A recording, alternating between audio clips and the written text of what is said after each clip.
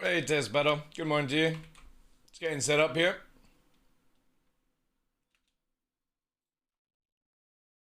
How's your morning going? Yeah, back on Twitch. Yeah.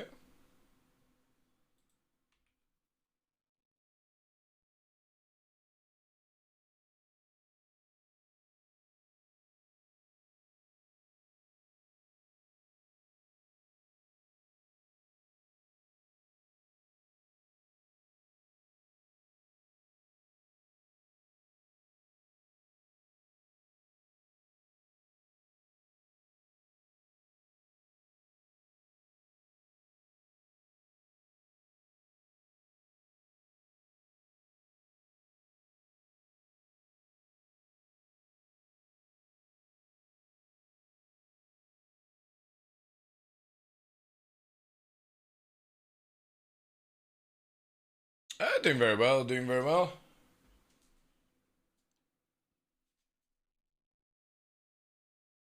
Just had breakfast, so I'm very happy.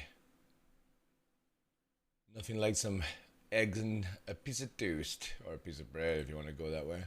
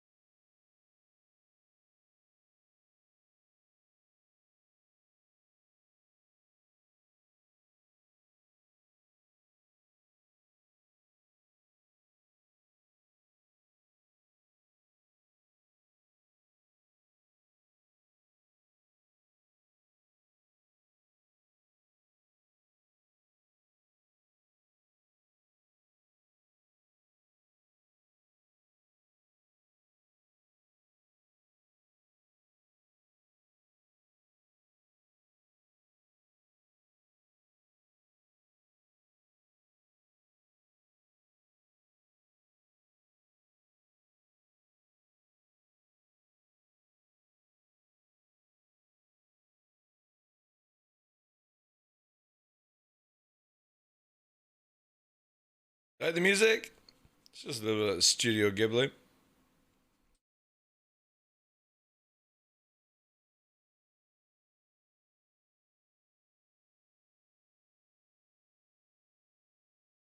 Welcome in, Misery One. How you doing today, Chief?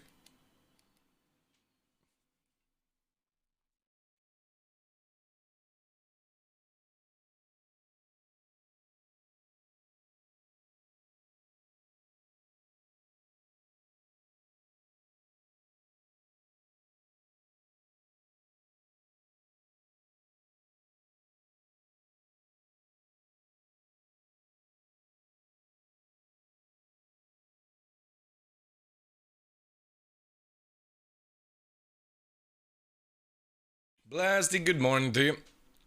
I hope you're good. Yeah, doing very well, thanks, dude. I don't know how long I'm going to be on today, guys, because obviously the stuff with Toby starts on Thursday, and I have been very, very naughty with how many hours I've been doing recently. So I have to be good.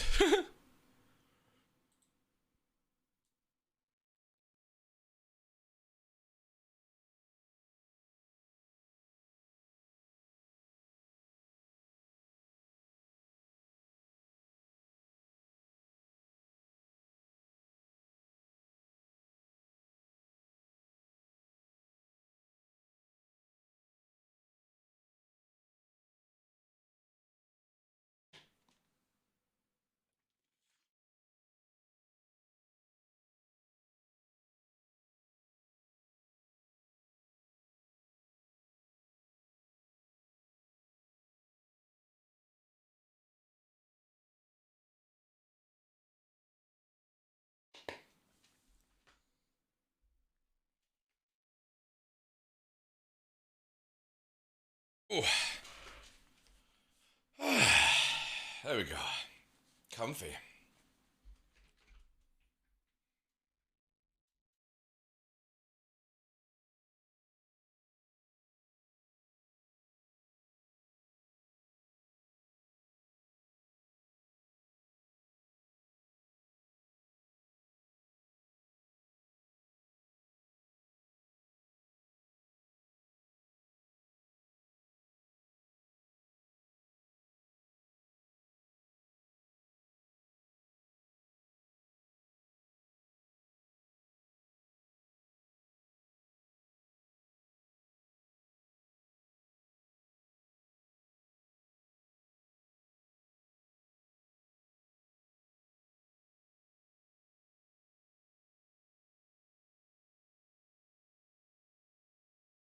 Alright, we should be all ready to go.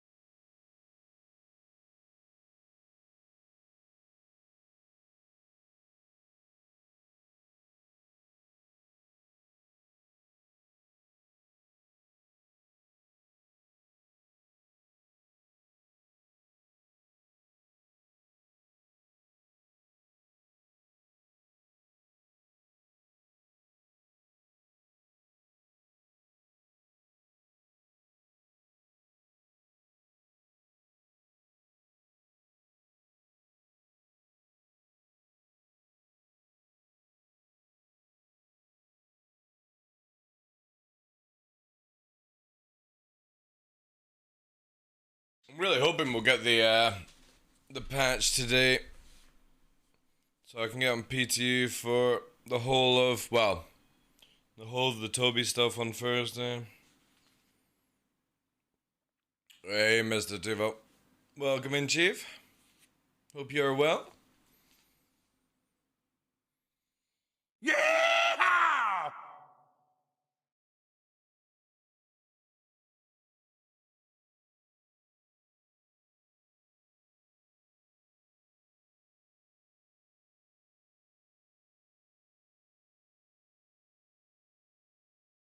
Yeah! Alright. It's about that time where I need to blind myself. Blinding lights!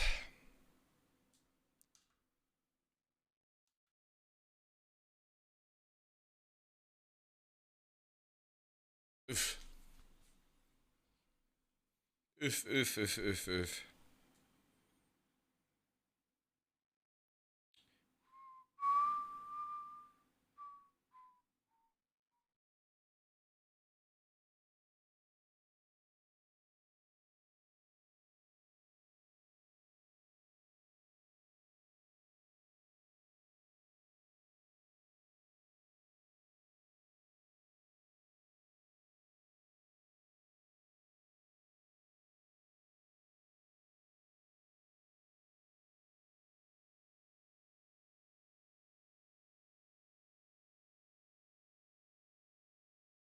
Morning, Revised. Welcome in. Rufus as well. Good day to you guys.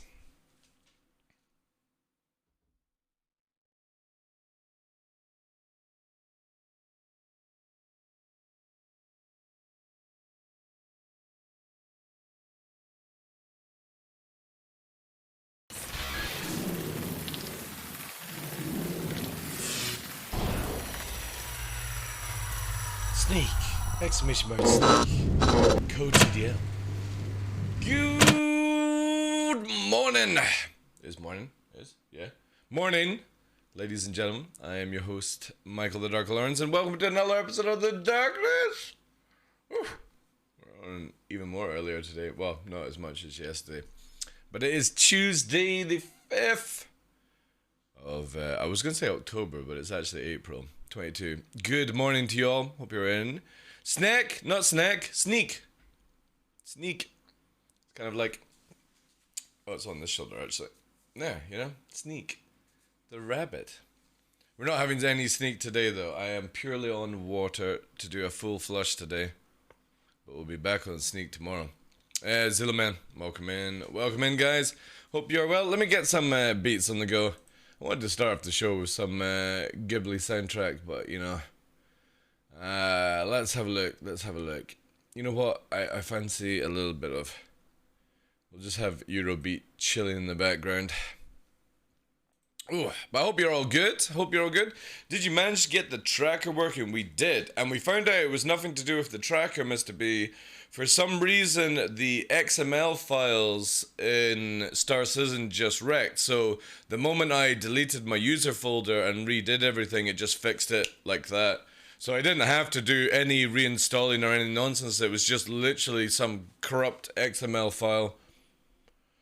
Have no idea how I went to bed with it all working and then it just broke. Like, Somebody try and explain that one to me. How does an XML file break when you don't use it? So, yeah.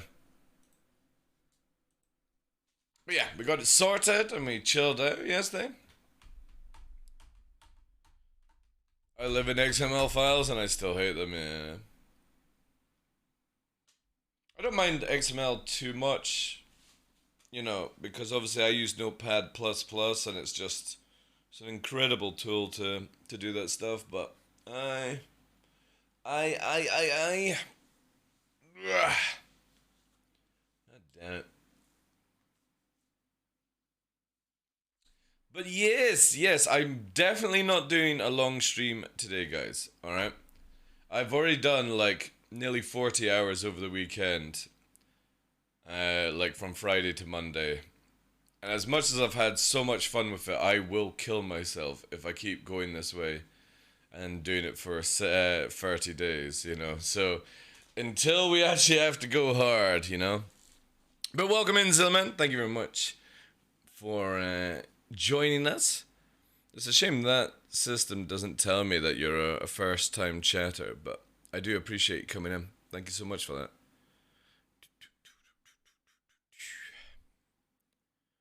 But yes, I probably will do, like, right, so basically, if anyone knows, over the weekend since Friday, PTU is just, does not work. You can't do PTU. If you can't get on the server, and if you can't get on the server, you can't spawn a ship. And I'm not really in the mood for like sitting in Arena Commander for multiple hours. So hopefully there'll be a patch tonight. They said that they held back yesterday's stuff because they're wanting to do like a really big patch that cleans up a lot of things, which is understandable. I prefer that, to be honest. Instead of little patches that just make mess, I would rather one big patch make a mess and then they know how to sort it out after that, you know? So we'll most likely be back into some live flying Daymar, maybe a bit of PvP if there's any bounty hunters, you know what I mean, and we'll just do a wee short stream today, short stream on Wednesday, and then we go hard with the Toby stuff on Thursday for 13 days, where I'm going to try and do a 130-hour stream, obviously with me raiding people, but you know what I mean, like 10 hours every day. That is the goal. The goal, he says. We'll see how it goes. Kind of feel like I might as well start getting my coffin sized up. I have read the ELU. There you go, accept that. Alright, let's sign into using Twitch extension. Connect to Twitch, accept. I gotta put my password and then give them a code.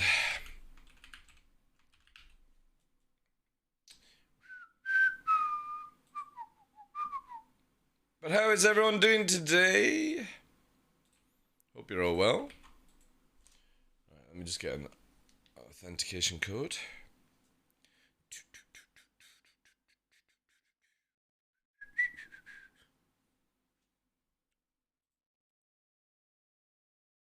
Alright,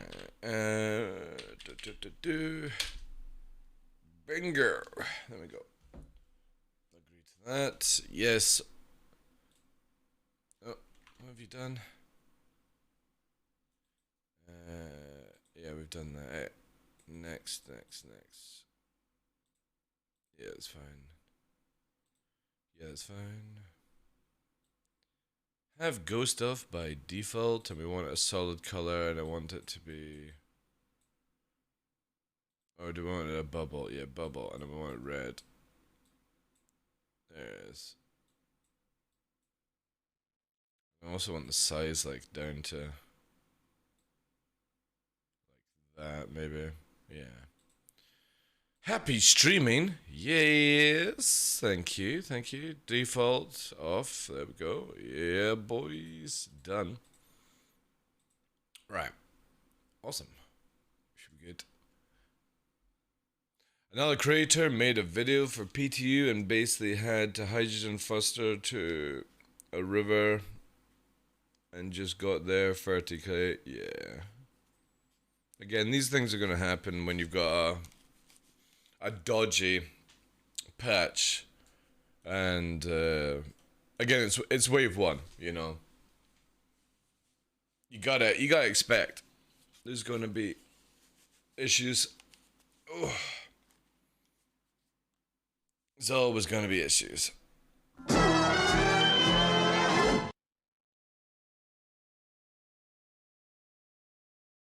Morning, Harry love. How you doing, sir? Welcome in. Ooh. So yeah, yesterday I was feeling a bit good with the flying. Hopefully there will be the patch tonight. Let's get this nicely raised up so it's not like sitting on my head. And yeah, hopefully he says, fingers crossed, if they do a patch tonight, we'll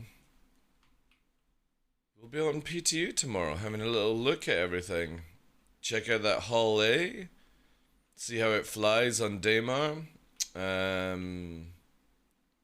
Check out the ATC button. Yes.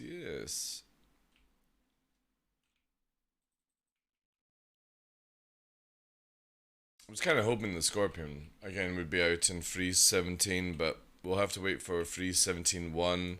So I would imagine that's going to be, you know, May. It'll be. Maybe. It will be. Not for the faint heart, the wave. No, the wave one stuff. Like, again, generally when people are like, right, this is the way I would do it, right? If I was not a content creator who does Star Citizen, if I was just back to my old style of just being a backer, playing the game, I generally wouldn't touch first wave with a barge pole. I would wait until open wave, get my game downloaded, patched, all my settings done, ready for live, so I could do the transfer over. But first wave is just the shittest, you know. And I don't understand why people go, oh, this patch looks good, I'm going to subscribe beforehand. You know, I kind of feel it's a waste of money, but each their own, you know what I mean? But yeah, again, if I wasn't trying to want to show it off to you guys, I would wait until open PT where everyone can access it. Because first wave, and even like sometimes they do the wee second wave kind of nonsense. It's just so dire at times, you know. That's why I'm not like rushing to get into it, deal with the abuse. Because first wave is just slightly better version of Evocati. And you can see why I've never, like the two reasons I've never accepted Evocati from CIG is one, I just personally don't believe there should be an Evocati.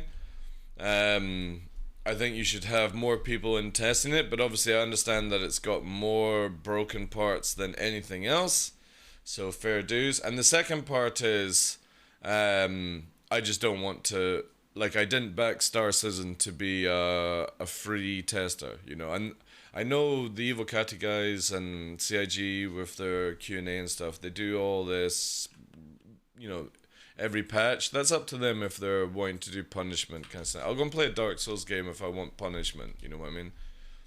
I didn't back Star Citizen to fucking make sure that this game releases in a working state. That's not my job, you know.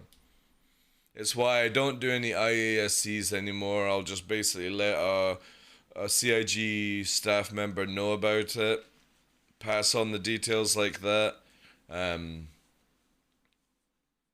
can't be bothered testing this game. I've done it for so many years now. Let all the new backers get involved in that stuff, you know what I mean? Not for me, guys.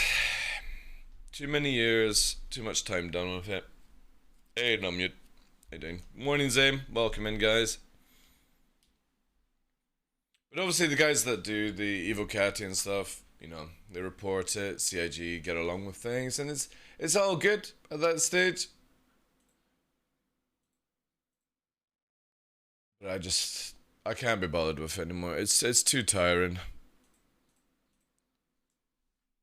Should we resub here? You can resub anywhere. As I've explained on mute, if you want to support me on YouTube, member there. If you want to support me on Twitch, member there. You want to support me on Gilded, member there. It's all part of the Red Tie now. So everything is labeled as Red Tie Gang. So you got Tier 1, Tier 2, and Tier 3 Red Tie here. Literally Red Tie Gang membership on YouTube. And we've got golden Red Tie membership on Gilded. So you do whatever you feel is best. I'm not expecting people to sub on every single platform unless they really, really want to, you know. Do what you guys want to do, you know. Resubscription received. Thank you for renewing your Class 2 access. But as I've explained to people, the general idea is after the clarification with Twitch, the 6-month break of Twitch, the break of Star Citizen, the income issues that I'm in just now, the general plan is, because a few people have asked, are you just doing 30 days on Twitch and then going back to YouTube? No, I'm planning to stream on both platforms from now on.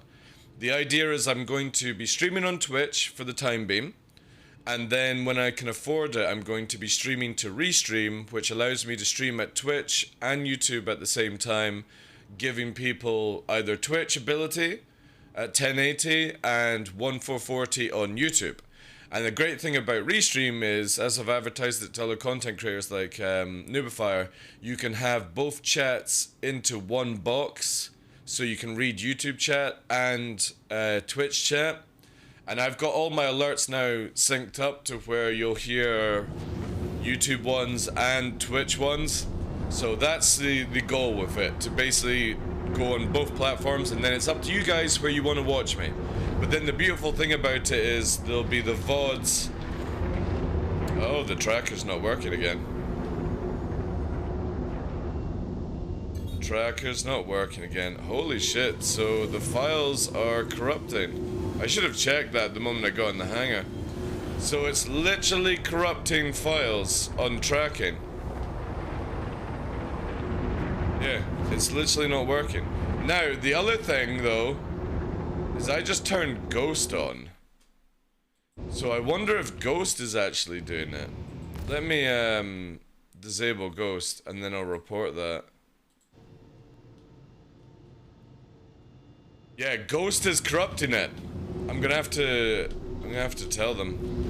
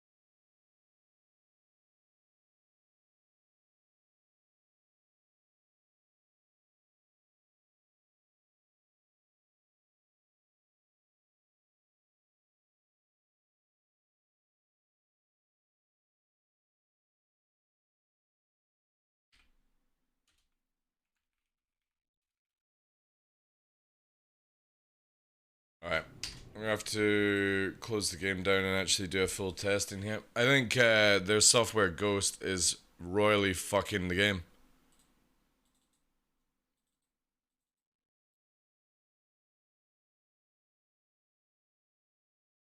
Or I'm gonna have to uninstall Ghost.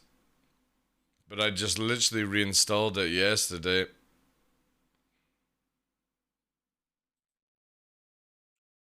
What I'm gonna do is, because obviously with the profiles here, this is why I save these things.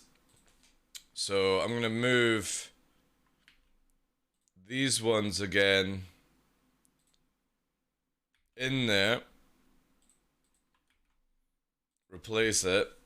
Then we're gonna load up Star Citizen again and see if this is like a quick hot fix. But yeah, the moment I launch Ghost, I think I've narrowed it down to where it's one of their softwares that connects a streamer's eye to Twitch. I think it's corrupting Star Citizen.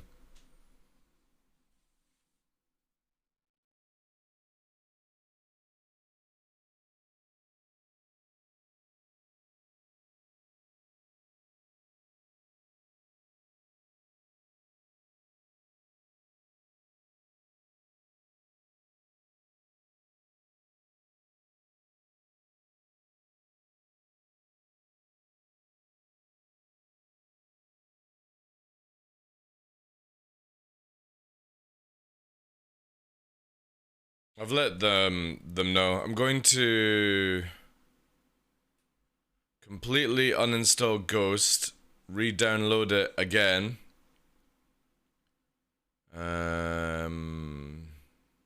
Where is Ghost?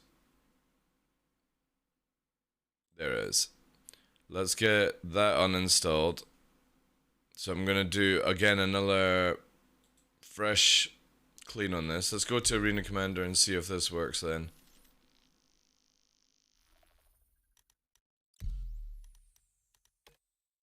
I'm not back. Don't care. Free flight.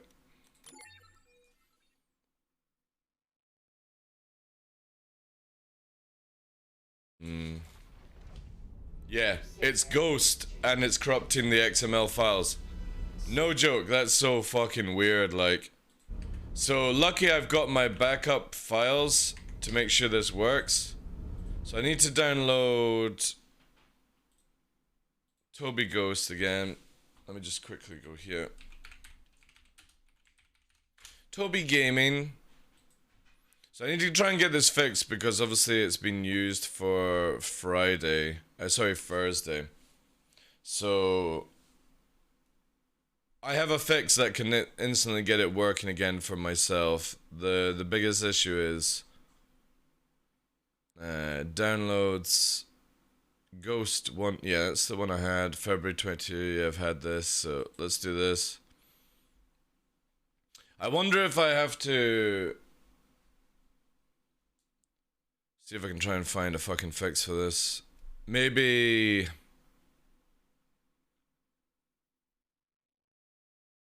Yeah. 2 seconds, just downloading, guys.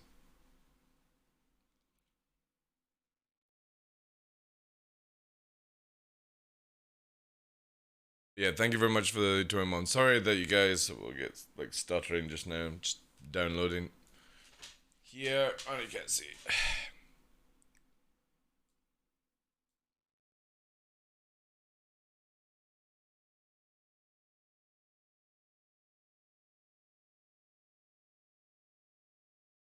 Pop that up as well. Clean that. Oh yeah, that's the meme face thing.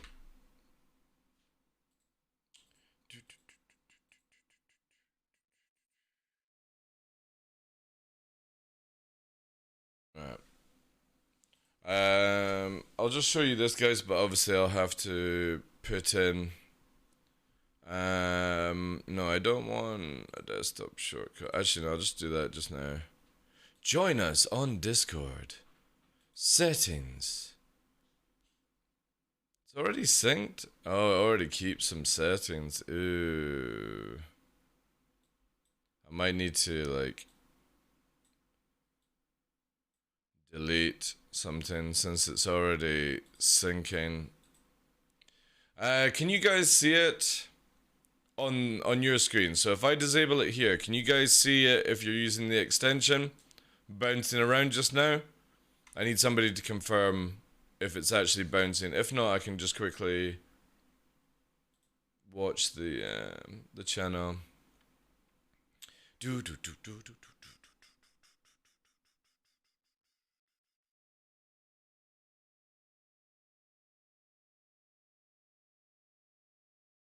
bounce.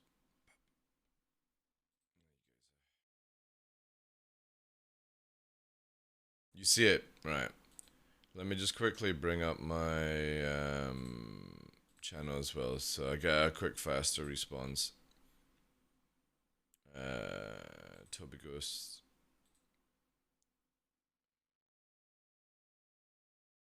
Visible. Where is it? Here's it. Yeah. There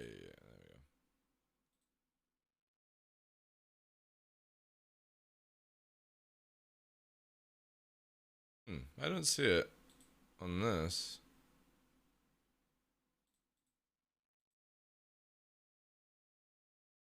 Strange.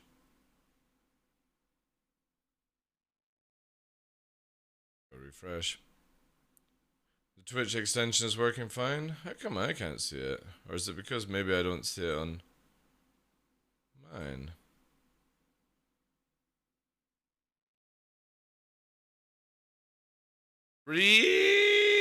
Okay. You guys telling me it's working, right? I'm going to close it down. I'm going to quit it. I'm going to make sure that it's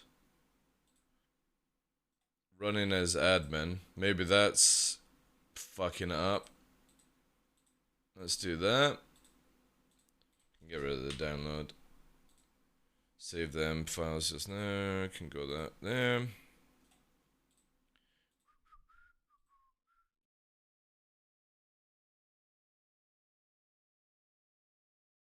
Right. It's loading up again. Let me know when it's working. Let me know when you see the red bouncy lights. I might just minimize it this time and see. Just put it that way. It's not got the extension. Yeah. You can see it. Can you confirm now at this present moment that you've got it?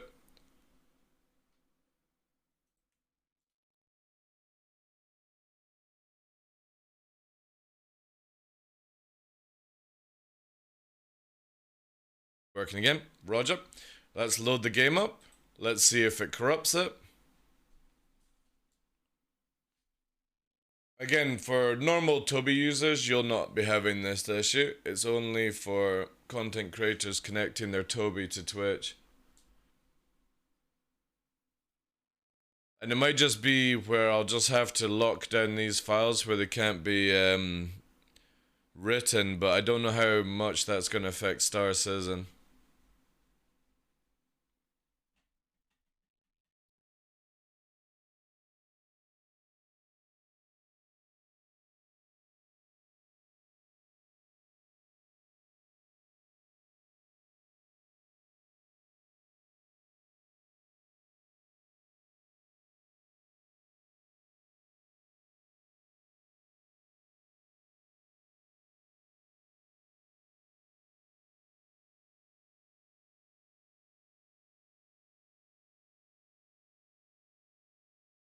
Alright. We still got the Twitch extension. Confirm. I'm going to quickly go into Free Flight. I have a feeling it's if you launch Ghost afterwards, but let's see here if the extension is working. Head is working. Is it working on stream? Systems on. See the wee red dot bouncing, guys? And these snappy responses. It's working. Beautiful. Thank you. Right, so I'm gonna close game. And we're gonna quit Toby. We're gonna quit RSI. We're gonna launch RSI first this time. Then once I'm in, yeah, it did.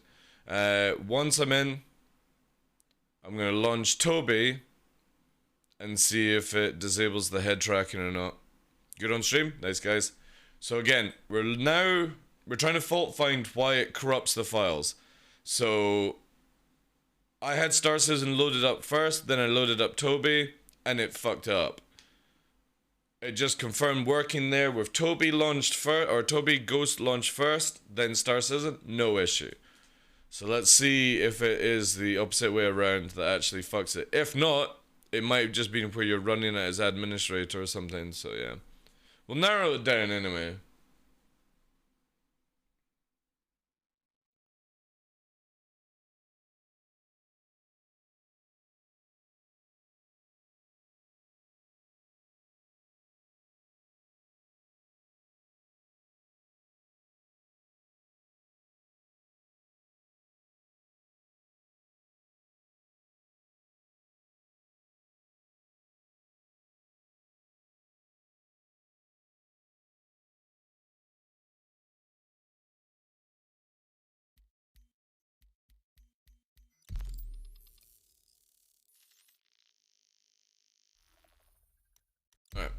in here, free flight, launch.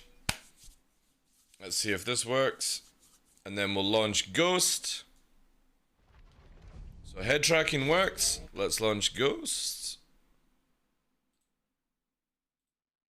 I'll be very interested if it breaks it now. Ghost loads up. Guys, let me know when you see the wee bouncer. This time I'm gonna X this. Let me know when you see the wee bouncing eye. It's working. Right, well, I am confused to fuck. It's working now. I wonder if Toby Ghost got, God damn it, they need to fix this thing. I'll go into the PU again. I wonder if Toby Ghost just got corrupted on my system then. EU will go in.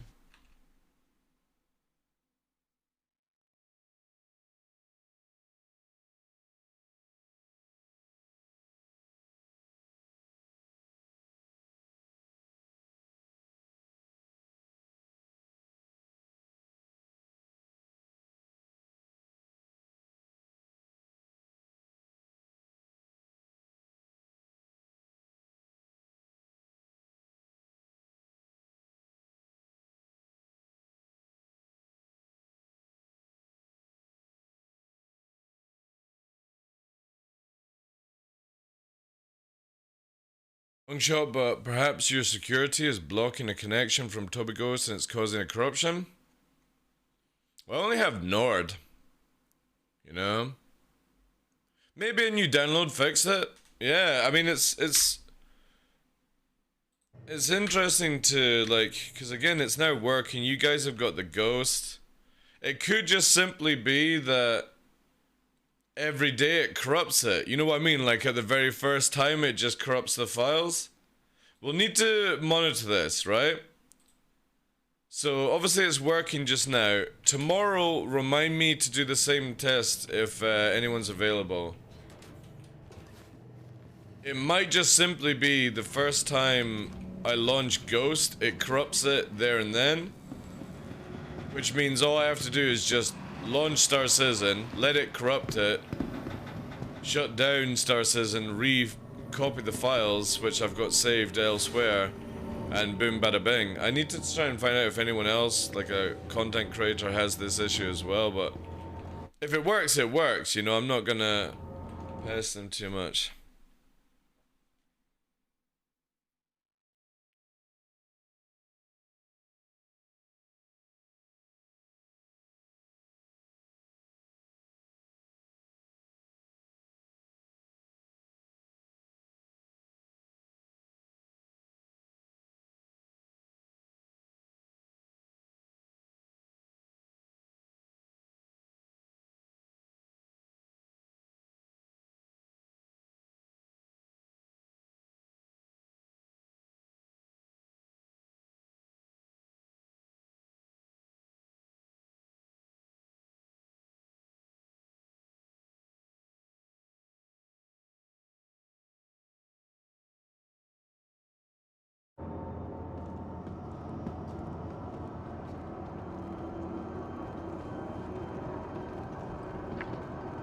I've let Toby know that it's just, yeah, you gotta kill yourself, buddy. Gotta kill yourself. Again, thank you, No Mute, for the 20 months. Track your version of Ghost 2 if you're attempting to replicate track issue. Yeah, well, again, guys, I'm not that kind of, like, person. I'm not gonna spend too much time smashing out. Unfortunately, you can only do this testing whilst live. As far as I'm concerned, I've reported it to the guys, just saying I've got it working, but obviously I'll let them know if it starts effing up, because the last thing I want to do is get to the gig on Thursday and I can't actually be part of it because it doesn't work. Holy crap, look at the FPS on that. Holy shit, what are we at? Oh, that was way more than 60 FPS. That was smooth, like, for a split second. Anyway, I can play the game. You guys have got ghosts, so you can see where my eye is if you so wished. Obviously, it's set as off, as standard. Hope you are notified. This guy's taking a selfie. Probably not the best background for a selfie, but whatever. And this is why we have 2 arrows with the exact same loadout, chat.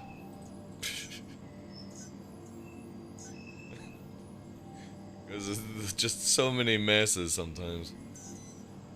You could use the alternative exit. I could, but whilst there's this ability to teleport upstairs by just committing your suicide, I'll just keep doing it, you know.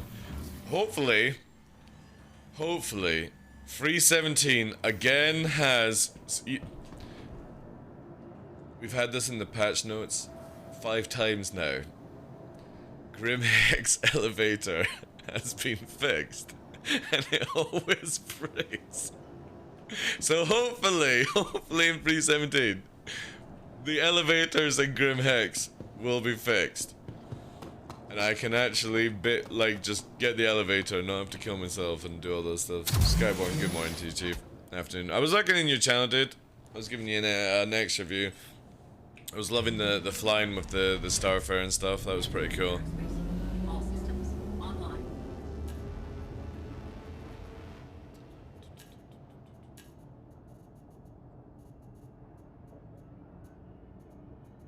Power.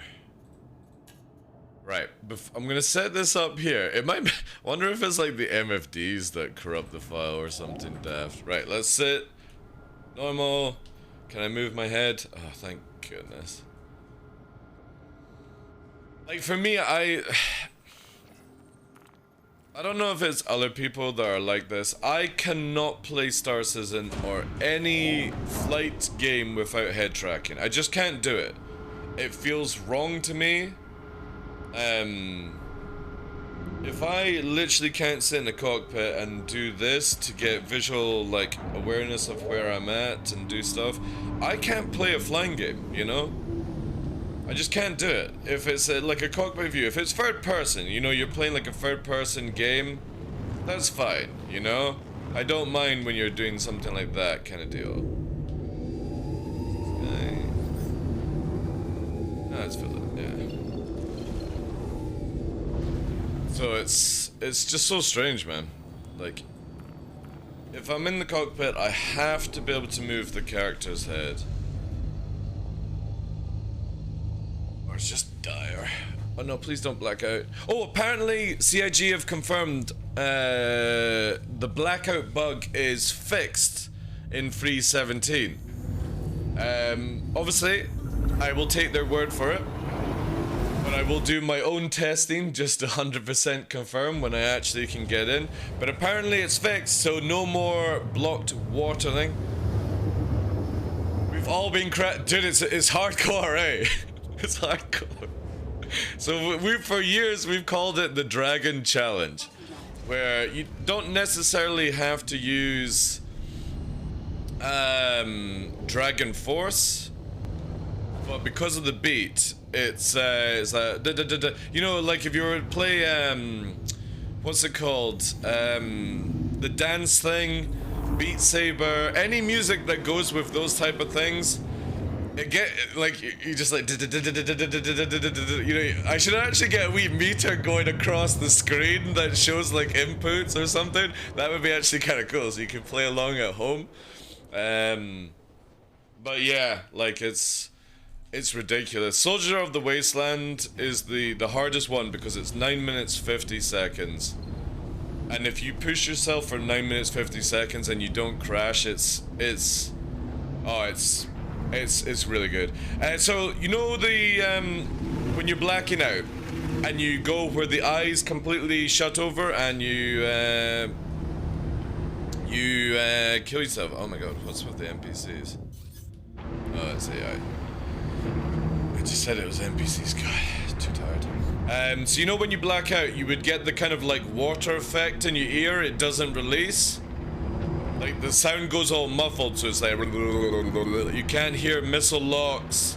You have to kill yourself in the game to actually get your hearing back. That's a bug. You're meant to get the watered down hearing when you're actually in a blackout state, because you're blacking out, you know? Hearing goes, your eyes go in blackout because water bounces around in your ears, which causes dizziness and muffles sound. And then in your eyes, the blood is rising and decreasing and all that jazz. But in Star Citizen 3.16, or maybe it was 3.15 as well, what would happen is if you full blackout, so you're unconscious, you would always come back to can't hear properly. So this has apparently been confirmed fix in 3.17, which is a game changer for me, because obviously I do run red as I low fly, just to bring in a little bit more extra excitement with possible PvP. Like right now we can see a trail there, there's a mantis. I don't know if there's anyone else. There is shots being fired up there. Possible player. Peter or Piter, is it Peter or Piter McFarland? He's engaged with somebody there. Possibly it could be Philip, I think, is in an arrow. Oh, I can't see who it is. There is somebody here that I can't see who's targeting me. Yeah, so alright, we have a player. I'm gonna have to warp. Even though I'm jammed when a mantis is dead. I'm gonna have to warp, guys, because there is a player beside me. I don't know if it's friendly or foe.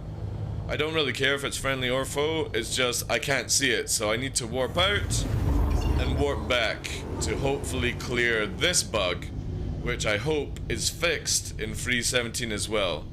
So basically, visually you can see somebody, but because they're not on your radar, you can't actually target them and get a pip, which is a big issue. So if you ever, like, you're flying and suddenly you die and you're like, where did that happen? It's most likely a ship was killing you, NPC or a player, and they're just not on your radar, and you can't do anything about it. So blackout bug hopefully is fixed.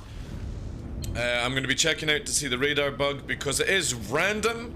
It's really, really random. So got to do a lot of warping, playing around for that to see if it discover it or not.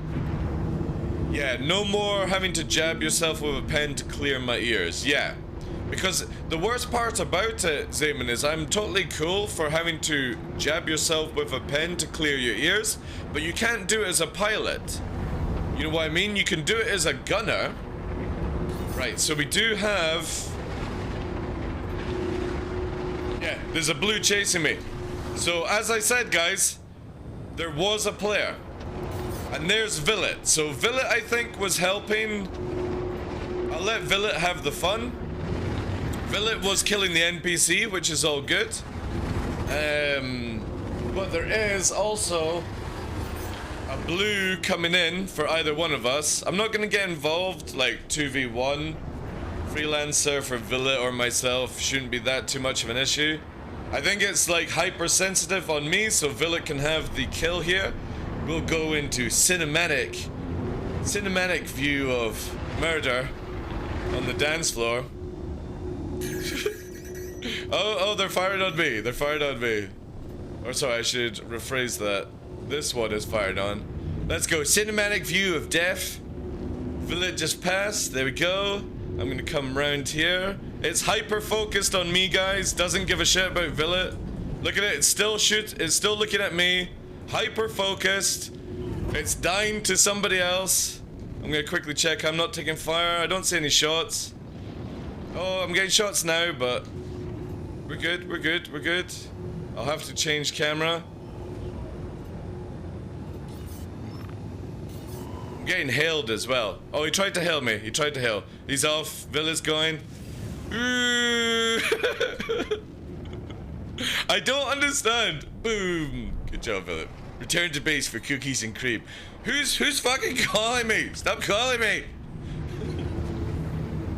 It's so funny when people in PvP get hyper focused. So they're like, I see the TheDarkLaw. The TheDarkLaw is the only one that I should be going for. Even though I'm getting shot by somebody else for like 30 seconds, TheDarkLaw is the only one I must shoot. You know? I must only shoot Darklaw. You see it all the time. The hyper focus, like nobody else is around in the game, like attacking them in their mind. It's only Darklaw is there. I must go for him. And it's like, you need to have some situational awareness. If Darklaw ain't shooting back and is just looking at you and you're dying, there might be somebody else. There might be somebody else there that is more of a threat. You know? I love it. I absolutely love that shit. But they only see Darklaw. Like, I've flown with Fresh sometimes where it's like, they'll just look at me, they'll follow me, and Fresh just sits behind them just going, what are they doing? You know, it's just like, I'm chasing Darklaw, I'm gonna get him. I need that clout. It's just like, dude, you're dying to somebody else that's on the field. You need to back off at that stage. Is the hail pit bug? Yeah. I don't give a shit about that one, to be honest, you know. At the end of the day, it's why I run as criminal when I low fly. They can just get my bounty, they can find it. Eventually CIG will change that kind of jazz and it'll all be good, you know. It's like whatever. People always use cheesy tactics like we were talking about on Saturday. People self-destruct instead of actually dealing with other players, or they'll alt F4, or they will literally ram you because they can't kill you. Like I'm talking about if you're landed, or they'll purposely go out to ram you, basically. They'll use the call thing to find you so they know exactly where you're at, even if there's not a comm ray.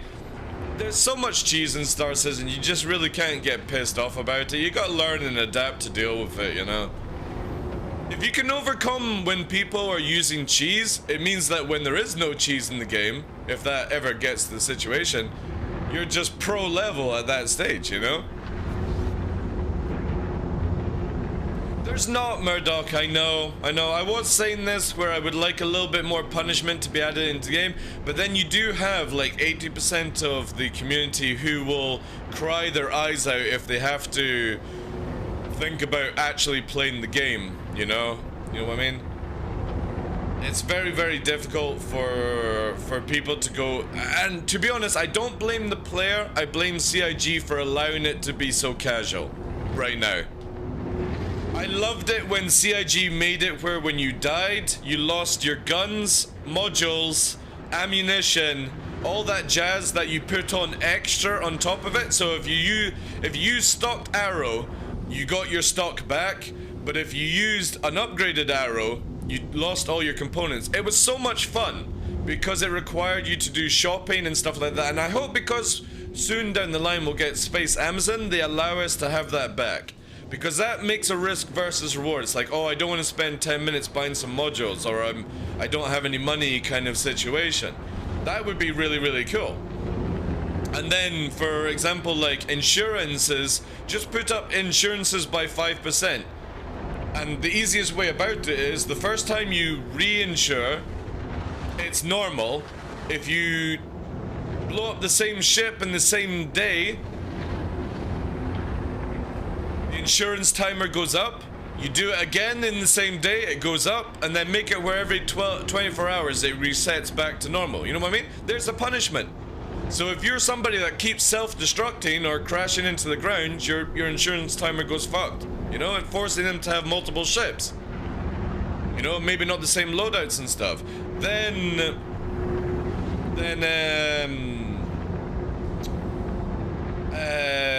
you can do with like Alt F4ing. Once we get full persistence, Alt F4, you're always going to come back into the same place. So once that mechanic is in, like full persistence, that eliminates Alt F4ing, you know?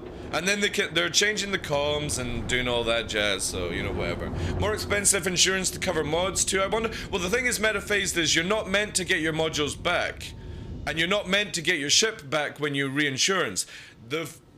Right at the end, when this game goes live, when you go for insurance, you will get your money back. You're going to have to actually go to a dealer to buy a ship and then buy all your modules again. You don't get it magically spawning in your hangar. That is actually how it will be down the line. The reason why it instantly respawns in your hangar with all the modules is so that you can keep testing Star Citizen just now. But the long-term goal is you're only going to get your money back from insurance. And then you have to go and rebuy the actual ship, which might not be in stock because of Quanta, and then you have to go and buy all the modules again, which makes weapons dealing, black markets, space Amazon an actual system in the game. But we've got it very casual right now, and the problem with it being very casual is I understand it's for testing purposes, but it also, players right now will get used to it for a couple of years until the full hardcore system comes in. And I say hardcore as in just we have it on casual level, this is what it's meant to be, and it's a lot more hardcore than what we have just now, and people will cry about it because they don't actually want to play the game. They don't want to be like, oh, I've got no money now, or I've got my money now, I need to actually physically go and buy a ship and buy all my modules again. I don't want to do that. I want it to just spawn magically back. Well, this is a simulator that's built off not too much realism, but ecosystems. And the only way you can have proper ecosystems in is if you lose something, you have to go somewhere to get it back. You can't just have it magically spawn back into your game. And this is why Elite Dangerous does it and makes it very casual. But they make it also where you don't get everything back if it's not available in the area. Yeah. But the thing is though, they do say that you will be able to like insure premium, which will give you obviously your full money back or something like that if you spend a little bit more and stuff. Tough Mudder, good morning to you if I didn't say it. Can't wait to have Liberators full of arrows for a TheDarkLaw low flying stream. That's what it's going to be like, dude, in the future, you know?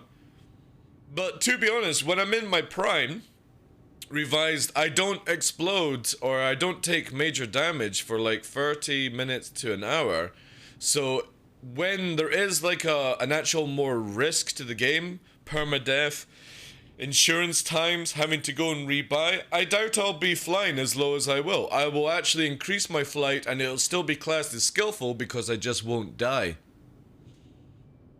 And I'll just keep flying, doing tricks and all that stuff. I'll just raise my height by 5 feet. If I raised my height by 5 feet, I'll never die, ever. If I kept at like, so when I'm flying low and I'm going fast, you know, I'll probably go down to like this level and do this shit. And obviously we're gonna get deeper canyons and stuff. All I'll do is just this. If I raise to this height and kept going fast, it's still going to be amazing to watch. Because again, I won't be dying every 5 minutes splattering into rocks. You've got to remember that a lot of people in real life do low flying. There's a video of a dude flying a single-seater prop plane, like no joke, 5-10 feet off the deck, going in between trees. It's absolutely insane because one mistake, one bad wind, this dude dies. There ain't no ejection, there ain't no bailing out the side of your plane. It is splatting into a fucking tree at like 60, 70 miles per hour. There's no coming out of that one. And people do it, you know? But they do make sure that they raise their height depending on where they're at, which is a responsibility that you'll still have to do in Star Citizen down the line. Any pilot will have to do that, you know? You can't push limits if there is consequences. You can get to a certain limit before, you got your full bar here and you can go to there. Anything over is in the red, where you just shouldn't do it. You might risk it for the biscuit, but if you go into this area, there is a high chance you're not coming out of it, you know? Gonna need that Liberator for Pyro. I think the Liberator will actually be out quite soon. I genuinely believe CIG would like to get the Liberator out because we've been waiting for the Kraken, for example, and the Liberator just does allow us, as players, to move people around. I think we will see it when Space Amazon happens. Because again, the Liberator isn't that difficult to build. It's just a barge. It's just a barge. It doesn't have any fancy like interior and stuff. It's literally an anvil barge. And all the mechanics are pretty much already in, you know? And I'm looking forward to that. I think we'll see it when we get like more persistence, to be honest. So that ships can be stored on it a lot easier and whatnot, so. Again, looking really forward to the fact that when you can move racing teams around on the back of a Liberator, like you said, a low-flying team, so you've got like a Cutlass Red to do some medical stuff. You would need a bigger ship to do it, like, so you would have to bring in like a Carrack or like an Endeavor, those kind of things that have the ability to save your spawn point on the actual ship. And then you've got like the Liberator bringing in multiple fighters for people to use. It'll be really, really sick when that happens. And not just for low flying, like combat scenarios where you can drop off a ballista, a few tanks, and have some light escort as well. Because you can have like what? I think it's 2 tanks, 2 ballistas. And then you've got like the ability to have 6 arrows on the top. And I'm not talking about respawning them, I'm about just literally you load it up and then you fly somewhere. You can have like what, 2 ballistas, 2 tanks, maybe some jeeps, bikes fits in the spare slots, and then on the top deck you can easily have 3 arrows per pad because they're quite chunky pads, which means, you know, 6 arrows easily sat there. You know, maybe 3 arrows and a Gladius or something, or a Hornet, whatever you choose. That's a lot of drop, you know, that you bring into a scenario. And the thing is, if you have it where the ballistas can go out first, and you've got the light supports just supporting the Liberator, that's your aerial lockdown, you know? Well, the thing is, they can do that with the Liberator, Oxy. They can easily make it where it's a race team carrier as well. Where maybe they take off some of its tank and stuff like that for a cheaper version that maybe doesn't have many defenses, and it just literally is like a racing team, you know? Who knows? An Apollo, yeah, exactly. Well, maybe not Apollo, because an Apollo is just slightly bigger than a Vanguard, and it doesn't look like a Vanguard fits. But again, as CIG always point out, if it sits, or if it fits, it sits, you know? Or whatever they say. Well, the thing with that, Charos, right? I agree with you. 10 P-72s in atmosphere, even in space, is no joke. That shit is scary. Very, very scary. It's the bees scene with Nicolas Cage, not the bees. But the problem with that is, you then have to find more people to play the game with. And that is actually quite a challenge sometimes, to get everyone online at the same time to do something. So, I personally would rather have 6 arrow pilots than having to find another 4 people to fly the Merlins, you know? Again, it just depends on what you're able to do. If you're able to field 10, 20 Merlins and you've got the player base, awesome, you know? There's Bullet.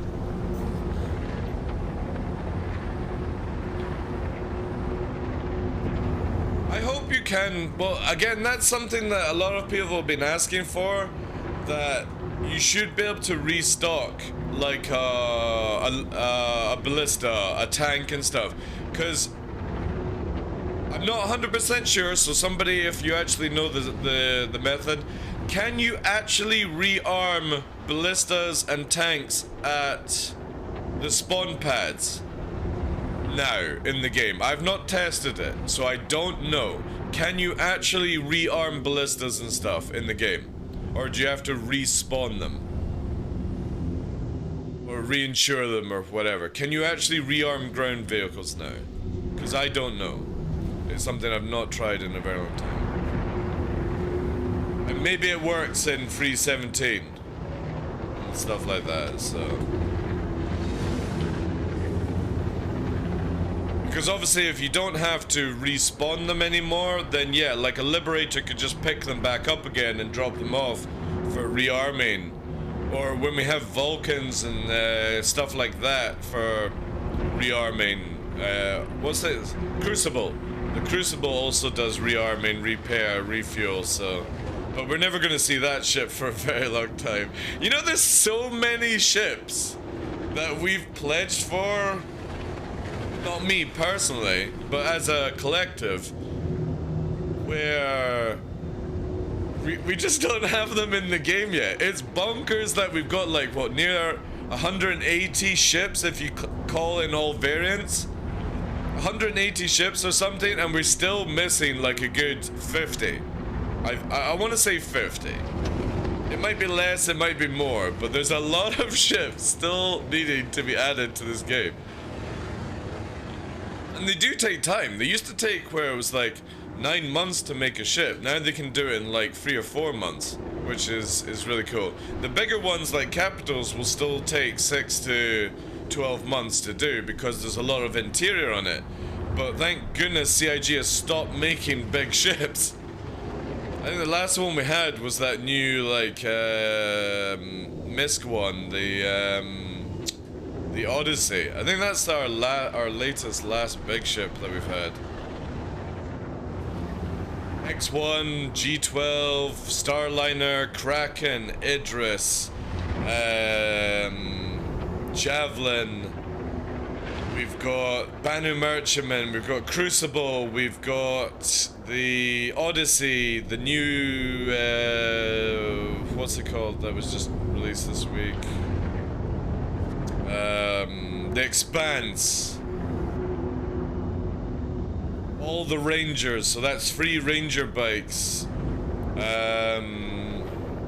What else? All the other hover bikes. The ones we don't have from Origin. I think there's 3 versions of them as well.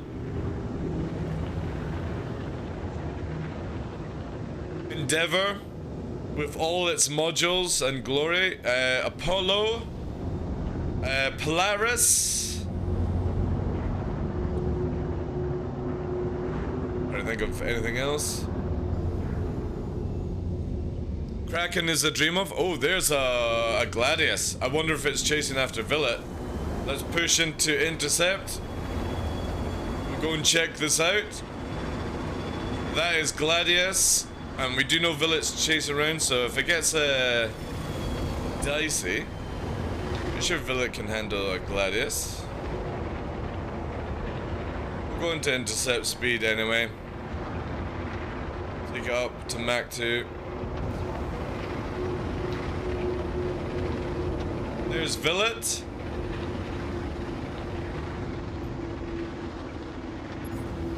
And there's an MPEX guy. Firing down. Let's see.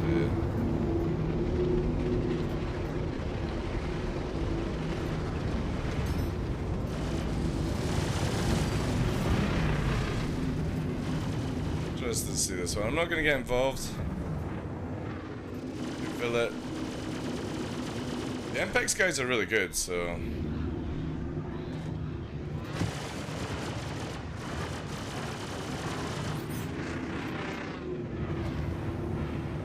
Covering shields. The MPEX have a full team. Oh shit, like full on missile spam as well.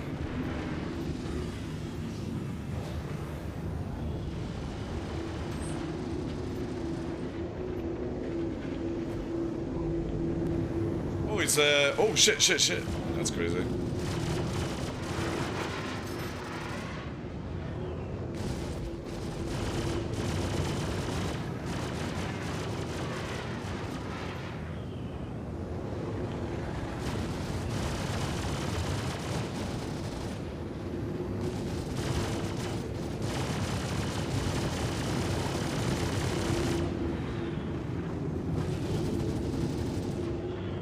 Yeah, Villet's doing well. Villet's doing well. I'm not gonna fire.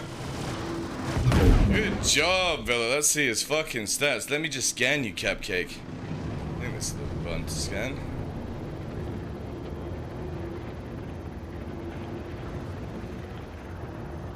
$60. Oh, go and repair.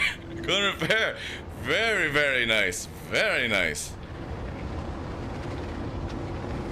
The MPEX guys are really, really good. They've got 2 teams in FOF. So I was going to engage the moment Villet died, but I didn't want to be rude and interrupt their wee shit, their fight. But that was really, really nice. Really nice. Trying to figure out, should I get the game? Is it fun? Right, so this is a life lesson, Charlie.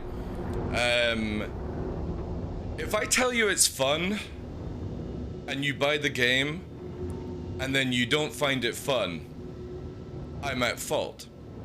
So I'm going to phrase it this way. I find the game fun. Will you? I have no idea. Should you buy the game? That would be up to you. If you would like to use my referral code, that again is up to you. You have to sort of make those decisions for yourself. I find the game fun, but there's a high chance that you won't. So you would have to make that decision for yourself. I can get hundreds of hours out of this game. It's very buggy. Do I recommend you come in for this patch? No, I would recommend you wait. There's a free flight coming up very shortly, which will allow you to fly more ships for free than anything that you could buy just now with real life money. And that's coming up near the end of April for Invictus. And then you can make an adult decision. Do I like the game? And should I continue? Or I don't like the game, I'm gonna go and find something else to play. You know, that would be my advice for you. But I find it very toxic if I was like, yeah, go get the game, it's amazing. Oh my god, I get my dick off on it, and you will as well. There's a high chance it won't, you know. Ikorum, hi. Is this game free to play? It is. Soon, very soon. The current access of the game is also alpha based, yeah, so there's multiple things. How you doing today, Ikorum? Yeah, it's not far for Invictus, so very, very close. Yeah, Orion, Scorpius, Hulls, we're going back to it. So yeah, I would say there's definitely, if you include variants, near 50. Oh, you back south for a couple of weeks? Is that so you can, like, move things up and stuff? From snow to heat. Yes, it's very snowy right now up here.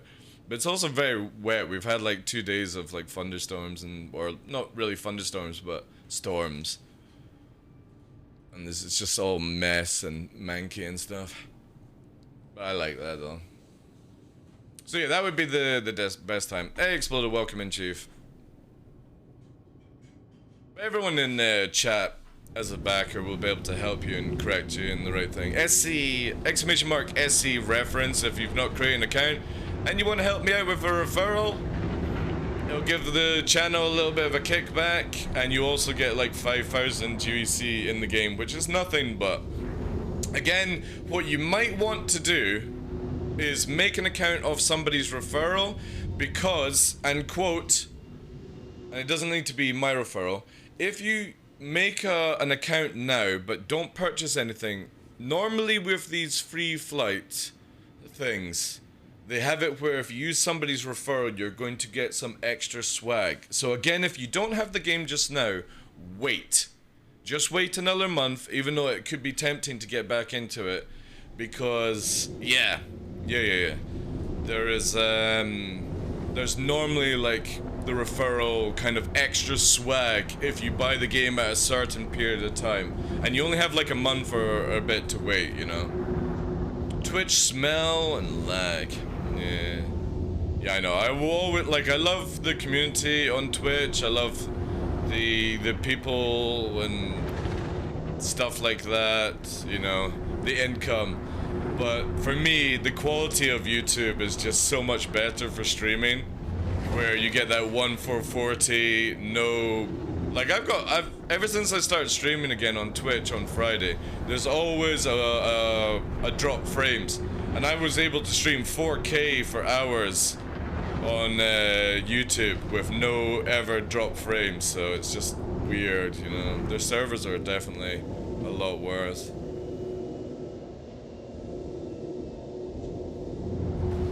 Also, the cool thing with that fight is that MPEX guy was spamming the size 1s to get Villet, so it'll most likely be like what I've got with the Pioneers for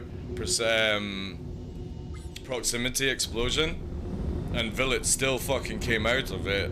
And very close to death though. I'm not going to take the fight away from the Impex guy, because obviously it's a Gladius in atmosphere. But the Impex guy was spamming the missiles and still lost. Like, still lost. The thing is, down the line, like I've said, guys, I will be streaming on both platforms. And it's, there's Villa there. I'm gonna go and get some fuel. At least the bounty hunter can't go after Villa anymore. Again, I didn't want to interrupt the fight. I just wanted to watch it. But I was, and I will say in a scumbaggy way, I was going to kill the guy. The moment that he popped Villa, I was going to engage and just absolutely Shrek. Because if he had my bounty as well, he would lose it. It's nothing like one MPEX. I might be able to fight, but you know what I mean? The moment that one of any organization starts on a server, there's a good chance that more appear. Send in more! And then it gets to the point where I'm just gonna have to run, because I don't think I could take on two Impex guys. They are really, really good. Quantum drive.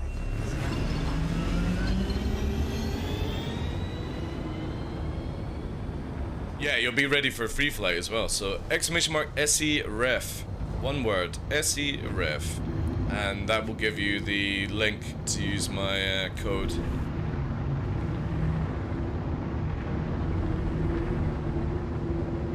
Yeah, the idea will be I'm going to be streaming on both platforms, but for me to be able to stream on both platforms, I need to have a little bit more income, because to pay for the higher quality to go to YouTube, which I would want, because again, there's no point streaming 1080p to YouTube. I want it to go as 1440. You have to pay for that, which is a monthly fee, and I'm just not in a financial position right now to add any extra expenses on, so the plan is we will have all platforms hooked. Who knows, I might even fucking just start streaming as well on Facebook and have everything going at the same time. It might get to that stage, so all platforms are covered. I just went one time for a TDL versus Avenger 1 matchup for me. That is the SC Tyson versus Holyfield. Who am I? I'm guessing Avenger 1 is Tyson. I'm guessing. I don't know who Holyfield is. I wouldn't be able to take on Avenger 1 right now. If I went, like, any of the I classes pro pilots, and people can meme and joke and say, oh, Avenger 1's not pro. I put him in the category of the pros, okay? So it would be an instant, I ain't gonna be able to walk away from any fight. I don't even think I would be able to get his shields down kind of deal, even in atmosphere. The only way I'm ever going to be able to, maybe, a very small percentage chance of actually being able to do that is I need to get into Arena Commander and sweat out for a couple of weeks. And the only way I'm ever going to go into Arena Commander is if there's no desync. That's the only time. And now Free 17 has a potential chance of making that happen, so we'll see how Free 17 patch goes, but I will not actually get better at PvP until I notice that this game is not just cancerous shit in PvP, because generally, and this is not to belittle any of the pros, the game is so broken that you can't actually call yourself skillful in this game. It's so broken that you can't say, oh, I'm the best, you know what I mean? Or this guy is the best player. The game is so fucked right now, and it's got so much cheese, so much broken shit, that generally there's just people that are good, and that's it, you know? People that are bad, good, average, keep it at that level, but I put them in the pros where they spend a lot of time doing PvP, so that's where they can have that title, but I generally don't think anyone is actually that good at PvP right now. And that's because we just don't know what the fuck is going on. The flight model sucks. The weapon systems suck. Cannons can't be used. It's just all one trick pony shit. Wiggly, wiggly, wiggly, up strafe, down strafe, all that nonsense is still in the game. Back strafe, missile spam, countermeasures sometimes don't work, blah, blah, blah, blah, blah. It's macro shit, you know. Again, I know a lot of people are legit players and they are good, but nobody is great in this game. And if anyone claims they're great, and I would say like back in 3.7, 3.8, I would class myself as a great pilot. Not many people could kill me. And it was mainly because I learned to dodge the mass drivers and I had a fucking crack shot aim at the time. And then the moment they changed all this shit, I just don't practice PvP. I've just been low flying pretty much ever since. Because PvP actually bores the crap out of me. The only time I enjoy PvP is when I've maybe got two people of average level chasing me who could easily kill me, and I have to take them round the mountains and dodge them for a bit, whittle them down, top gun the shit out of them, and that's enjoyable for me. But Arena Commander is not enjoyable. It's this. This is so fucking boring. If I wanted this shit, I'll go and play an FPS shooter. You know what I mean? If I wanted space combat to be staring at each other and doing it this way, I'd play an FPS shooter. Hey, Shimmy. How you doing? Sorry, I'm not going to try and pronounce the whole name. I'll butcher it royally, so Shimmy it is. Thank you very much for joining and having the Fairloo as well. Appreciate that. So, yeah.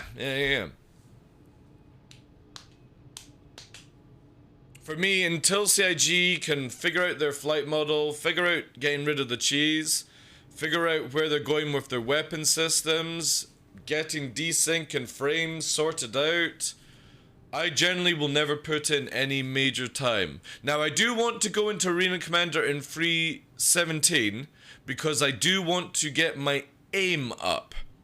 I do want to get my aim up better. But I'm not going to sit in there for weeks on end smashing, you know, horns with people. I just want to go in there for a quick boost of skill and like a revised course, basically. And then I'll be back in the PU kind of deal. What do you expect the Hull A price going to be? Are you talking about with real life money or in-game? Because in-game it's not going to be out to purchase in-game for like another 2 patches. So probably by the end of the year you'll be able to buy the Hull A in-game. It's usually, it releases in a patch, and then 1 or 2 patches later, so it'd be like 3.18, 3.19, that's when you could buy it. If you're talking about from... I actually don't know the purchase price. Let me just refresh my memory on how much it actually cost when it came out. Hull A, Hull D, Hull E. Hull A was $80. I would imagine, if anything, 85 to 100 would be the increase after the 80. So if you haven't got it already, I would imagine maybe 5 to 15 bucks more. Rough guess. I don't think it's going to go up that much. You know, I don't think you'll see it at $120. That would be like ripping people off, I think. Because obviously you could just go and get like a freelancer for 110 or however much it is. So I think since it's at 80 for now, 85 minimum to possibly 100 would be my expectation on it. But who knows, it might just come out as 80 bucks again, which would be a bargain, you know. It's a really good ship, so. Is it worth it? Well, I've not flown it yet. I'm not really a trader kind of person. I would have to see how the mechanics work with freight cans, because obviously we're used to where we've got the cargo boxes. This thing's meant to be able to take freight cans in the future, which could also increase on money. It is one of, like, it holds a lot of cargo for such a size of ship. Maybe not the best person to ask. Personally, I would say it's worth it for the amount of cargo that you can carry, but I would have to see its speeds, how much damage it can take, can you shoot off the containers the moment your shields go down or something like that. There's a lot of variables before I could actually say to somebody, I think it's worth it, you know? On paper, it looks good. But I don't know until testing it. Cargo and mining are such a niche thing, and I'm glad so many people are excited for it. Yeah, exactly, yeah. It's the same with, like, salvaging, you know? It's only, like, a 64 thing. I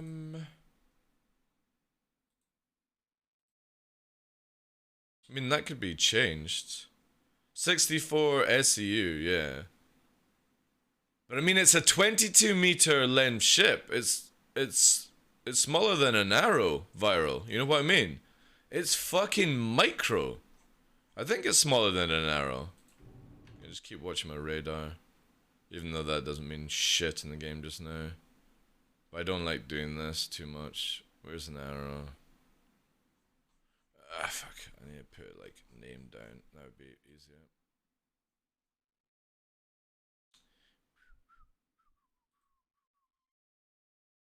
Arrow is 16. So yeah, it's literally near arrow size if you think about it. Let me get the thing back out again, so if people ask. Stop doing this weird thing, fucking pulsing. Yeah, 22 meter, you know? It's not that much bigger than an arrow. So 64 SU for 22 meters, depending on its signature radius. Maybe you can put stealth fit on it to make it where it can't be targeted within like 4 kilometers. Just spitballing. Maybe it works that way. Full stealth A, hull A. Because of its size, signature radius, it could be, yeah, it could be really worth it for 80 bucks. I mean, the arrow is like, what, around that price? 90, is it not now?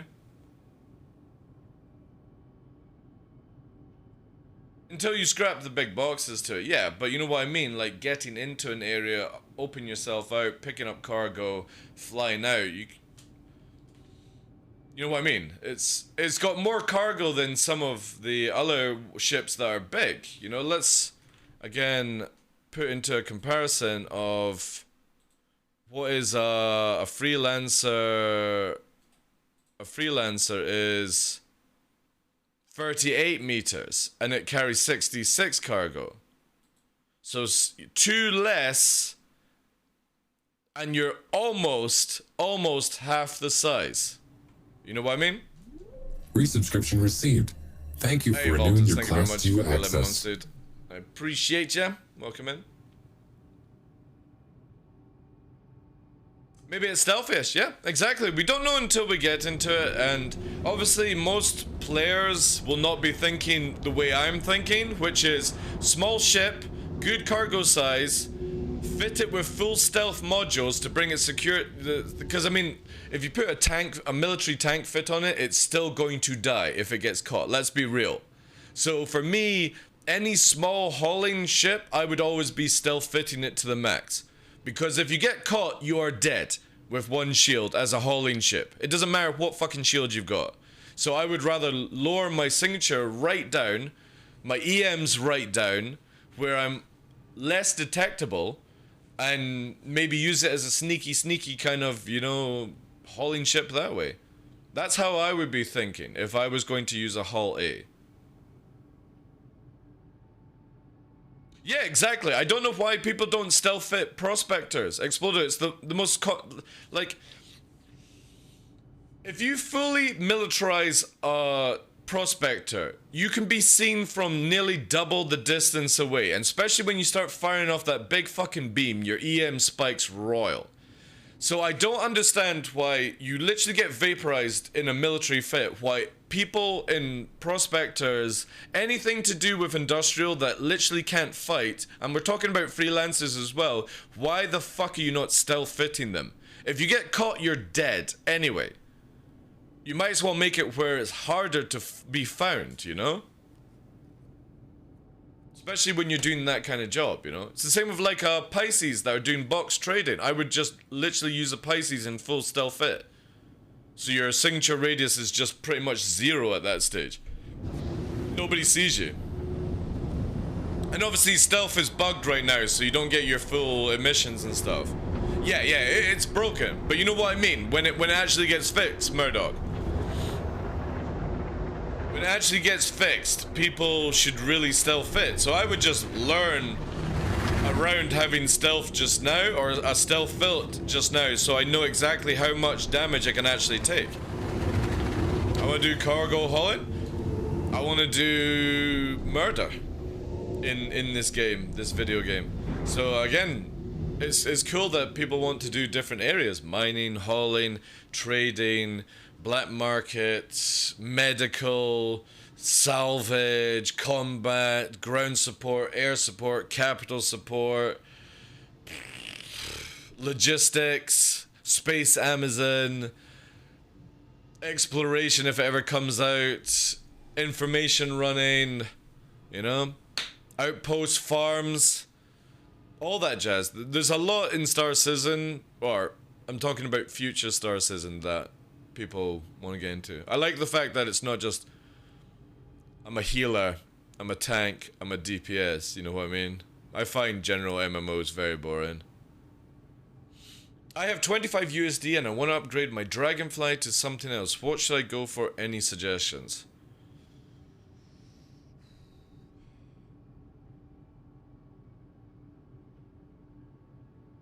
Do you have ships available just now, Shimmy? Or is it Shimachi? Am I saying it right? Is it Shimachi? What do you have available just now? You have the Aurora, and you're wanting to upgrade the Dragonfly to something else. For now, I would say... Oh, so it's an LTI one. Right, nice. I would personally say to you, dude, hold the 25, because we've got the ship sales coming up very shortly, possibly at the end of the month into May. So hold your 25, maybe save up a little bit more money if you can, and then choose something around there, or ask again. 25 off a Dragonfly, there's not many choices you're going to be able to get. And I think it would be more logical to just hold and maybe save up a bit more money and then upgrade to something a little bit more beneficial for you, you know?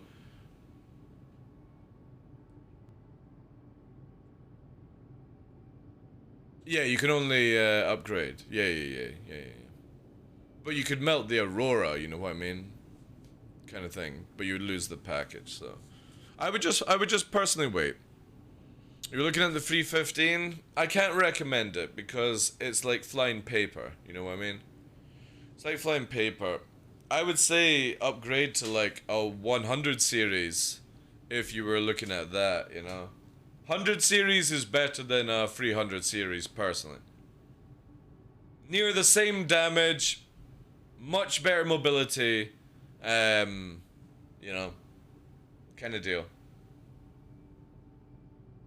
Again, it's your money, you know. I can't really, again, I don't really want to recommend a ship to somebody that they can't melt, you know. That's your choice. You've got to make that one. Flying paper or paper plane? Well, I would rather fly a 100 series than a 300 series, might be, if I had the choice, you know what I mean? The 100 series is fast as fuck in atmosphere.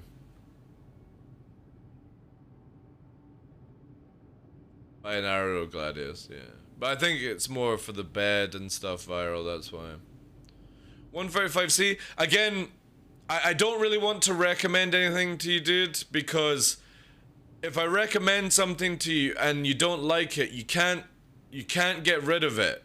You know what I mean? You can only then put more money in to get better. So I feel very uncomfortable at that stage. If it was off something that you could melt and revert the mistake that I suggest, that you don't like after 24 hours, then, you know, I would do that. But I feel very uncomfortable recommending something to you that I would like. And if you don't like it, you can't do anything about it. You would have to then put more money in to rectify my choice. So yeah, I think for me, I'm just gonna make it where you have to make your own decision on that one, Cupcake. rent first. I would say just wait for the free flight and then just fly everything for free, P-Bot. Because you can fly them for like 24 hours or longer. And then you can make your own choice with own money and stuff, you know. Resubscription received. Thank you for renewing your thank you for the Class 2 14, access. I appreciate it, dude. I do... Dude, well, you're going... You've gone from, I've got a dragonfly and I've got $25 to, I've got a dragonfly, but I like the MSR. Here's like 70, 80 bucks. You know what I mean? You're starting to fucking go crazy with the amount of money. MSR is a really good ship though. I do like the MSR. I was playing around with Jump Town. I do like it. When they do the interior change, that allows it to have like a ramp or a lift, which they are planning to do. I think the MSR will be probably one of the best multi-crew starter ships, well above the Cutlass and stuff. Yeah, future whale alert. I know, it went from I've only got 25 bucks, but I do love the MSR, so it's like... How much do I go, you know? How much do I go? Alright guys, I don't have $25 now. I've got $300. What should I upgrade to? It's like, oh my god, no. Stop it, stop it. Sell kidney time, yeah. Just calm down. Just remember, hear me out. You can use your Aurora, and I guarantee you within 5 days of doing bounty hunting missions with an Aurora, you can buy an MSR in-game for just time spent. Alright? You don't have to actually spend more real money in the game. FYI. Then you can put your Dragonfly LTI in the back of the MSR.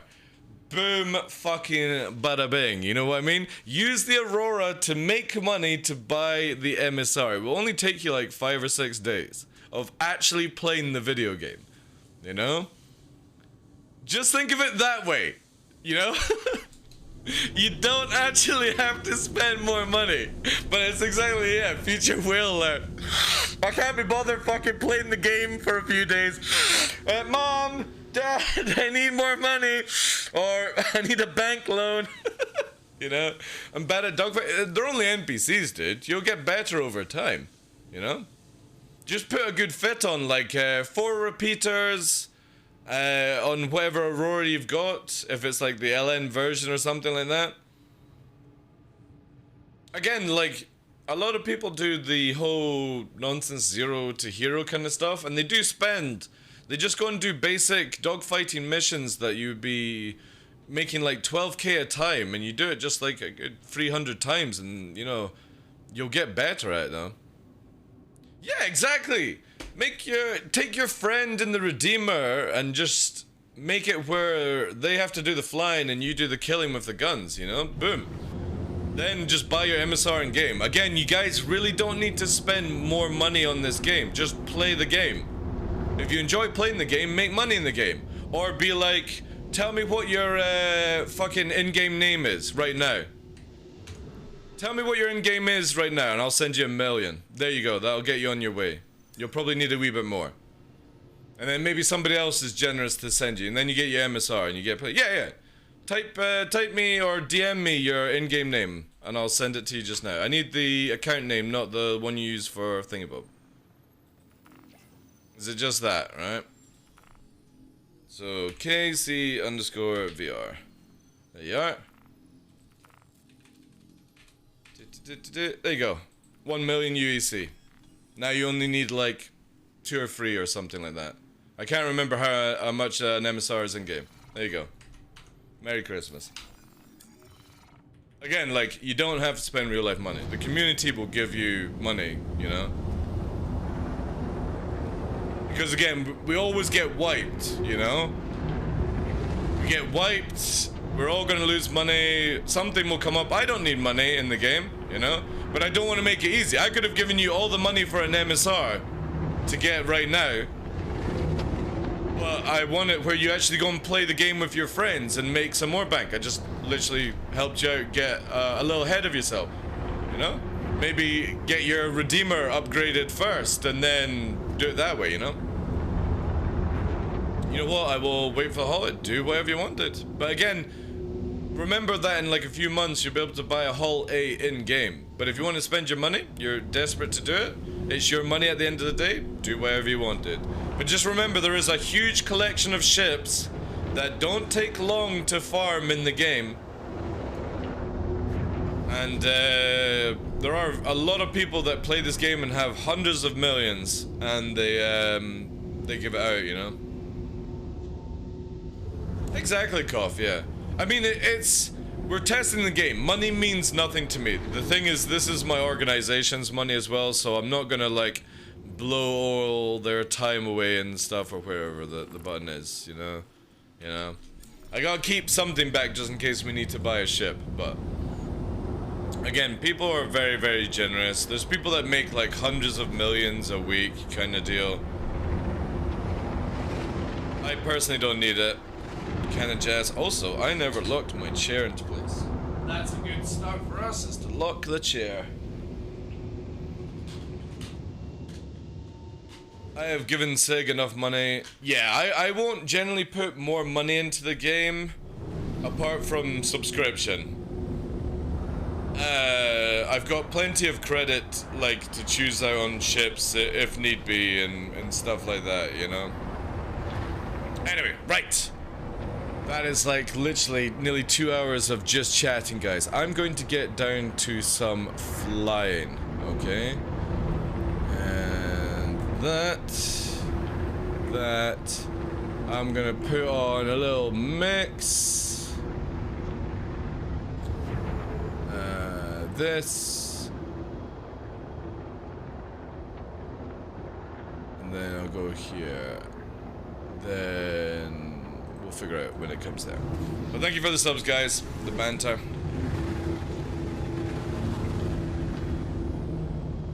Almost have enough money. Isn't it like 36 million for an 890 or something? A lot of farming to do then. But yeah, play the game with your friends. That's the whole point of Star Citizen. Have fun. Don't worry about it. Yeah, it's like 36 million in game to buy, I think. You know? But there you go, there's a goal. We grind Xeno? Exactly, yeah. Well, if Xeno was up, you know. If Xeno was up.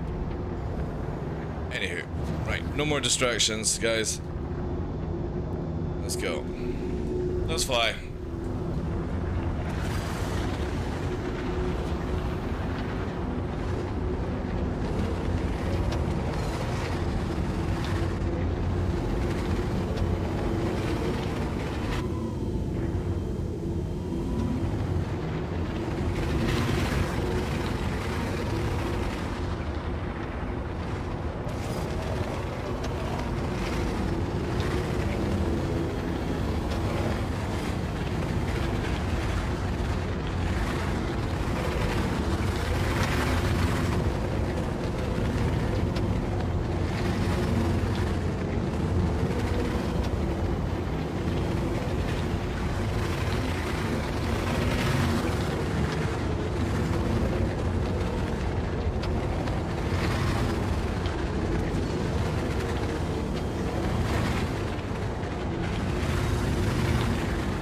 Let me just check one thing.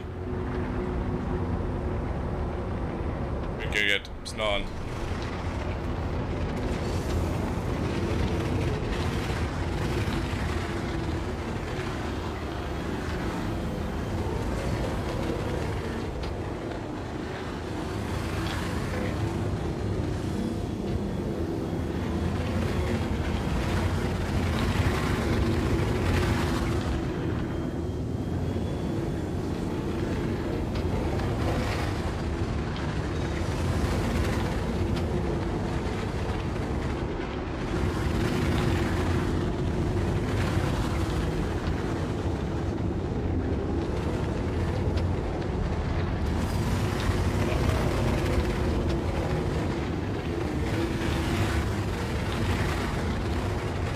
Carry on with warm up for a bit, guys, since I'm not actually done any.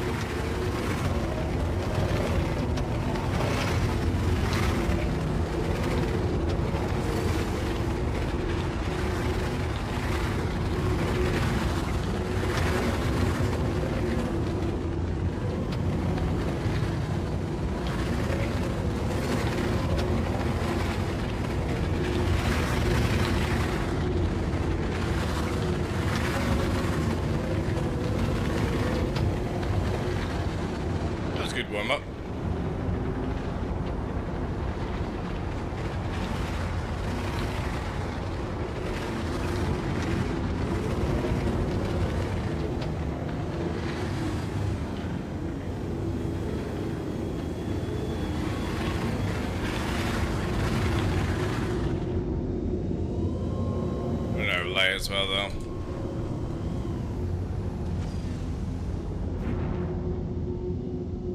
Bang and Tune, yeah, it's a really good mix, actually.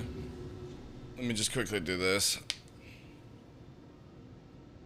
Ah, yeah, it's time for the anxiety part of the stream. Yeah, I know. You know, the great thing about it is the moment you have anxiety, just don't look, you know? Don't look. Close your eyes. What's the point of the 890? It's just a big yacht, you know? Big cruise boat.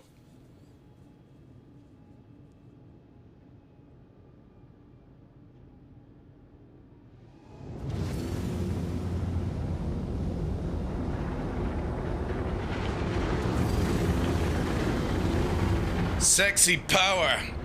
That's it, chat. Engage sexy power.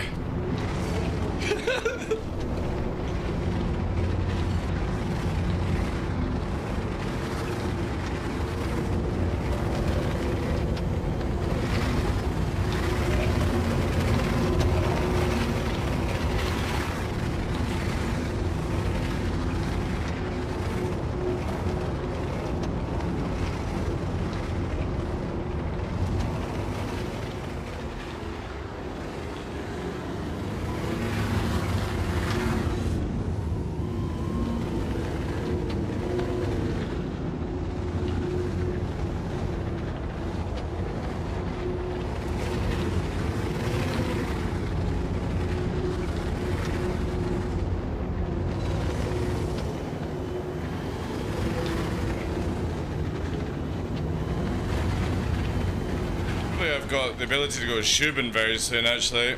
Maybe.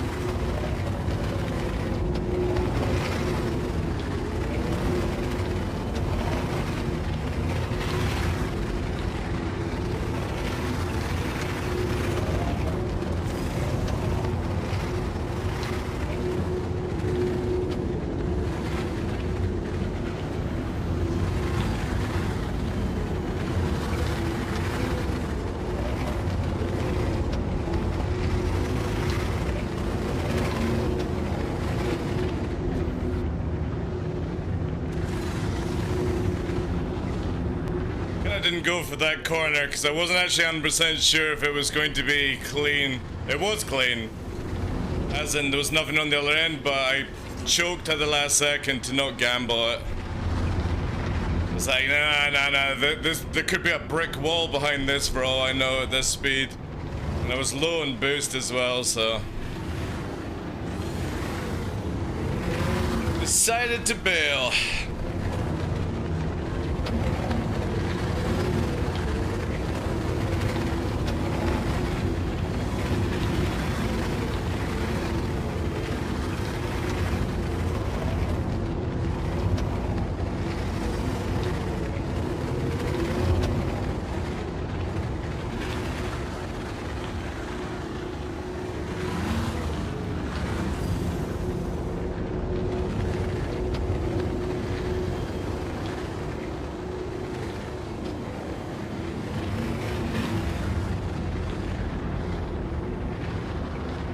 Oh man, we're low on fuel again, shit.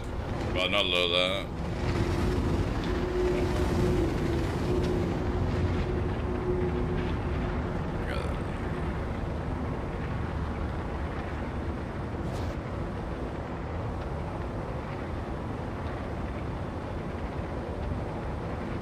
Yeah, I'm using pedals, yeah. Exclamation mark K if you want to see all peripherals. Exclamation mark flight if you want to see how I actually use them. It's a little bit fucked up, so yeah. Alright. I'm gonna die any second.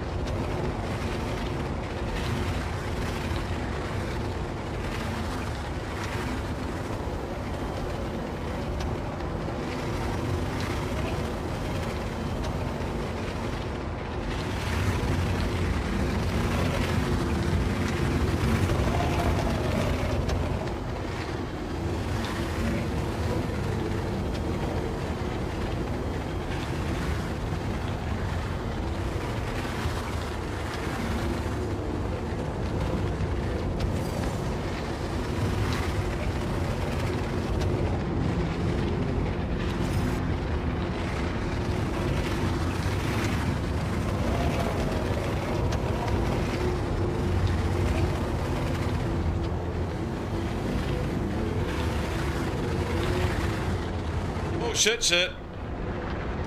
Oh, the joystick's going again. It's already going. I think I'm gonna get the other one out, actually, I think. Maybe I hit it. There is a mark. We'll see.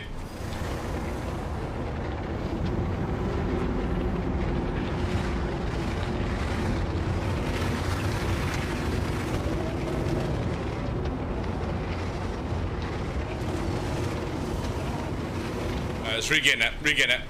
Faster.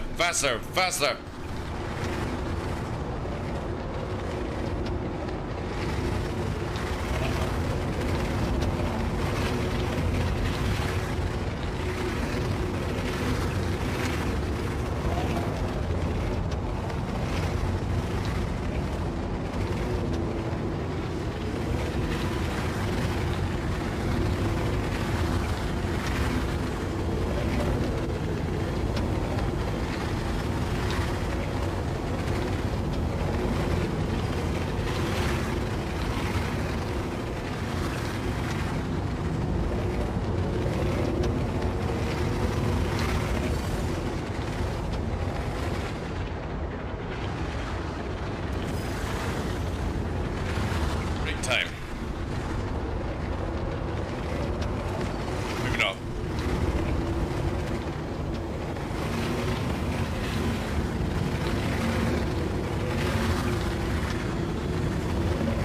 Oh, shit. Yeah. Even with a good warm-up, we're still just there. That's it. Fuck's sake. Like, right, I'm gonna have to try and do something here where I maybe move this a little bit further away than here. Let's try this. Not too much though. 'Cause I think it is actually hitting the keyboard.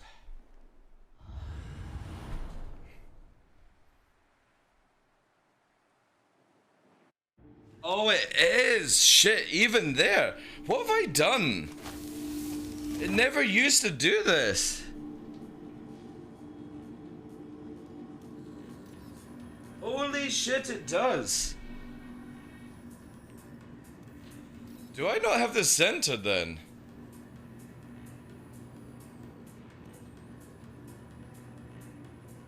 Shit.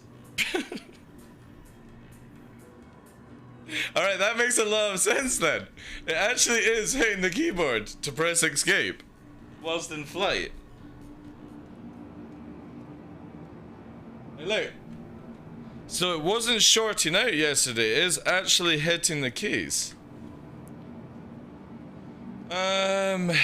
What can I do then? The only thing I can think of is that the keyboard... No, it's straight to the pedals. And the pedals are velcroed, so I can't move them, but I did move all the mounts. Why is it doing this? Why?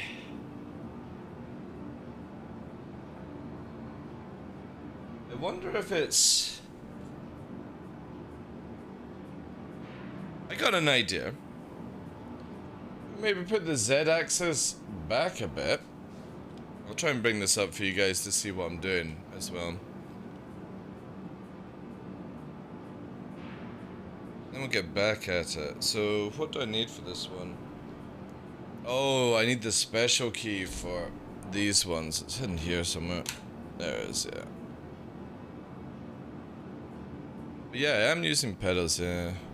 You can see, actually, if you want to see a little bit better what I'm doing, I'll put that there, I'll bring that one up there, and you can see, I'm just sorting out this little area here.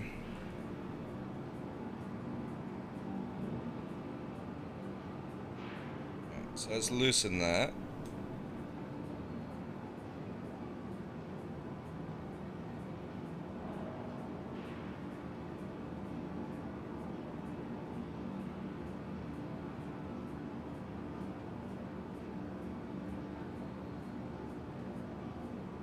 Yeah, Velcro on the pedals. If you do exclamation mark kit, Mr. Tuvo, exclamation mark kit under extras is the Velcro I recommend. It holds 7 to 8 kilograms of weight. It's ridiculous.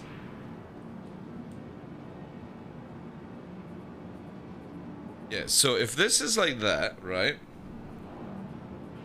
You can still press it. The only thing I can think of is this new position.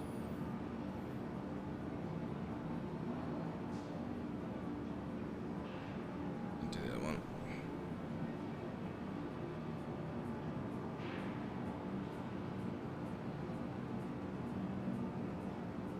Right, that's it locked back in again. Let's put it there.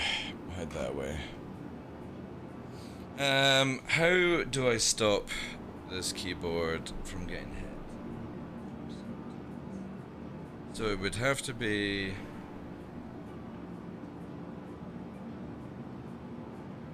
How far? Still does it there, like... Bizarre. Why is it doing it now? Or is it just, have I changed my flight style that incorporates it?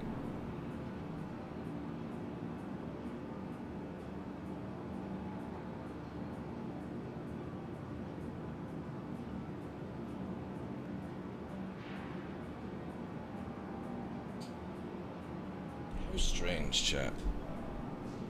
Let's put that like that. This is kind of a bit further away though.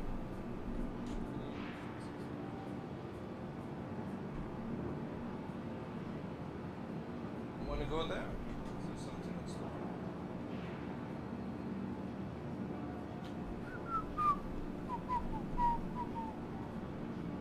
Come on, clamp.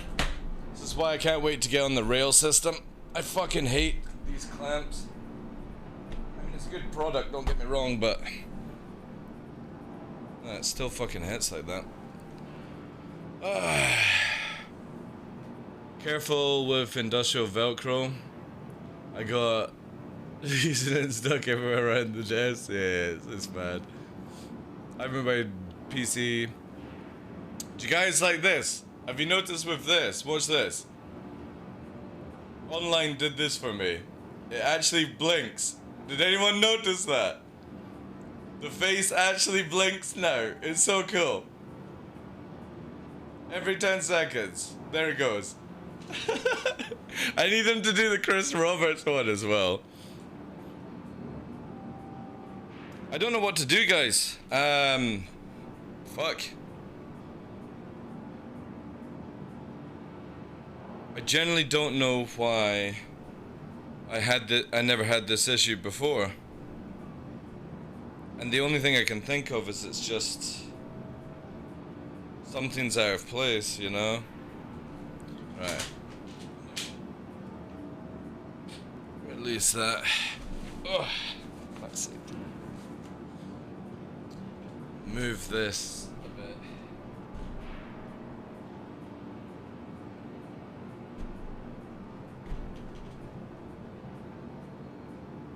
Fuck, that still touches it, like. Is it too low? Is that what it is?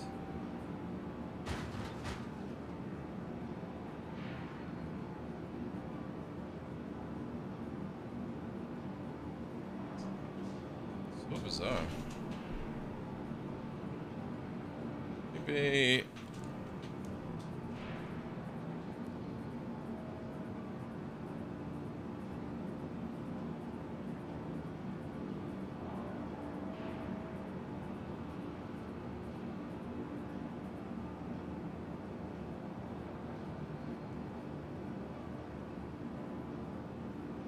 Yeah, oh right, I see what it is.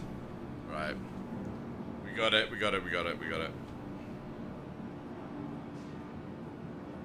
It's too low on the actual Z-axis. So I can actually bring... I think this will work.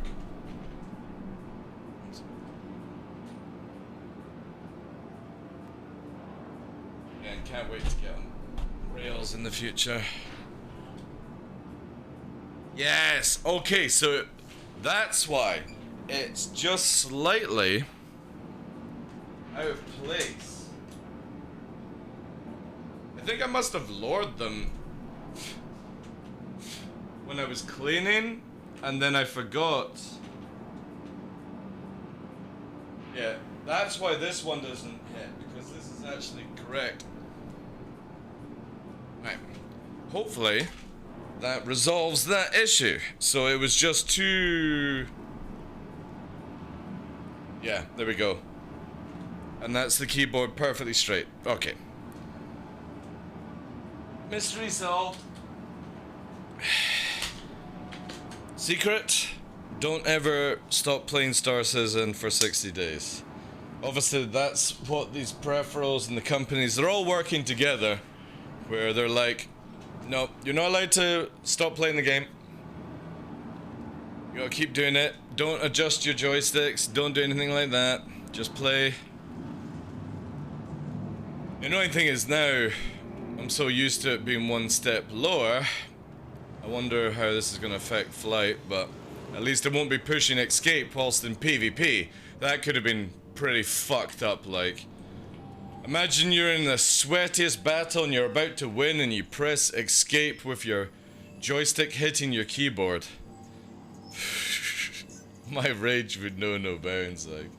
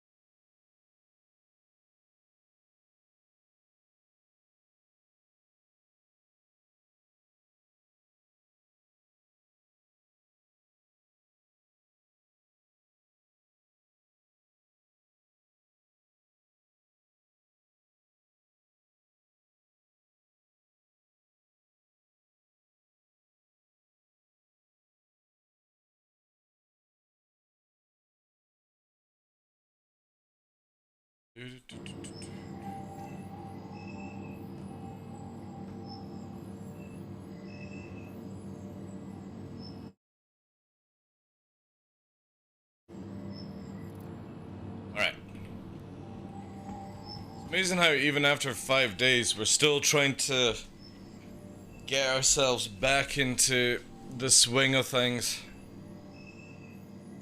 And the craziest thing is I only assumed I just put covers on my joysticks when I went away from my break. You know what? In a circle, how you doing, Chief? Welcome in. Does it still run at 30 FPS? No, I'm at 45 to 50 FPS on 4K, so no. But again, it depends on PCs, I would imagine. I just saw that you thought it was going crazy for a second. And thought, yeah, like, again, the weirdest thing was I didn't realize that just literally a centimeter was affecting it that much. I didn't put that two together, so you know what, I'm actually gonna maybe, just in case I actually did set up right, I can't actually remember, I'm gonna do like quite a hard turn on the old Allen key, just in case it is dropping. I mean, they do go through a shit ton of abuse, so if it's starting to wear and tear after the amount of hours that I've been using it and stuff like that, then I fully accept that. Yeah, a centimeter can make all the difference, yeah, especially when you're like relaxed and stuff. I don't think it's gonna be that bad.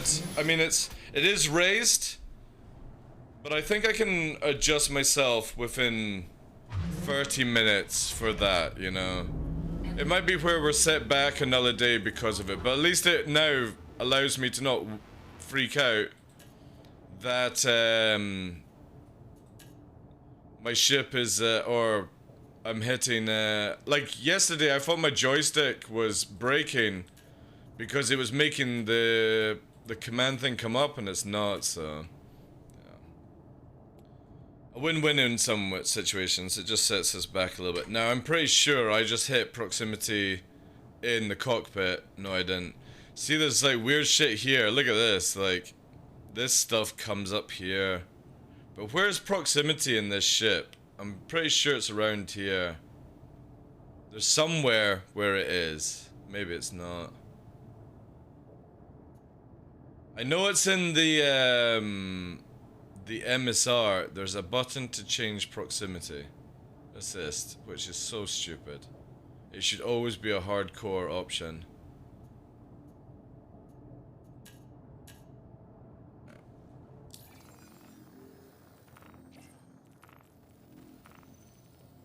Lock on target.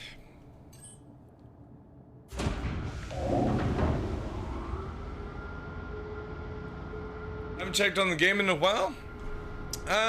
We have a really nice patch coming out, Inner Circle. Hopefully at the end of this month to live, if not obviously to open PTU for everyone. And it fixes a lot of like weird desync issues, brings in a few quality of life changes, which is really nice.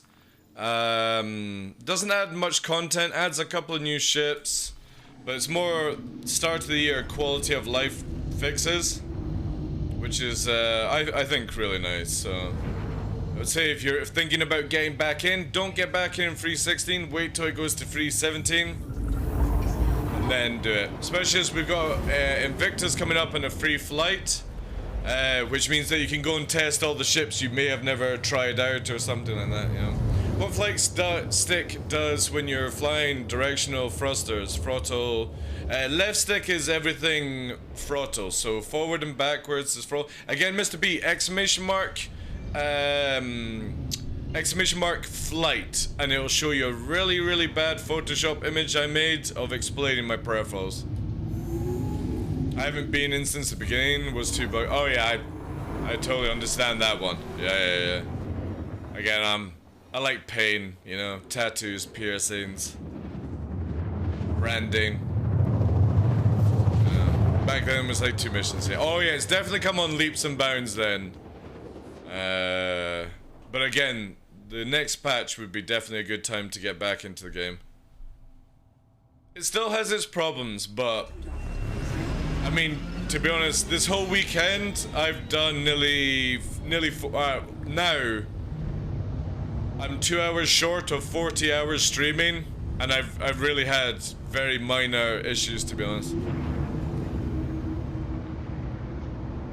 Raiders detected.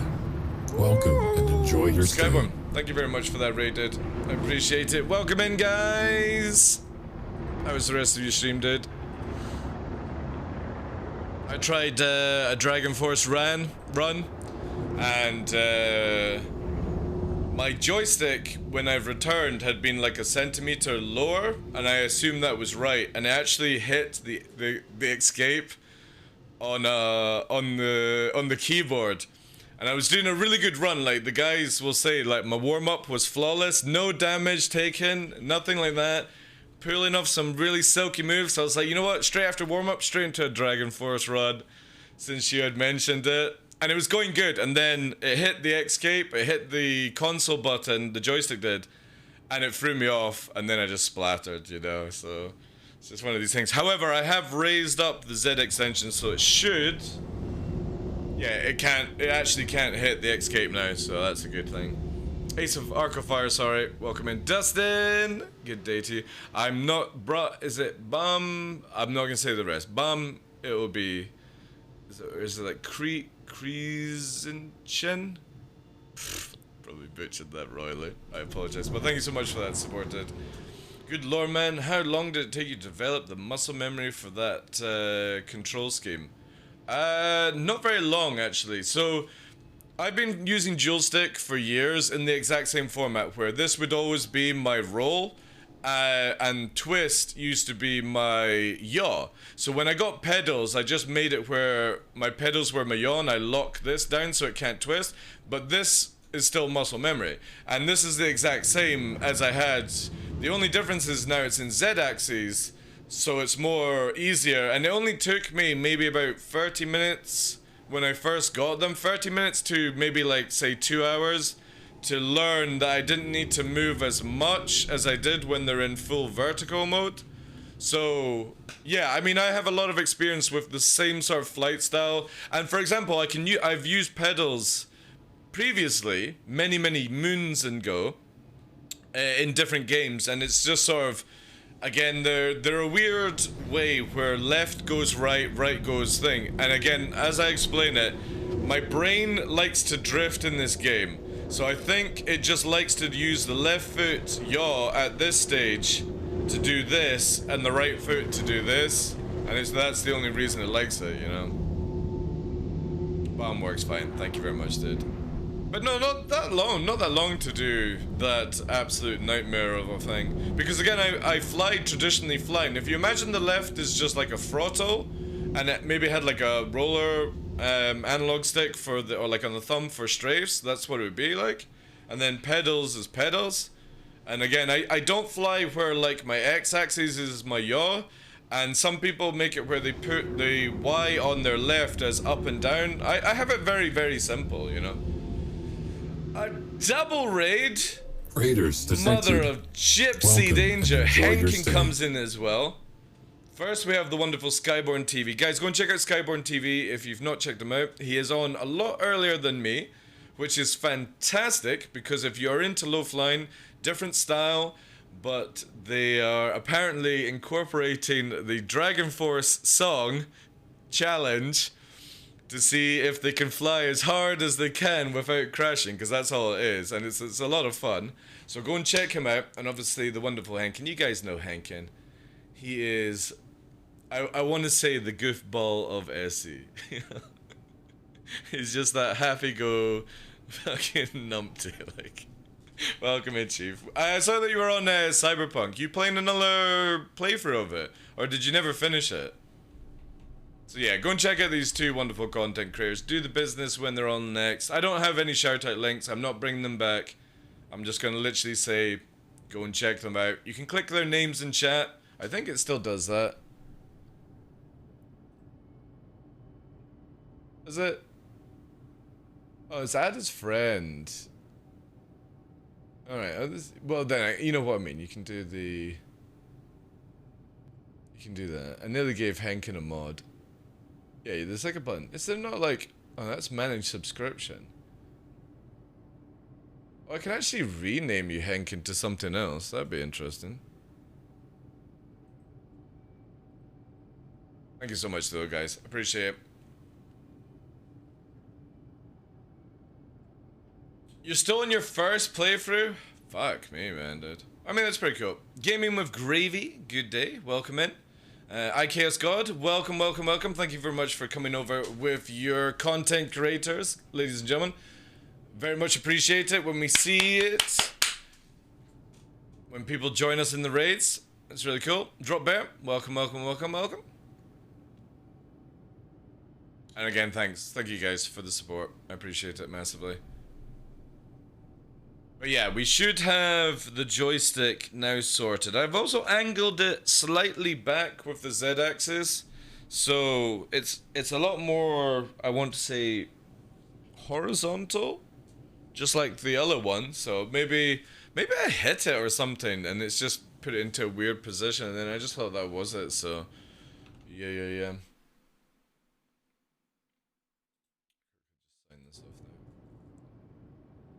You're gonna get roommate about AC? Ah, yeah, no problem, dude. If you guys need to bail instantly. Like, I appreciate you when you come over, but don't feel like you hang around, get some food, get some shut-eye. Especially with you guys being in the American area. Or I think you're Canadian, aren't you, Skyborn? Or am I wrong? Maybe I'm thinking somebody else. But yeah, please feel like you just bail instantly. I fully understand.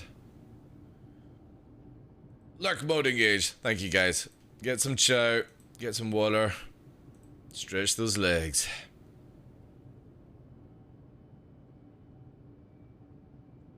Dustin, welcome in. Welcome.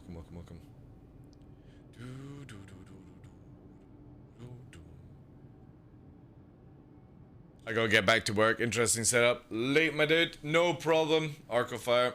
Again, guys, if you have to get bail and you were just joining the raid, please don't feel like you hang to. But if you are I was gonna say if you are subscribing, if you are following the channel, make sure you get an !April. Get involved in the giveaway. Even if you're not planning to ever come back to my channel, because you could be winning some Star Citizen swag that I don't want and you might need. So it's easy to do so, just following the channel. If you don't win anything, you're fully welcome to unfollow and do all that stuff. Don't feel bad about it. I don't. But it'd be cool if, like, you guys win some swag. Or at least attempt to win some swag. Cheers, stuff for the retweet stuff. I appreciate you, dude. I'm looking forward to Saturday, guys. The final group, I want to say, and then the finals of Fight or Flight FOF, basically FOF. I'm looking forward to that. Like,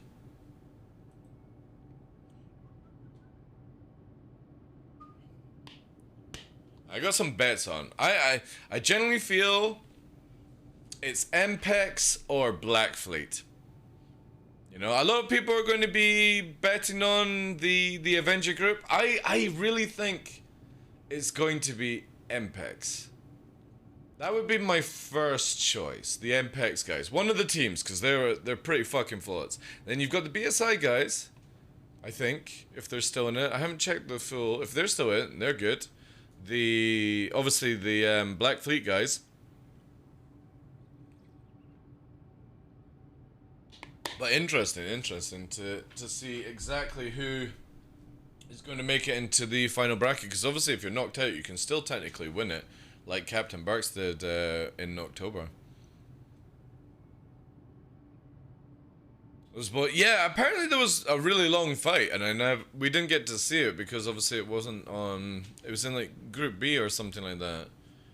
I hope next time they do FOF, they run a free versus free instead. The only way you're ever going to get free versus free, Viral Sun, is if CIG give us private matches. Going to post? Ah, nice. I appreciate that, dude. But yeah, I generally feel that the more people you involve, you've got to take away less people in the area. So, like, no security. If they gave us private matches, see, this is the cool thing. If they gave us private matches, you would only need the contenders and the camera crew to actually be in the round. You know what I mean? That's how amazing it would be. And then you could have it out of best of 3 as well. You could have 5v5 at that situation. CIG have to get off their asses and give us back private lobbies. They have to. You know? Or at least boot it up for an event like this so that the Atmo guys can schedule it in. Because not only does it speed up the matches, it allows them to, you know, make lobbies, pre-made lobbies with the camera team and the matches ready to go. So it's just, we'll watch this match, next match, watch this match, next match. You know what I mean? And it's just chain. There's not really any downtime, only for ads and stuff like that. And they could easily have this set up for us. We had it beforehand, and it would make it so much better for not only the Atmo team to be able to do things, but better FPS, better experience, I think, you know? Yeah, exactly, Viral Sun. Exactly. I know it's tunnel, you know, 3 versus 3. But again, I'm pretty sure I could probably say this. Atmo could correct me if I'm wrong. The reason they do 2v2 is more people in the area, the worse it's going to get. So if you have 3 versus 3, you're going to have to remove some security, or maybe remove one camera person or something like that. You know what I mean? The moment you add another entity, somebody has to go away when it's in the PU. And it would be just much easier if we could do it in like Free Flight Arena Commander mode. And yeah, again, makes the team easier to manage. There would be hardly any downtime. Like 9 hours wouldn't be any of the, like, it might still be like a 6 hour to 9 hour stream, but you know what I mean? You could have had both groups being shown if they had the ability to do that.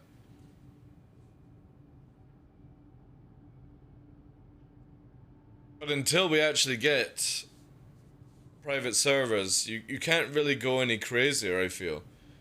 Because I bet you they probably would like to have it where it's like Daymar Rally, you know? 1v1 tournament, 2v2, 3v3, 5v5, you know what I mean?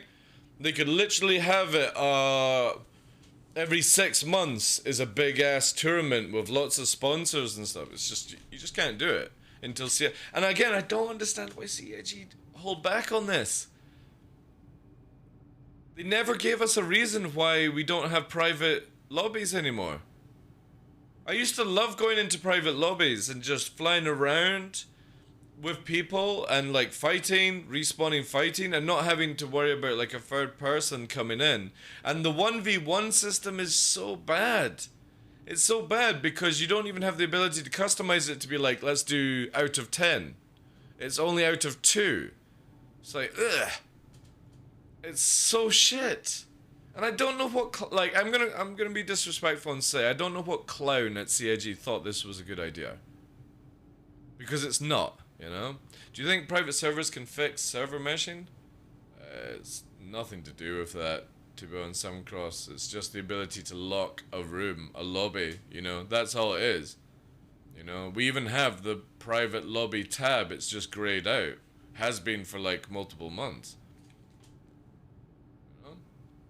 Need to get the casters up to date with their info though. Talking about overclock being women's. Well, to be fair, right? Crucian and Detox do their best, but yeah. I kind of feel that, no joke, you should have it where like Crucian and Detox are your front presenters, and then the moment it goes into a fight, you have 2 presenters that, or 1 presenter that literally knows everything about PvP. You know what I mean? I'm not saying that Crucian and Detox do a bad job. I'm saying you need somebody that can rap God esports style with full knowledge over meta, players, everything. And we didn't have that. So you could easily just have Crucian and stuff being your main presenters on the table, and then you've got a rap god for when the fights kick off. And they don't even need to be on screen, you know what I mean? They could just be like rapping away. How's live running? Pretty well, actually, to be honest. Hank, I'm on day 5, being back, and I've had a few kinks, but that's it. Yeah, I would always want Christian and Detox to be like your front broadcasters, but I do feel that general PvP knowledge needs to be fucking spot on for something like this. They need to know exactly what builds are and all that jazz, and not rely on somebody, you know, third party or in-house, you know, telling them what builds are like. They need to know this knowledge. You need a StarCraft 2 presenter. Nice to have you back. A lot of people, I've had a lot of kind of like heartwarming stuff where people are like, I'm glad that you're back in your old time period. I'm glad that you're back on Twitch. You know, all these things. I couldn't catch you on YouTube and I didn't really like the platform and stuff like that. And I understand these things, you know. I would like I've been saying to people, Henkin, I can't wait till I can afford to get to the stage where I'm live on Twitch, live on YouTube, live on Facebook, all at the same time. And it just depends where you want to watch me. You watch me, you know. But at the time, I had to get off Twitch as fast as possible. Like generally, I would have probably got banned again for just being toxic towards the company and stuff. And I'm just like, the 6 months did me good. Obviously, I lost a lot that I had on Twitch, but again, that was my choice to make that gamble. So I can't blame anyone else apart from myself. But I definitely got to the stage where I calmed down, you know? And I think everyone should be allowed second, third chances where they're able to just be like, look, at the time I was heated, I wasn't thinking, or I thought I was right, I was wrong. You know, those kind of things. Not to say that I think I was wrong, but I think I was too fast to leave the Twitch platform. However, the bonus with it is, now I'm a partner on both platforms, Henkin. You know what I mean? So there is a little bit of light at the end of the tunnel. And I got to see who my true fans were. There's always light at the end of misery.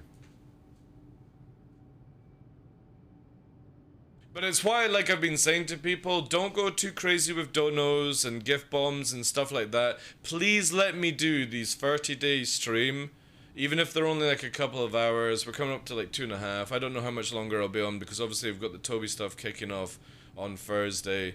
And if you think I deserve it at the end of the month, near, you know, like that kind of thing, go ham if you so wish, you know? And it's not that I'm going to take, because I didn't want people thinking I would just take money at the start of the stream and then, or like the start of the month, do the 30 days and disappear to YouTube. I want to actually work for income, you know? I'm not here just to get charity case, you know? I'll actually give you 30 days of streaming, even if it's only 30 minutes a day. But we are stupidly at like nearly 40 hours in 5 days. So I'm pretty much expecting maybe about 200 plus hours streamed this month. It's going to be interesting, to say the least. Because when I start getting into Loafline or PvP, I forget the time. Like, we've had a few, like, 10 hours this weekend. And I didn't want to do 10 hours. I was just having a lot of fun at the time, you know. Prodigal darkness coming home, man. Putting in the hours, yeah. Because it was like what I've said. Somebody said, how many subs do you need to get back on track to be not in a financial situation? I was like, I'm not telling you. I'll do the month, and then I'll let you know if we're short. You know what I mean? I'll be like, hey guys, I've massively enjoyed my my streams and stuff like that, but I am short on, say, this amount of money per month. You know, is there any chance we could do like a donation drive or something funny kind of drive, or you know what I mean, you know? That's when I would do it at the end. But I'm going to put the hours in to earn it, so to speak. Every day I do accidental 13-hour plus streams. Well, the thing is, it's like, I don't mind doing long streams, Henkin. It's the fact that it affects the next day morning, where, for example, I might be a little bit more sluggish and I don't go on the hike correctly with the huskies or stuff like that, and I might slip my leg from being a little bit tired and then injure myself, which has knock-on effect. You know what I mean? So I don't want to do too many hours, but I do want to stream every day for 30 days, you know? Only flans, yeah. A tip drive, yeah, rather than donation. Exactly. Just be like, hey guys, you know, I've done 30 days. You guys have been already super generous as it is, but I am short maybe like $100. Can we do like a tips jar kind of thing, you know? That's where I would like to do. I don't want to, I'm not doing subathons. I'm not gonna be like, hey guys, this is the last day of the month. I need all of you to spend all your money because I haven't saved up anything or done that. I don't want to do that. A lot of people do that shit and I think it's really fucking dirty. You know, and I did it beforehand and I only did it for like 2 or 3 times and then I just felt really fucking shit, you know? Like, I'll only do half the amount of hours that I would normally do for you guys, but at the end of the month, I expect you all to spend all your money to support me because I was too fucking lazy to stream for you. No, I don't want to do that. I'm gonna give you 30 days of 30 streams and fucking earn whatever you think is worthwhile, you know? And if I don't get these things, like, if I don't get anything at the end, I'm not gonna cry about it, you know? Or worry about it, I'll just do it again. Obviously, after 30 days, I will need maybe like 1 or 2 days break just to be like... Alright, that's 30 days completed, we're good, you know? TDL goes lower for tips, yeah. So I'm... You know whose stream I really inspired to be like is Captain Burks. Captain Burks doesn't have any of the fluff. He doesn't have goals. Unless it's like for his haircut meme kind of thing one they did. But you know what I mean? He just streams and he, you know, the community support him. I would love to have that kind of situation where I'm not like, guys, I need this money, you know, I'm short, blah, blah, blah, blah, blah. Let me fucking do a subathon and put up some goal numbers when everyone's short on money and that kind of shit. I don't want to do that anymore. I'll just be like, look, I'm gonna earn it. I'm actually gonna put some fucking time in. Because that's what you would have to do in another job away from content creation. You would have to do it 9 to 5, you know? Monday to Friday, 9 to 5, couple of days off, you know? The difference is I get to sit on my ass and play Star Citizen and chat to you guys, so... If it's only 30 minutes a day, it's 30 minutes a day, but... I kind of want to achieve the 30-day goal, kind of thing, and not be lazy. 1,000 subs, you'll shave your head. Yes. Yes, I will shave my head for 1,000 subs. Twitch Prime sub received. Generous and clever. Bravo. Is it Big Motehouse? I can't say that name, I do apologize. Big M, thank you very much for the Prime, I appreciate that. Hey Reformed, how you doing today, sir? Witch head? I will buy a wig for 1,000 subs and I will shave it on stream. Or just take it off, and there we go, I'm back to bald again. But you know what I mean, like, I'm... As I've tried to say to people, look, if you want to support the channel, but please allow me to give you something back before you do so, you know? I like to work for income. I don't like to just take just because I can, you know? It's dirty.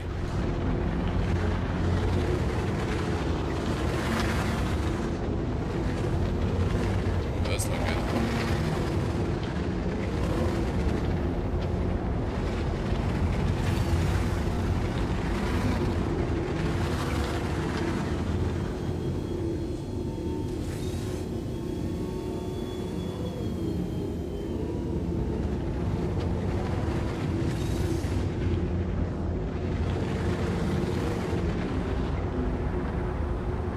At work today, lurking the stream.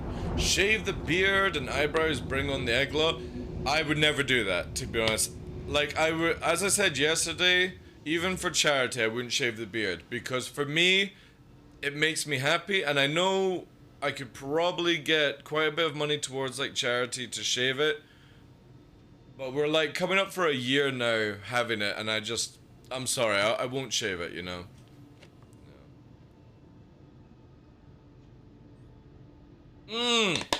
Yeah, the dude's fast, like, with the MFGs from Milan.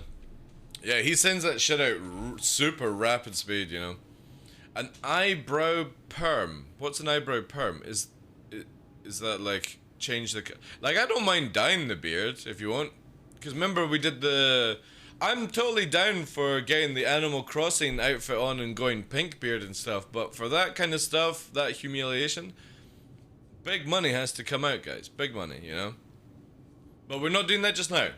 We might do that next month or something like that.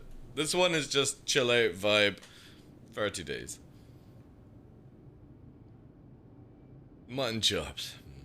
It's kinda like I keep saying I should grow the beard and then just comb it over my head, you know? Or like split it in half and put it up that way so it looks like sideburns. So we're talking about like a long beard down here, just put it up and then just tie it in a knot at the top. Done deal, you know? Done deal. But no, that's definitely not happening. I'm quite happy having a shaved head, really. Weave it into your pubes and strum it up like a harp. No. No. I'm very clean down below. I do a lot of manscaping. You can do different designs each day, like Hunger Games. Yeah, that's true. Very true. I wonder if the storm has finished outside.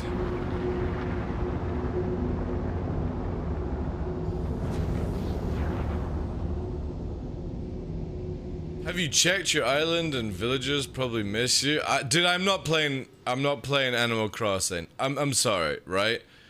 For me to do Animal Crossing again, first of all, Jack would have to send me the Switch, right? Which isn't a big issue. It doesn't cost that much to send up the roads and stuff like that.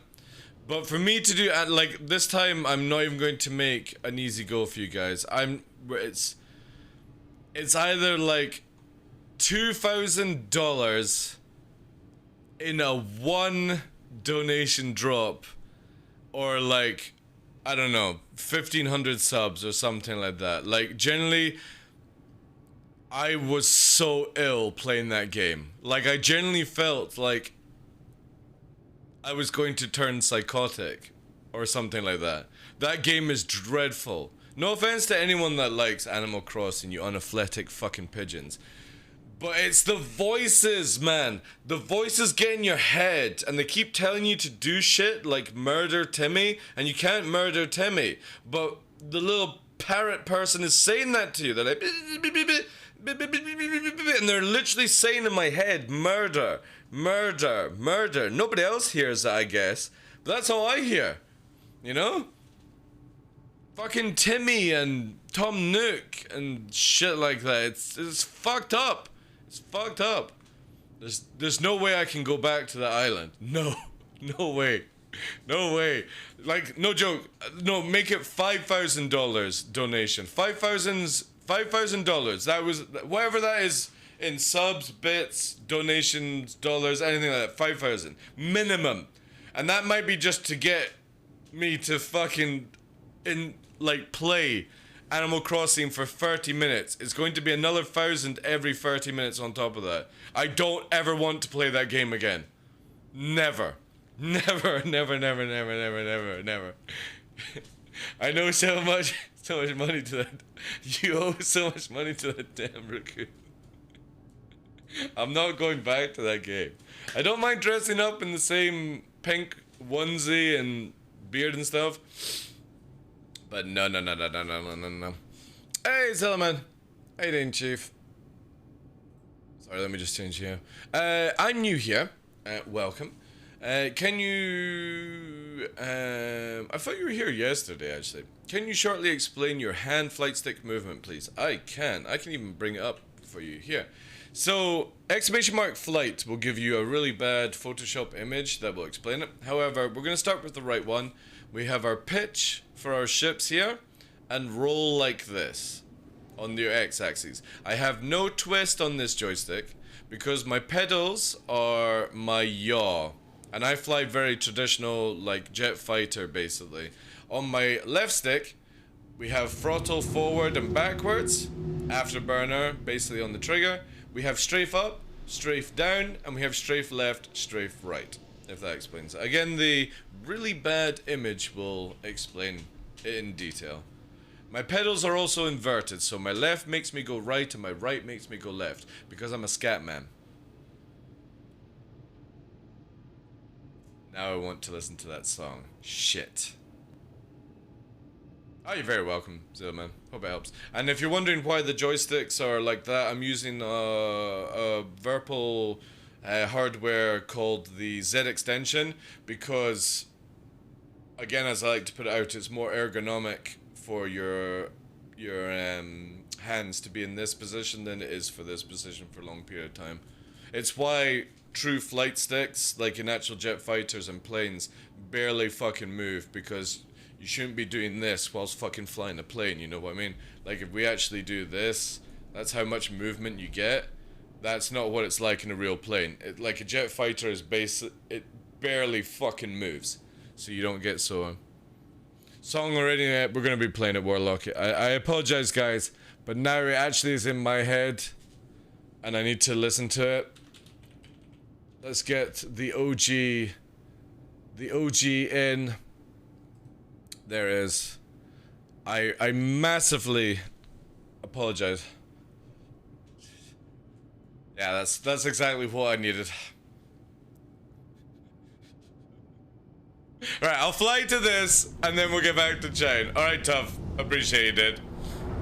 Alright, we're going in. Where is Shubin? There it is.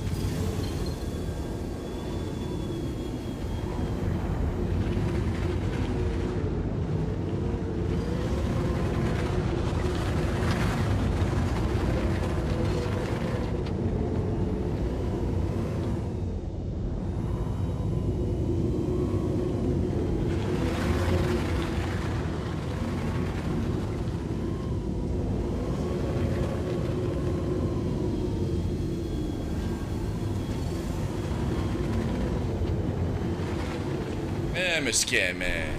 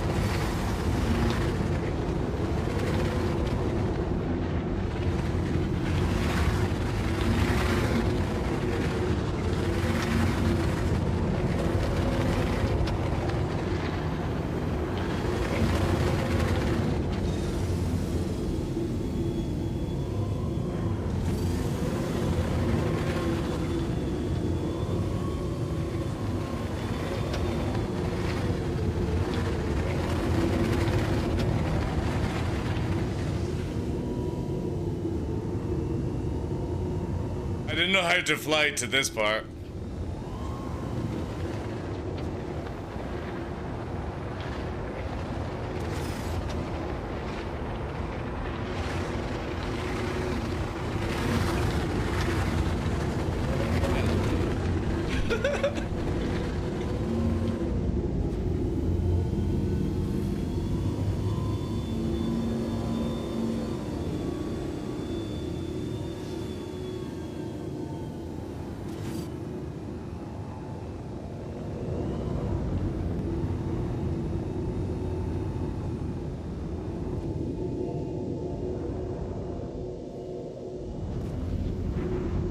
Oh, tune, eh?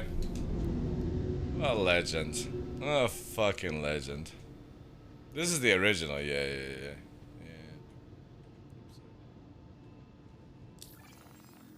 Did you see any improvement in 317 about the new anti-desync feature? I have not had a chance to play PTU, Starburger Lord. Sadly.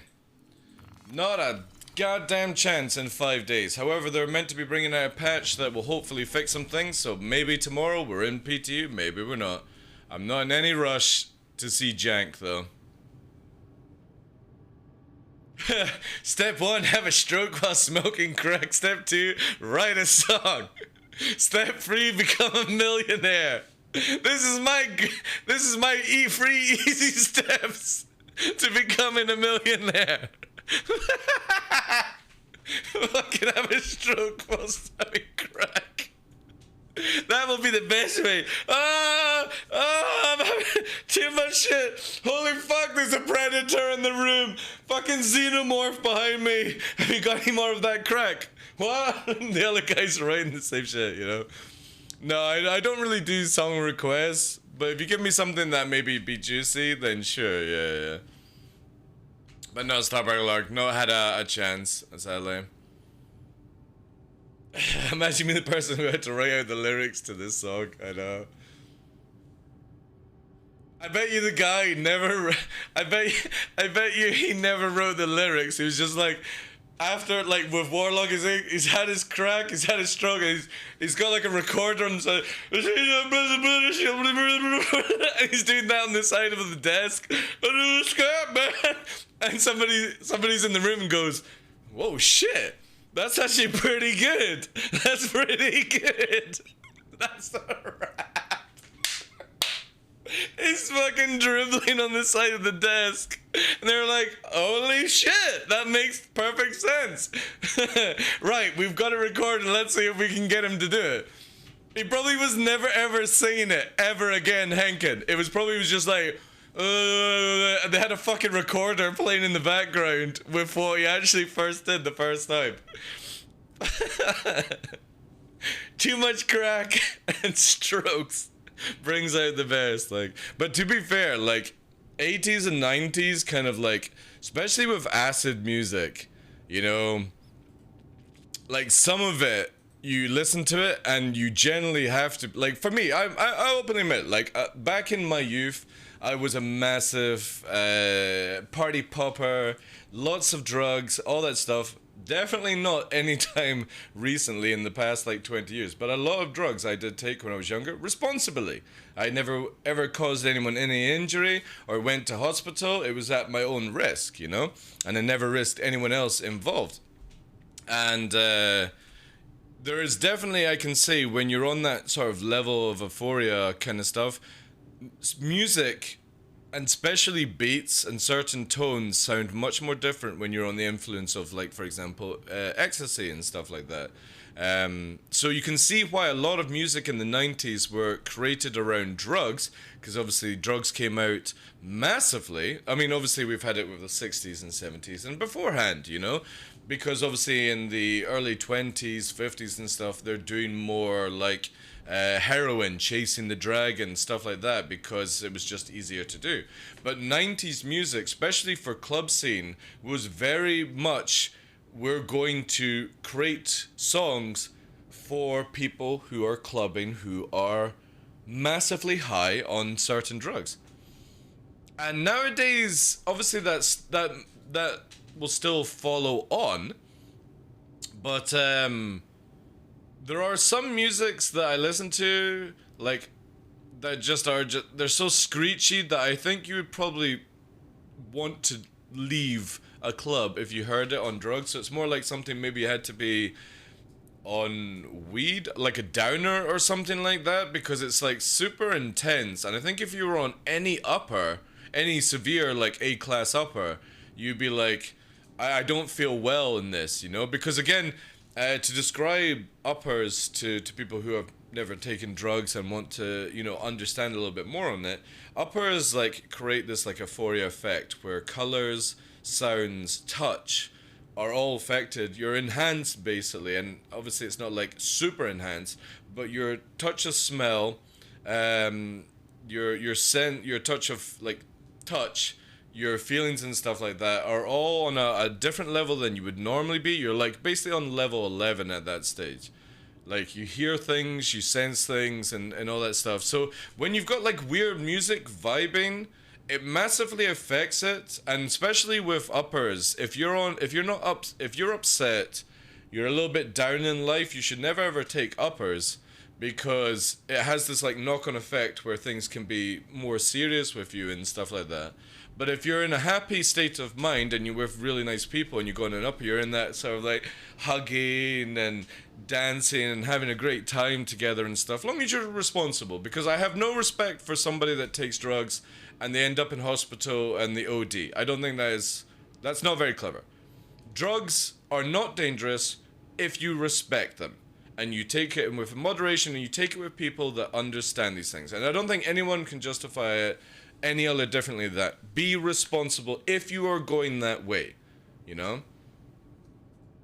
But don't be a little tit and just go over limits that you're not meant to do, because that's when you end up in hospital or you kill yourself.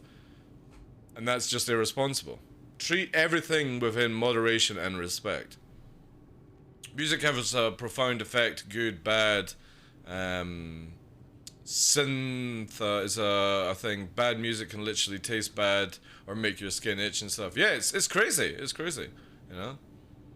Especially like, say for example, if you're in a country that allows you to like smoke marijuana or basically take marijuana, you know, it's a great way to help with like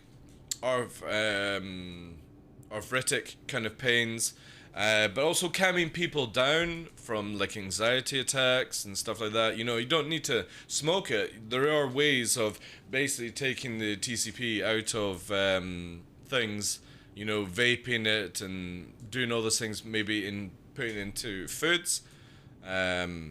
But it's a great way to like calm people down, especially at the end of a night of a club where everyone's a little bit like wired out of their heads. Bringing in some downers allows people to settle down and not go too crazy, you know.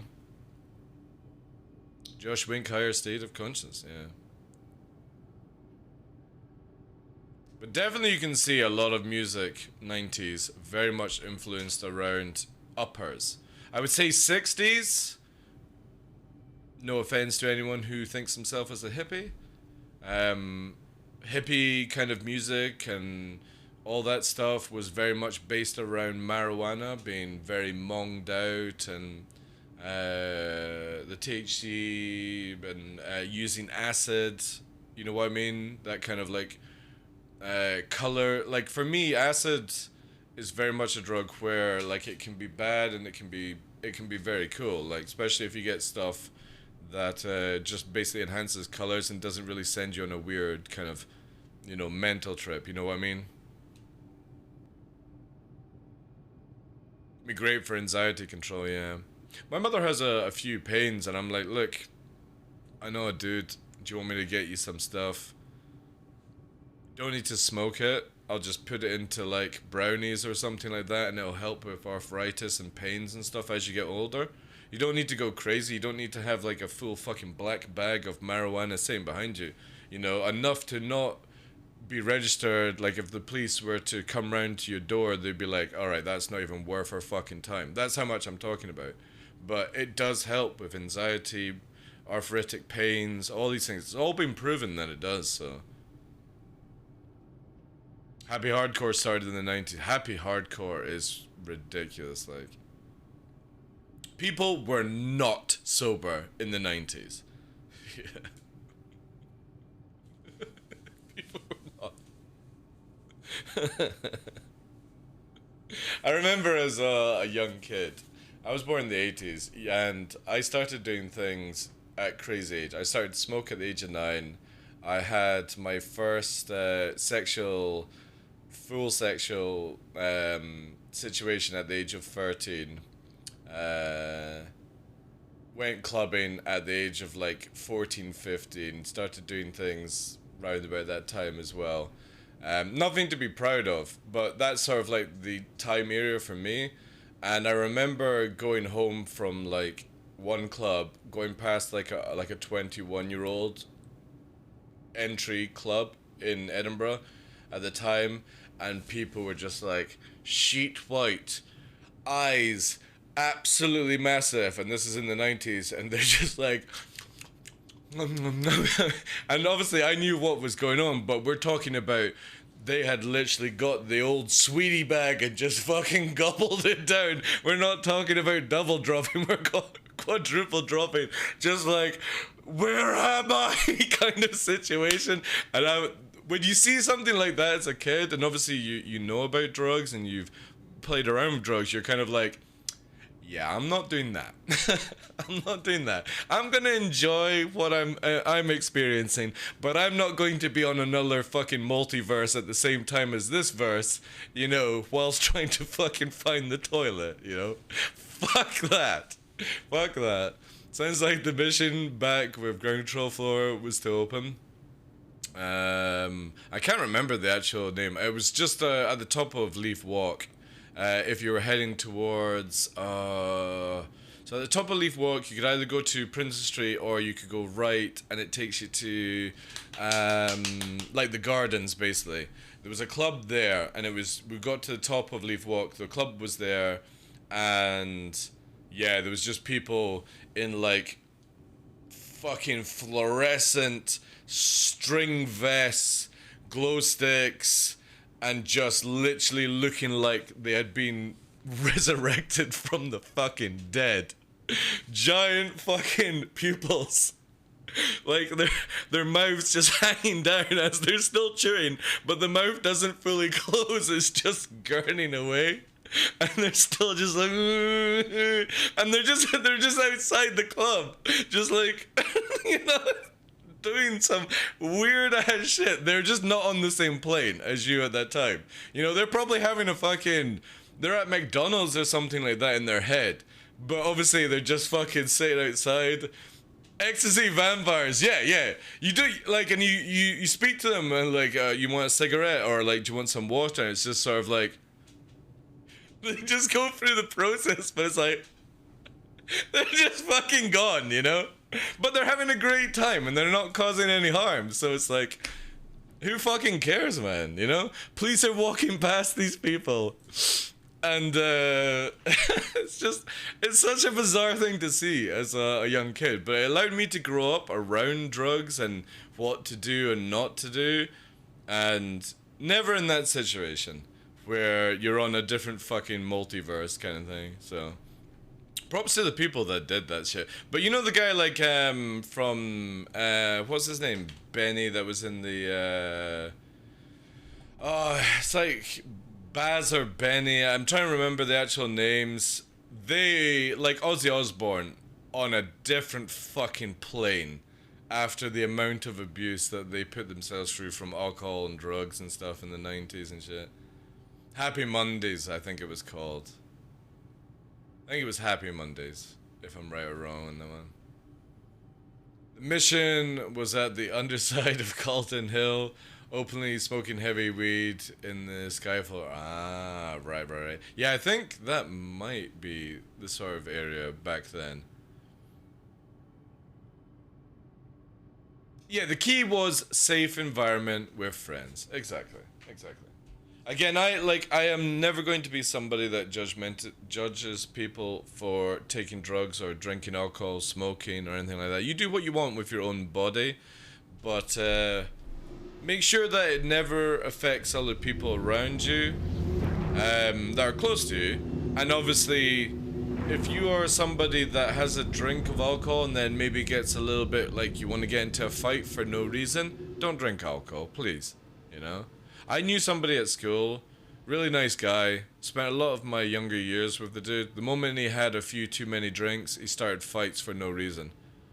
And when you have to for me, you guys know with Drunk Law, and I'm not talking about the idiot Drunk Law kind of style, but you know, tipsy Drunk Law, very friendly, happy, hugs everyone, all that jazz. That's what it was like for me. And then you would have somebody that would literally get hospitalized, get in fights every weekend, and it's like, It got to the stage where I just couldn't be bothered with that shit anymore, and I wanted any excuse to get away from it.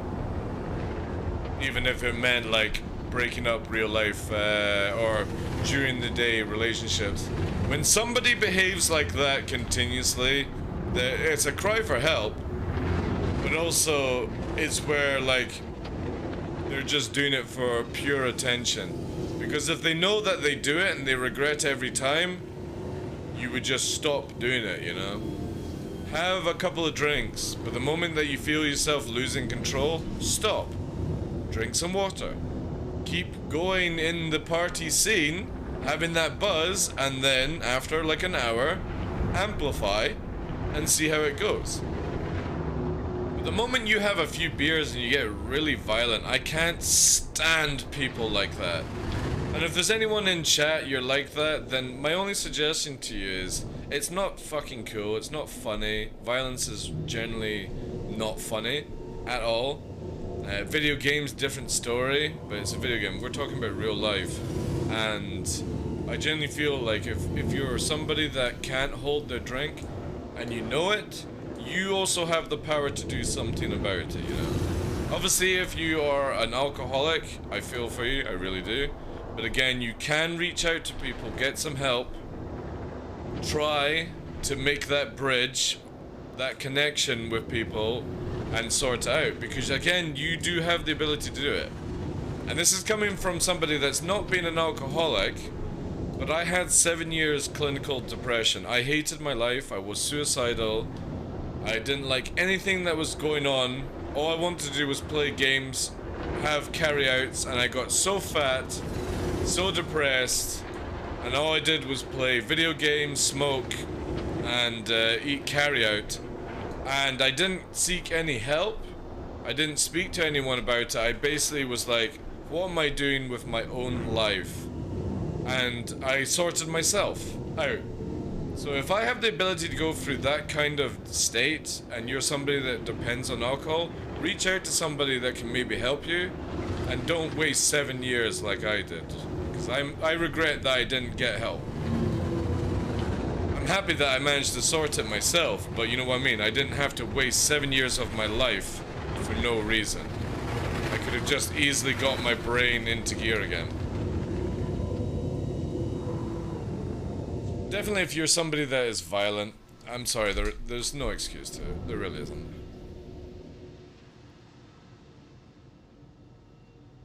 If somebody here is an alcoholic and pledges for SE, props on the good job, because that shit be costly, yeah. But again, alcoholism is nothing funny. I feel really bad for people that have to go that depth to try and nullify the pain. But to be honest, you're never going to get any happiness at the end of a bottle, you know?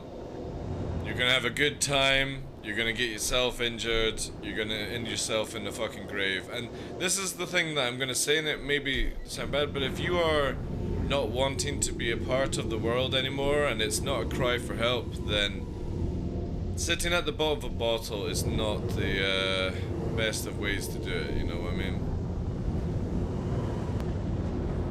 I think generally with it, it's just more like it's an easy option for people. And there's plenty of clinics now these days, and helplines, and people you can speak to. And if you've got friends that don't help you out, then they were never your friends to begin with, I feel. You know what I mean? If your friends can't help you out through your problems, and you don't share problems with each other, they're not your friends as far as I'm concerned. They're just entities in your life. Yeah, you need somebody to help you, but you also need to get off your high horse and accept that somebody can help you, you know what I mean? My problem is I didn't want people to help me. I wanted to do it myself, and to do it myself required me to go through 7 years of pain, when, to be honest, if I had just been open about it and spoke to people, I could have probably knocked out the park within a few months if I had reached out for help. So that was my downside. I probably would have had loads of people to help me, but I was too fucking selfish and in my own ways to actually ask for help.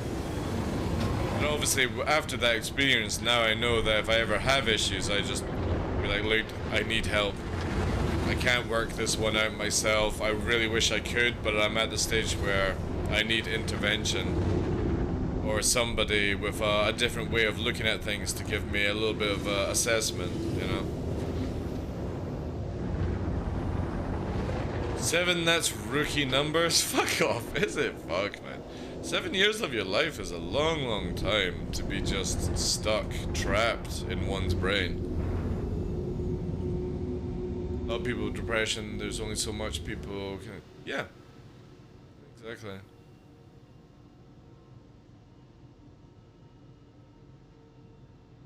It's a very male thing to deal with your own shit yourself. Yeah, because unfortunately, there's this weird thing where throughout the years, men are the, like, this is not meant to sound sexist. If you're female on the channel, this is not me being sexist. This is just facts from the past. Males were the provider. It's the same with, like, most animals. Female, breed, home owner, kind of stuff like that. I don't agree upon it, but obviously that is animal evolution 101, where only in cases like the seahorse where the male is the mothering kind of character. And I think it gets to the stage where, like, males are brought up where they're not allowed to express, they're not allowed to cry. They feel that they can't do these things because they're going to be judged by their friends. They can't show vulnerability. And to be honest, I feel showing your vulnerability, showing emotion by crying, you know, even if you're weeby and you cry at anime, I'm there with you. You know what I mean? But showing emotions on that level, I personally feel that's strength. Personally. You know? And yeah, you can be a big, muscly dude, and you can have a fucking tiny cock for whatever I fucking care. You know, that's on you. But I think males should be allowed to express their feelings and not bundle up mental health issues and stuff. Reach out to people, not show weakness and stuff like that. I think it's strength, being able to share, personally. I didn't have that strength. Stand in the way, we're told all our lives to man up, be tough. Yeah, you can be tough though, Warlocky. You can be super tough, you know? Take a bullet for somebody. Help an old lady across the road with their shopping, you know? You can easily be tough in this world. But if you need to have a good fucking hug and a cry because you are a little bit more sensitive than others, fucking go for it. Don't let some twat that fucking sits in a gym and pumps fucking protein into their veins just because their fucking stump of a dick doesn't work and it's the only way they get females is by showing their bulgy muscles. Don't ever let somebody like that. Just kick them in the fucking nuts and watch that heap of meat fall to the ground. Obviously, that would be violence, but you know what? It's an expression, you know. Here in Scotland, anyway. Just saw a random clip from this game to come in to find out what it's about. The message you're giving is amazing, very important shit. Thank you, Did. I appreciate that. Yeah, mental health is a big thing for me. Like, I've gone through the experiences. I don't wish it upon anyone. And if any advice I can give to people is don't hold back. Make sure you express. And if your friends can't handle you for your expression, then they're not your true friends. And it's generally why I don't really call anyone a friend, because I don't have somebody that I call up every day. I don't do those kind of things, you know. But if you've got those people in your life that you have like daily calls with, and I'm not talking like even if it's on Discord and stuff, you know, daily calls, I would class those people as your friends, not acquaintances. So be like, look, I'm a bit down in the dumps, you know. Can I lean on you kind of thing, you know? That's probably why we don't go to the doctor and die at 50. What? Well, I've only got 10 years left? Oh, Ellie, can I get to 60, please? If you seek help, you're perceived as weak, and being weak is probably the most... Yeah. Again, I don't think males should ever be judged because they want to have a cry or they want to express their ways and stuff like that. You know what is tough to me is being supportive to somebody, you know? understanding that everyone is going through shit every day, and my cutoff line is when I send somebody a message and they don't reply to me. That's where I'm like, alright, cool. You're obviously going through some shit. I'm not gonna get involved. I've reached out to you once. If you're not willing to accept the reach out, I can't be bothered. I'm not gonna spend every day DMing or trying to get in contact with you if you're in that way, you know? Get in contact with me when you're out of this rut, kind of thing. And then we can talk, sort shit things out, and be like a fucking adult and stuff, you know? That's how I look at things these days, you know? I will reach out to people to try and build bridges, mend fences, whatever you want to call it. But if you're not in the willing situation to do the same, I don't have the time to spend hours and hours on people like that, you know? It will get very, very tiring. Then I'm always there for somebody who maybe gets back like 6 months later kind of thing. It's like, look, I'm sorry, I was going through this shit. It's like, cool beans, you know? I generally don't give two fucks about the past. You can never change the past, but you can change the future for yourself. What does fucking Uguay say? From Panda, he says something about, you know, call it or gift. Current day is the gift because it's called the present or something like that. I can't remember what he says. Most people DM me at 2 a.m. Motherfuckers. I don't make people a personal project to fix. Exactly, yeah. There's professionals that can do a better job than I could ever possibly do. I bottled up my emotions my entire childhood, and I've been on a journey the last year or so to express emotions healthily and correctly instead of bottling up everything and hiding it. It takes a lot of introspective work, therapy, so taboo still. Again, you do what you need to do, you know what I mean? Yeah, it's the same with me. Like after 30, my way of thinking got completely different. And I'm turning 40 this year, and I'm looking forward to it actually, because I kind of feel like I've reached maybe halfway or at least 3/4 of my life, however you want to look at it. I think I've got a little bit of life experience that I can pass on to other people who are maybe going through hard times. Is it going to help you? No. But it might be just nice to hear somebody that has had troubles through their life. This is how they overcome it. Take that on the chin, do what you need to do, and good luck to you, you know? I generally feel that you can only really fix yourself, but it's nice to have people who are around just to be like, look, you know, doing this, do you want to join in? No, I don't feel like it. Give it a wee shot, maybe try and push them out, and if they get aggressive, be like, oh cool dude, I'll contact you tomorrow or something like that, you know what I mean?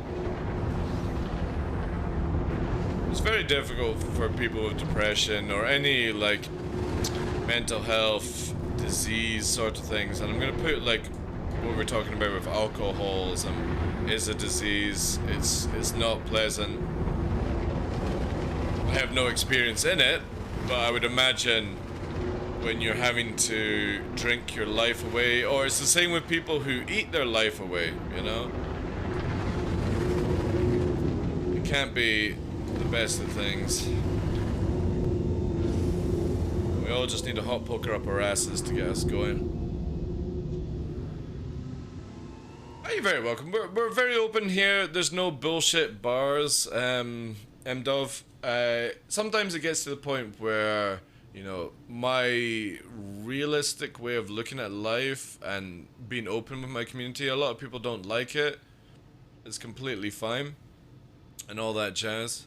However, the good message from all of this is, if you are guys following the channel and this is your first time here, please get in with !April. If you're a Star Citizen backer, we have some serious swag this month. Every week of this month, CIG have given me 400 eyes, saber, stuff like that to give to you guys. If you're already following the channel or doing so, get involved, get those points in, and hopefully you'll have a good chance of winning something that will benefit you guys in the game. It doesn't take that long to get involved. The past is history, the future is a mystery, the present is a gift. There we go.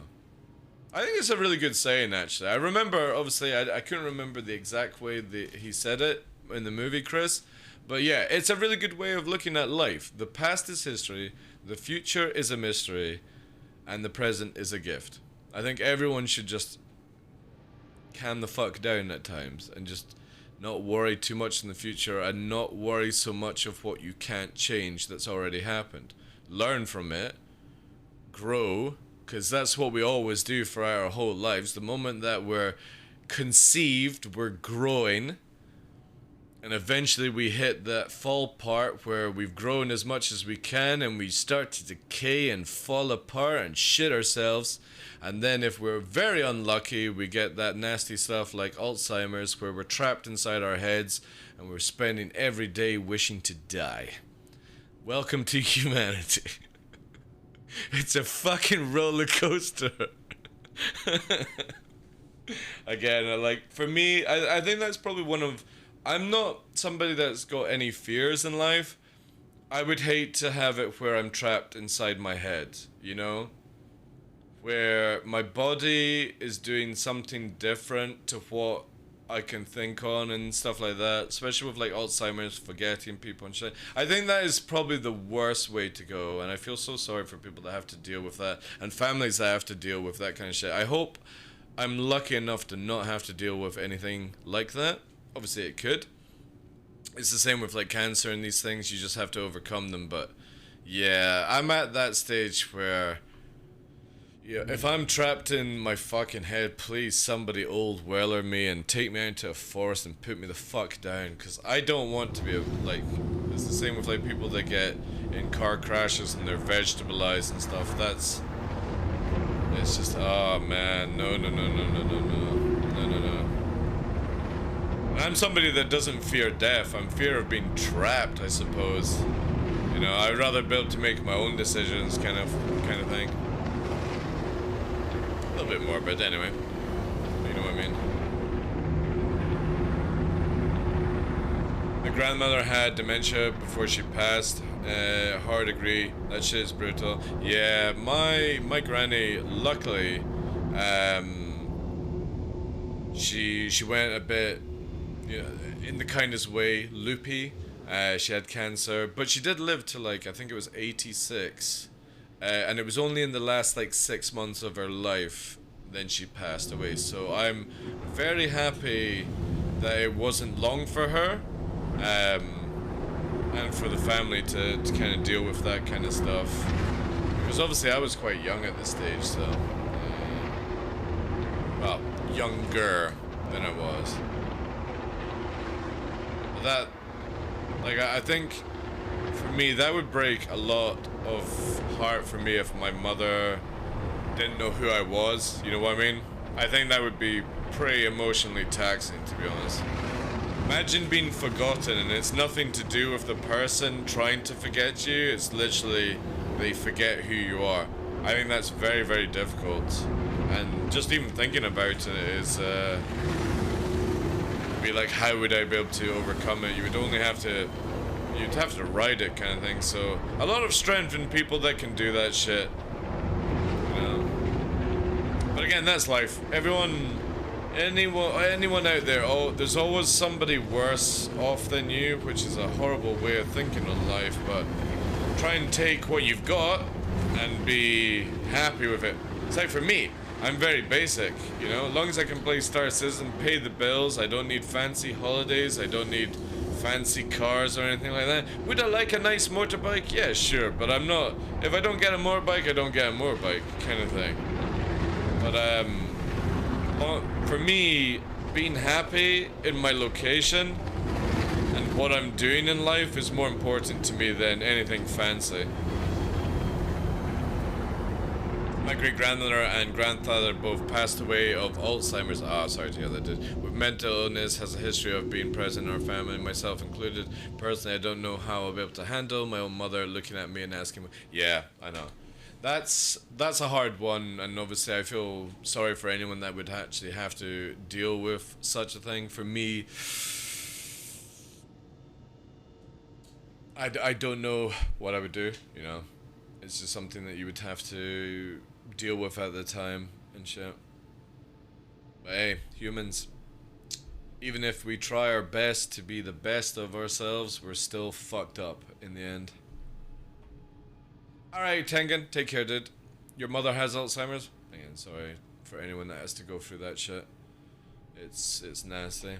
Especially when it comes on very fast as well, you know.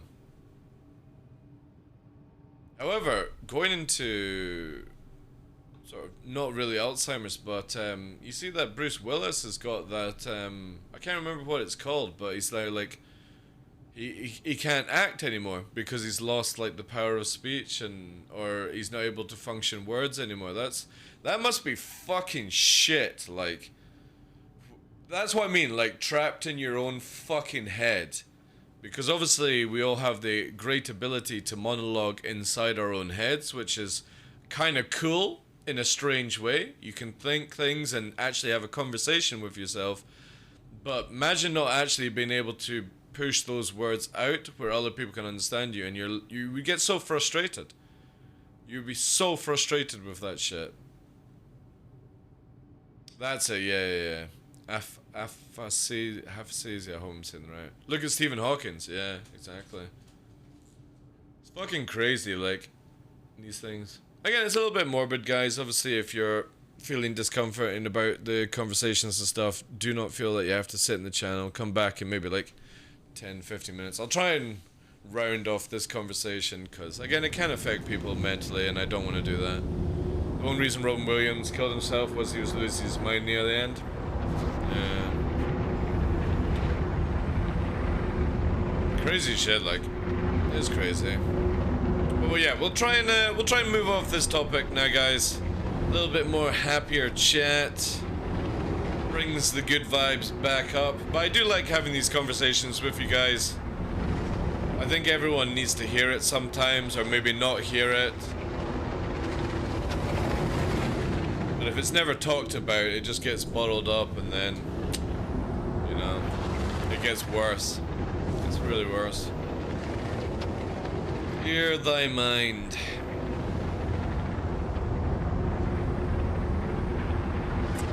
I don't know why that got locked down. Ah, it's because you said bitch. Let me get in there. So, Hellfire said, depression is a pain in the bitch. I deal with it daily along with Which Prime sub received?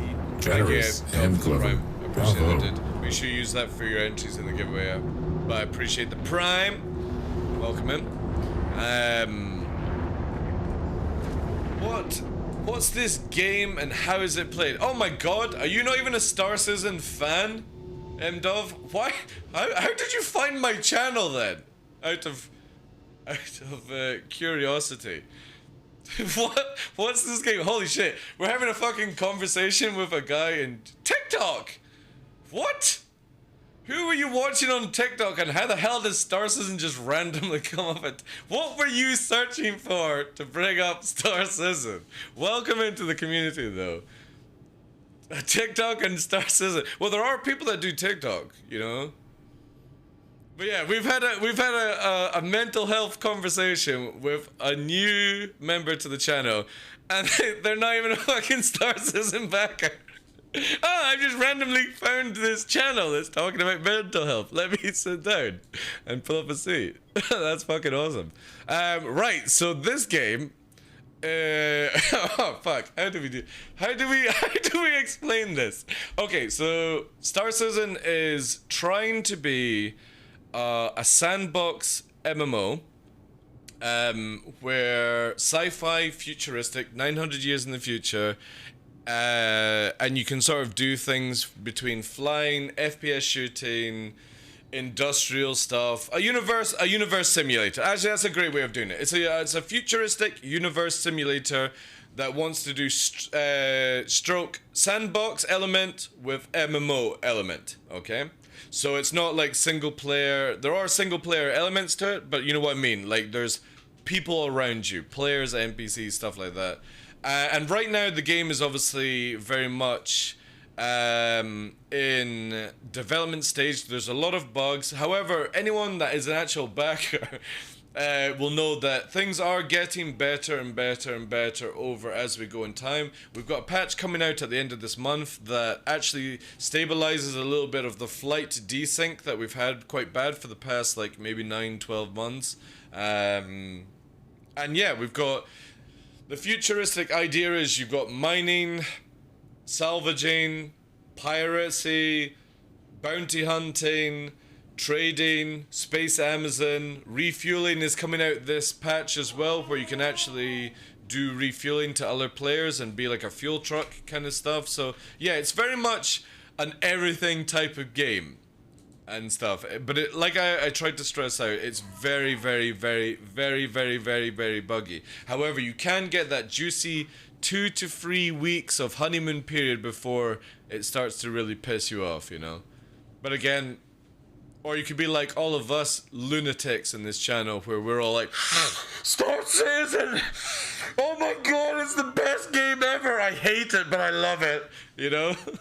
So you have this kind of crazy addiction, I would say, to Star Citizen. But if you're thinking about getting into the game, you can use my command scref, SC ref.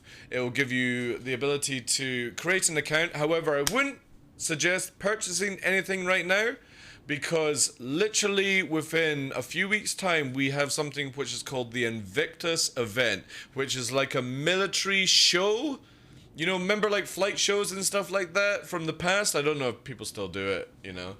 It's a military show theme in the game, in the universe, and you actually have to go to the place and you see all the ships in like a showroom, like you see cars and stuff like that, and you get to fly for free basically. And what they do is we have it where it's called a free flight week. And it means that you don't have to put any money into the game and you can test everything that's available to you within that week's period, and then you can make a decision where you want to go from then. So I highly suggest no money exchanged, but do create an account. And sometimes it is good using somebody's referral. You might not need to use my referral, use somebody else's referral, but normally when they do free flights, they make it if you back during this free flight and your referral to somebody, you get some stuff instead. It's 2 weeks to a month. This is the part where sometimes it's late, sometimes it's early. It all depends on the current patch. But it will be out in the patch 3.17.1.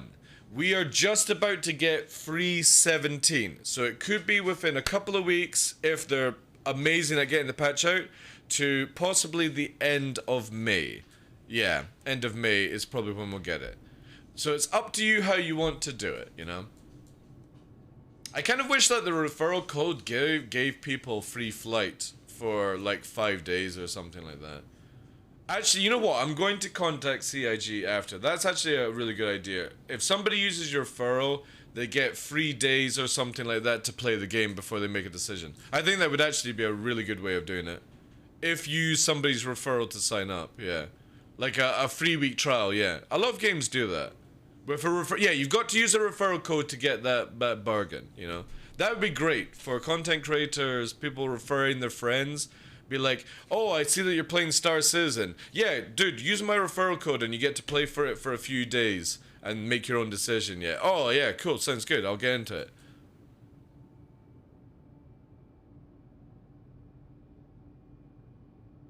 Yeah, definitely try it in 3.17. Again, the way I always look at the patches, Gleepo, is try it out. And if it doesn't click, put the game down. Because it'll frustrate you, you know? But if the game is clicking for that patch and you're enjoying yourself and you're like, oh, I've missed SC for a bit, play it for a couple of weeks and then put it down, you know? Don't keep smashing your head up. Again, it's alpha development. You should not be playing this like a full-blown everyday MMO out of my mind. I need to do my login rewards.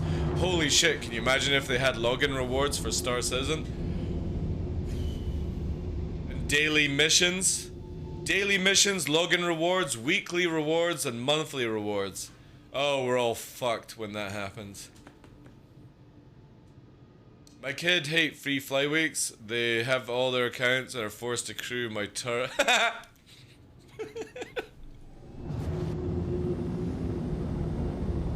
In some countries, Maddock, that sounds like slavery to me. Honey, load up the kids' PCs, we're going mining. No, Dad, no. No, I don't want to go mining. Why is it free flight? It's only 4 times a year. Alright? Daddy needs more money, or Mommy needs more money, whatever the fuck, you know? Don't make me do it, please. No pocket money until I get my millions. Gotta get some benefits from 5 kids. I've got 1. We're not blood related, and that's as far as I'm going in my life. Yeah, Redbeard, I still log into Lost Ark every day, and I'm not playing it just now. However, I think I'll probably be bringing it back to play, because they're actually bringing out the main class that I wanted from the start, which is the Glaive. Obviously, it's called the Spearmaster in Korea.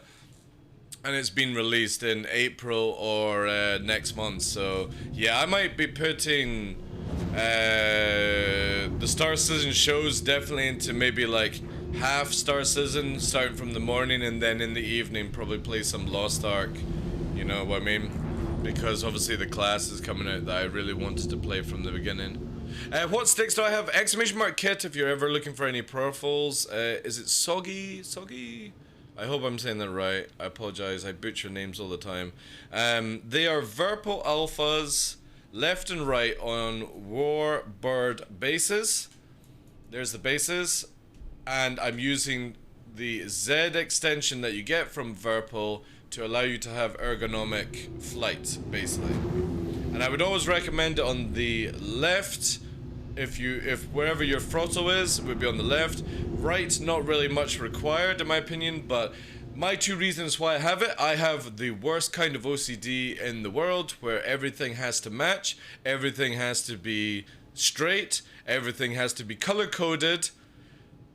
With my OCD, it's lovely having it. I love it so much, but that's why I have, like, when you see my desk, for example, it's all neatly laid out. Look, you know, that phone is all in red theme. Everything is at a certain angle and has to be, but that's why I've got 2 of the same keyboards for the 2 PCs that look exactly the same at the back and stuff like that, you know? So that's my first reason. And the second one is I'm a massive Gundam favorite. What are those faces on? Right, so let me, oh my god, you're so picky. That's our one, that's me, right? Watch, it does blink, by the way. It's kind of cool, it does blink. Ready? Blinking shortly. There it goes, it blinks. And obviously the other one here, that one, that's Chris Roberts. And then I'm just watching a can't stop video on the top screen, you know what I mean? It's cleverly hiding what I don't want you guys to see. I'm allowing you to see my main monitor, but my chat monitor with, you know, payments and follows coming in on the left, and then I've got Gilded admin and stuff on the right, then my stream setup, and then some other things over there. I don't really want you guys to see my private stuff, so I've given you fucking free fantastic visuals, you know? So the faces are on monitors. Yeah, everything that the 2 faces are 2 monitors. You'll see them in the start screen. Like if I go here, for example, start screen, if you want to see the memes, there you go. That shows you the monitors, but it's blurred out where you can't see the information. People were asking me, why do I have blurred out vision? And it's purely because I don't want you to see my private details, love. You know what I mean? Alright? You get to see Chris Roberts, my beautiful mug that winks, and can't stop video. Yeah. For your attention, your left monitor, we can see only fans browser. Where? For the Chris Roberts. Maybe, who knows? So yeah, it's a little bit of just security and stuff. Grumpy Fire, welcome in, Chief. How you doing? Mad Dog as well. Thank you very much for the follow. Make sure you guys get in monthly giveaways. We've got 4 this month, courtesy of CIG, and we've got lots of stuff starting on April. Sorry, it is April. On Thursday this week with Toby Gaming. The direct line to Chris Roberts. Exactly, Rogue. Exactly. Yeah. It is a beautiful desk. A lot of people are like, how did you manage to afford this? And as I say, I'm not very well off in life. You know, I barely make $12,000 a year as a content creator. That's how it is. But like I said, I'm very basic, very minimalistic. And the only reason I have such a wonderful rig is courtesy of companies helping me out as a content creator, but also sold a bigger house and moved into a shoebox and treated myself. So that's it. Sometimes you got to degrade your life to improve your gaming capabilities, you know. So that's my story. I've got no wealth or anything like that. And trick us, that's actually on the screens. But when my finger kind of like clips into or something like that, it makes it very difficult to pass that one off. I still don't know how to actually make it that way, but that's just masking for you on OBS.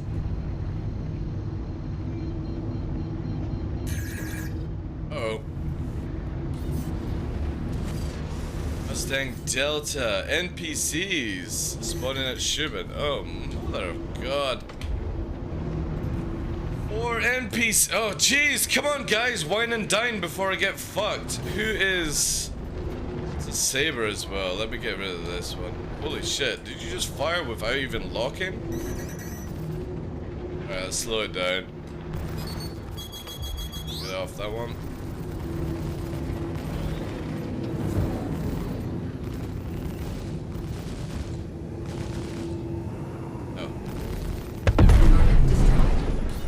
Who do we have next here? We'll take out the Delta because they've got rocket pods. Or I get rammed by another NPC that says shit. The fucking timing on that one. A fucking NPC rams me and says shit at the same time. I think they're pirates, so I shouldn't get put to prison. But fuck me. Can they please make these NPCs not suicide ram you, like? It's so boring when that shit. I'm looking forward to when they upgrade the AI's flight capability. You know, where they don't have the reverse thrusting, but how fucking random is that shit, you know? Shit! Yeah, of course it's shit! You fucking got me killed, you piece of shit. I hate being rammed by NPCs. Yeah, I know. But they're just suicidal right now in the current patch, you know. Lucky it wasn't blue ones. Because then I'd be in jail, you know? Hey, Maddox, thank you very much for the sub, dude. I appreciate Thank you for renewing your Class 2 access. I hate being rammed by NPCs. It's one of the main reasons I shoot away from combat flying. Again, it will be made better. Again, this is where, like, whenever somebody's asking about Star Citizen, don't care too many about the bugs or the AI and stuff like that. They are very suicidal just now. But also you can get a lot of worse situations, you know. Really doesn't help that they are lemmings. I got that bug where I can't move my mouse here. I can't wait till we can actually sell these outfits, these gowns and stuff. Right, now at least we can get some... I only went there to refuel, so... We'll now be able to just go and fly. How many hours? Oh my god, I'm nearly at 4. Right. Do not let me do more than 5 hours today, guys, okay? No more than 5 hours. Okay? Please, somebody remind me when we're getting to that point. Because, yeah, I'm over, like, way over my limit right now. Should not be doing as many, since I've got a big campaign coming up on Thursday. 13 days, 10-hour streams. Ooh, 130 hours of memes. It'll be good. We're gonna have a lot of extra... Definitely one thing I will say to you guys, my regulars, we starting on Thursday till the 19th, we are going to have an influx of member or people coming in that are not back as a Star Citizen, that may be asking questions. If you can, guys, massively appreciate it. If somebody comes into the channel and say I'm locked into PvP or not able to reply, just go full ahead. Try and reply as much as you can. Don't get it into a situation where they don't understand or something like that. But we will have a massive influx of new viewership on Thursday to the 19th, you know. So, yeah, just be a little bit courtesy. We're all there where we ask questions. It's not like Star Citizen really helps us with being able to do like a tutorial and stuff like that, so. Exactly, yeah. So just be a little bit courtesy. If somebody is asking a question and you have the potential ability to reply to them, just do it. Even if you have to do it in DM or something like that, don't be like, oh, just shut up, wait for him to finish flying. Don't do that, guys, please. I don't want to see that shit. Not that I think that you would, it's just I'm going to remind you to just simplify it down as much as you can. And eventually I'll be able to reply to people. Oh, for fuck's sake. Now is it pirates or is it a player? Oh, God, it's a party. What's going on here? I'm just gonna cut through. Alright, and I seem to be getting lots of NPCs right now. Is there nobody else in the game? 26. Alright, so it is a dead server. Maybe that's why the NPCs are after me. There's nobody else to chase. Yeah, Bradis, we're back on Twitch since the April the 1st. Massively enjoying it, doing more hours than I should.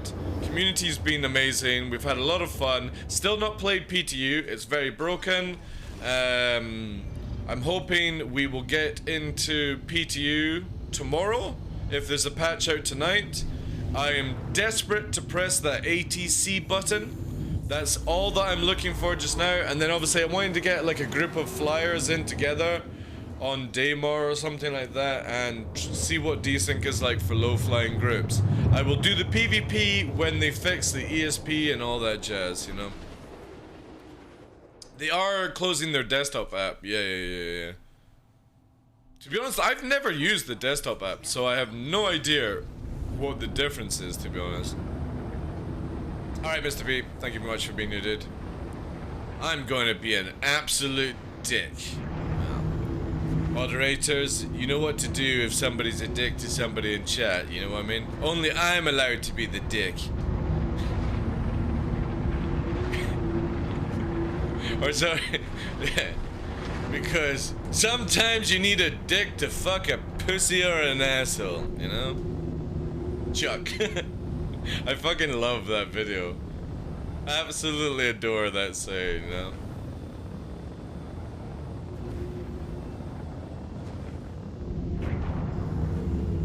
The AI come in place? I don't think it's moving.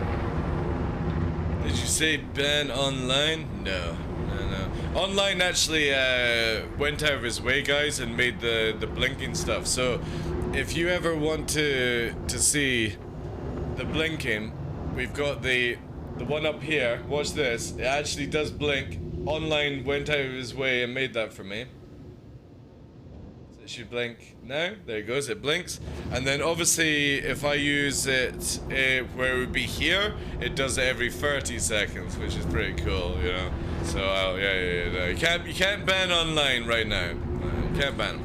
However, I'm going to be super rude, guys. Okay? I love chatting to you, but I get nothing done. I'm not gonna do soldiers, but we are going to try and do a fast as fuck, okay? We'll try, anyway. Hopefully, he says with relish. It's probably not the best of area though. Not the best of area. Alright. If it gets a bit too loud for you, just turn it down slightly. But I need the loudness. If you start getting anxiety, just look away. If you start getting dizzy, look away. It only takes a split second to clear it.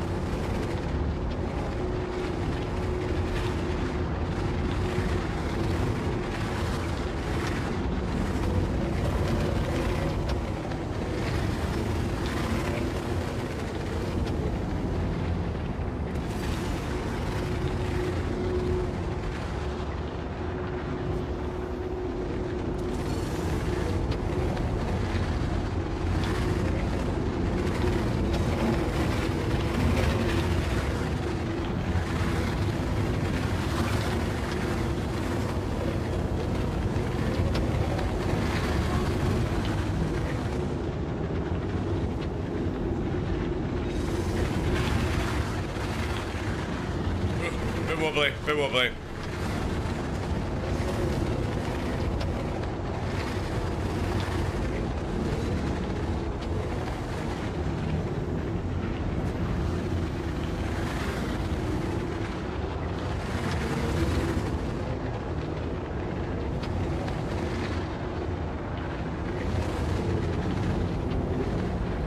That way, this way, this way, this way. Cut across again. Might be white rocks though, which might be bad.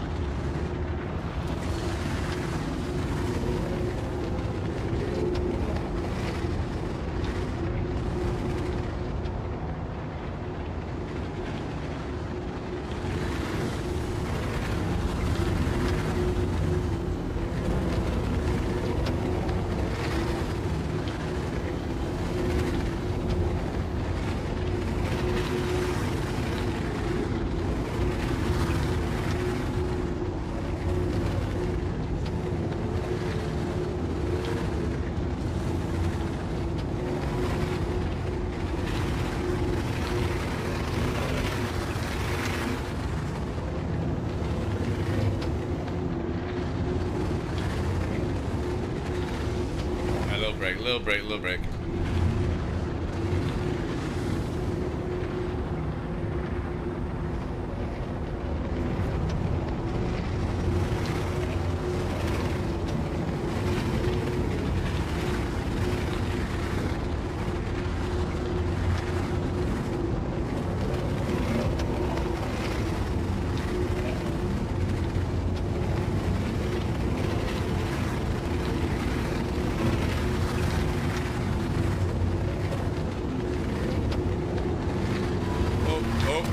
Mayday, wing split. Recover. We'll finish off with one wing. As we always seem to do.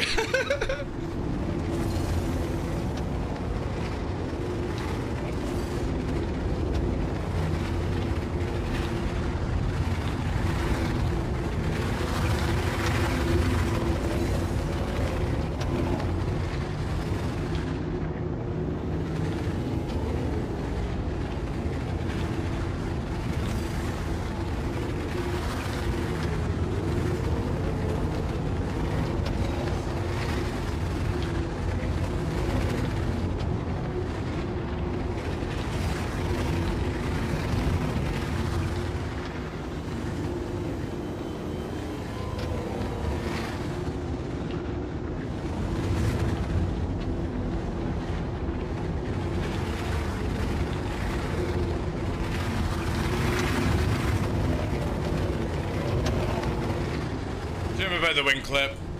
It's a bit sad, but whatever.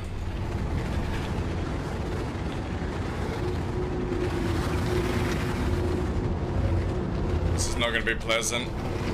Canyons, road, no flats.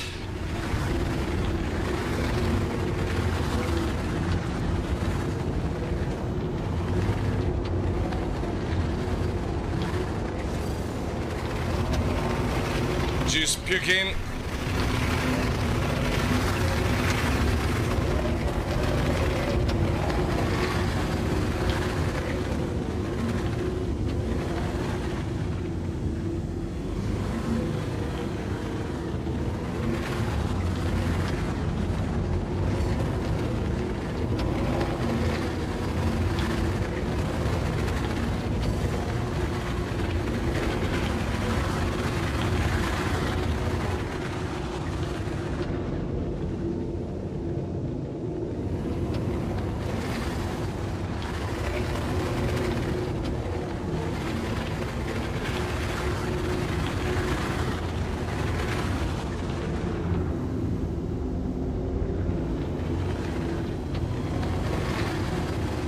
from the loss of wing, pretty clean actually. At least we lived, you know?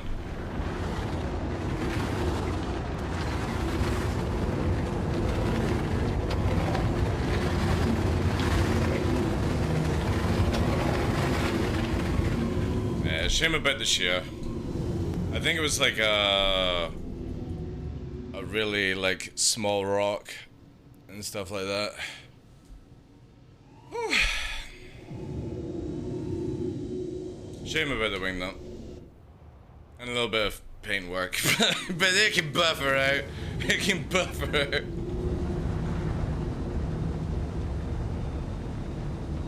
What is the point of doing this? I've been seeing it on here. It's just very enjoyable. Like, there's nothing for me better than being able to hold precise movement in the flight system. So, you know, it's like I would probably easiest way to describe it would be it's the same as the guys that get a kick of doing like the Red Bull flying and skate parks and all that shit. Just adrenaline, really. Adrenaline pumping. Massively helps you control your speed, your vectors, all these things. And well, you gotta show off a little, you know? Because the Twitch browser was crap? Ah, right. It's challenging, yeah, exactly. But I would say like the easiest way to describe it is it helps you hone your speed of certain ships, precision, which is a big factor. A lot of people just don't know how to slow down at times. This teaches you how to go around corners a lot faster than other people. Is it necessarily required? No. But it is definitely a hell of a lot of fun. And I always highly recommend it to people, you know. If you're like, I don't have much to do in Star Citizen just now because of certain reasons, and try and see how low you can go and do tricks and stuff. But again, I would say it's like the same sort of thing as like Tokyo, like drifting cars and skate parks and all that jazz, you know. It's just the adrenaline of it. You can totally imagine that if you're like somebody that doesn't get adrenaline junkie kind of situations, you wouldn't enjoy it.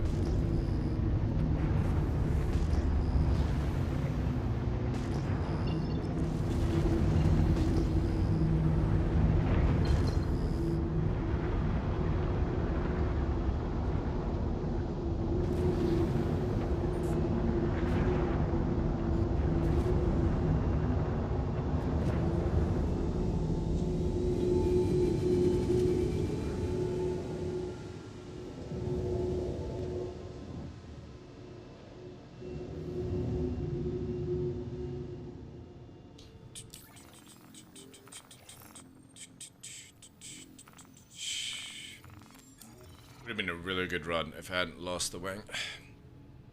Learning to slow like that from high speed is also useful for bringing in quantum hot. Yeah, exactly, yeah.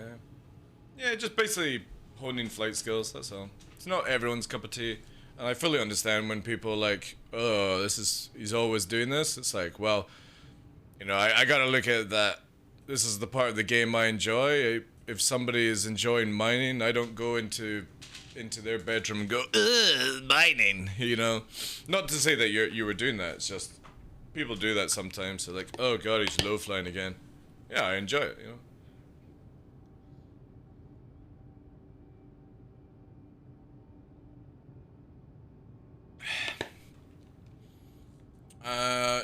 Yeah, true Spartan, yeah. Dark, what ship do you have to switch to now? Dark, what ship have you switched to now? I'm still in the Arrow. I just lost a wing. Flying one back. I just lost a wing in that run. So, yeah, but it's always Arrow for this situation. I'm a firm believer that if you find a ship you enjoy, you sit your ass in it until you find another ship that you enjoy. And as much as I love the Gladius, I like flying the Gladius, it doesn't give me the same rush that an Arrow does in atmosphere. So I have a Scorpius ready to go, Spartan. Am I going to use it for low flying? Maybe. We'll see what it could do, because obviously I can have a gunner. Maybe I can induce puking on that person whilst they're in the turret, you know what I mean? That could be kind of funny.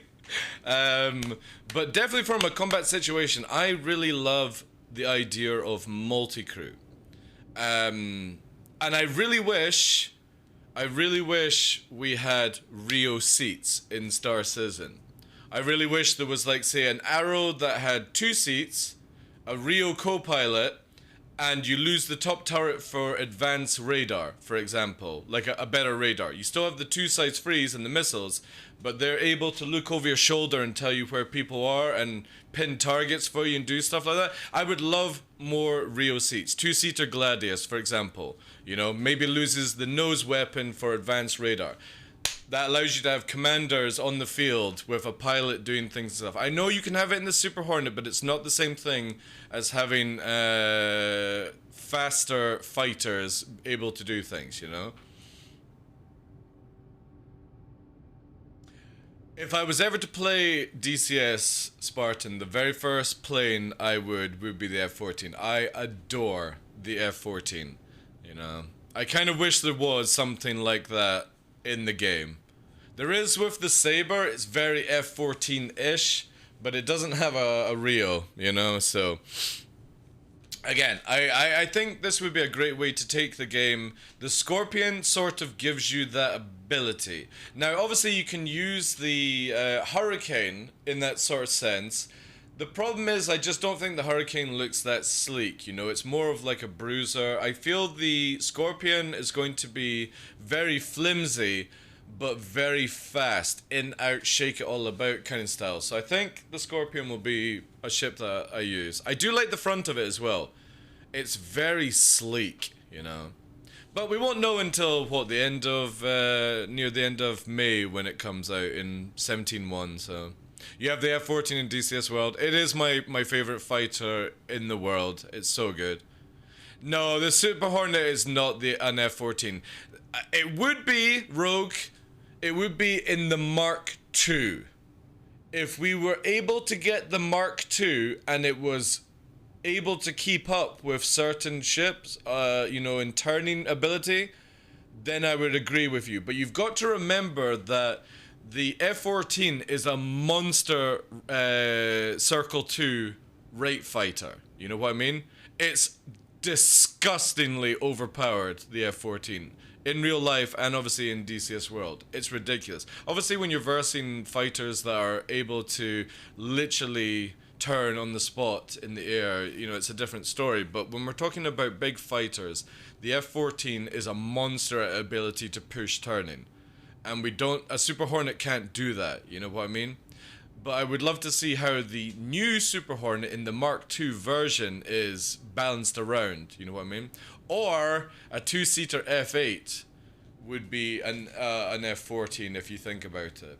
So, again, I personally don't think we have any fighter right now in Star Citizen that you could say is like an F-14. The Hornet just doesn't do it. The Super Hornet doesn't do it. Kind of deal, you know. Exactly, Spartan, exactly, yeah. So maybe we'll see, because I know, like, they love to base certain ships around things, and we always need fighters. You know when people are like, oh, we don't need any more fighters, we've got loads of them. No, more fighters is actually better for the game, you know? Industrial ships... Having loads of ships that can do cargo is great, but you know what I mean? If you have multiple fighters, then there doesn't have this, everyone is in an Arrow, everyone is in a Gladius. We get people actually doing supportive roles, which again, the F-14 would be a great support ship in combat because it would stay at range, use its missiles, incredible rate fight doing the 2-circle, and it has the real pilot that maybe you could also add in the role of fleet commander or something on the fly. So they don't have to do the flying, they don't have to do the shooting, but they are commanding the fleet at high speed, you know, high energy. The core audience of like, I love fighters. For me, actually, funny enough, I actually prefer flying the bigger ships because I think it requires more skill. because you have to basically turn well in advance to move such hulking masses around. I love it. However, I would definitely put myself into a fighter that behaved like the 14, because that would give me the ability to be the pilot while somebody else has the ability to manage people. Yeah, I think the Scorpion will definitely... I'm calling this Scorpion. I don't know why it wasn't called the Scorpion. The Scorpius will be out in 3.17.1, which is for Invictus. You know, they'll do a great video on it as well. K Winter and the team make fantastic videos. And it would most likely that if they ever made like a 2-seater F8 and they just dropped the weapons down or something like that, took off the top turret to make a Rio C F8, I would be upgrading. I would rather lose 2 weapon systems for a Rio pilot, or a Rio co-pilot, whatever you want to call it. The problem with the Hurricane online, and this is where like I come back to the ones like the Super Hornet, the Hurricane, and the Scorpius, is it's not doing the Rio chair. You know what I mean? The Hurricane doesn't have...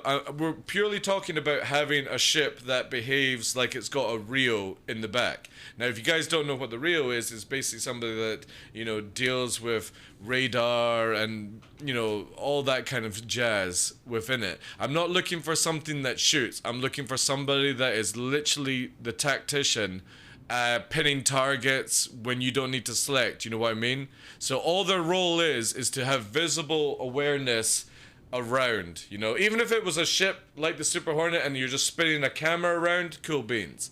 But I want it where it is purely the pilot moving the Tomcat around, you know? Kind of style. And the Rio does a different role. And there's just no ship that offers that right now. You could probably say a Vanguard, yeah, but again, we're moving into a territory where, again, my comparison is I'm looking for the F-14 with the role that the F-14 does. We don't have it in Star Citizen. Nobody can make a comparison to it. Because again, it's definitely... It's something way more than what we have in the game. And I think generally a lot of people would love to be it, though. Vanguard in a turret, though not a true Rio. No, but it's not anything to do. It's somebody that's just doing turreting. You know what I mean? We're looking for, as Spartan said, Rio should be finding targets, managing missile lock, and generally sustaining situational awareness where the pilot flies, shoots guns, and presses the missile button. Yeah, there, perfect. Example of what I'm wanting from the Rio. But you need to be in a fast fighter as well to do that, because if you're putting 2 people into a ship, especially in Star Citizen, you want it to where that ship can at least go against 2 people with 1 pilot, you know? If you've got the Rio helping you. I don't understand that as well, Justin, because then again, that would be a perfect fucking F-14, as far as I'm concerned. Because you could have it where the tracker just has more advanced missile locking, you know? Because of it not having the turret. Can't you fire missiles from the Hammerhead co-pilot? Well, you can, yeah, but I kind of think we're going away from the idea of having a very fast, high mobile fighter that has a Rio that does advanced precision missile strike and can do crazy shit in Circle 2 at crazy heights, and we're now into a Corvette that is firing missiles, you know? Let's not get...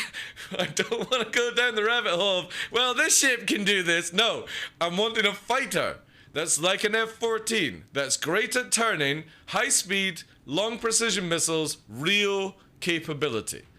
We don't have it in the game. Yet. But there's always a chance we can try and convince CIG.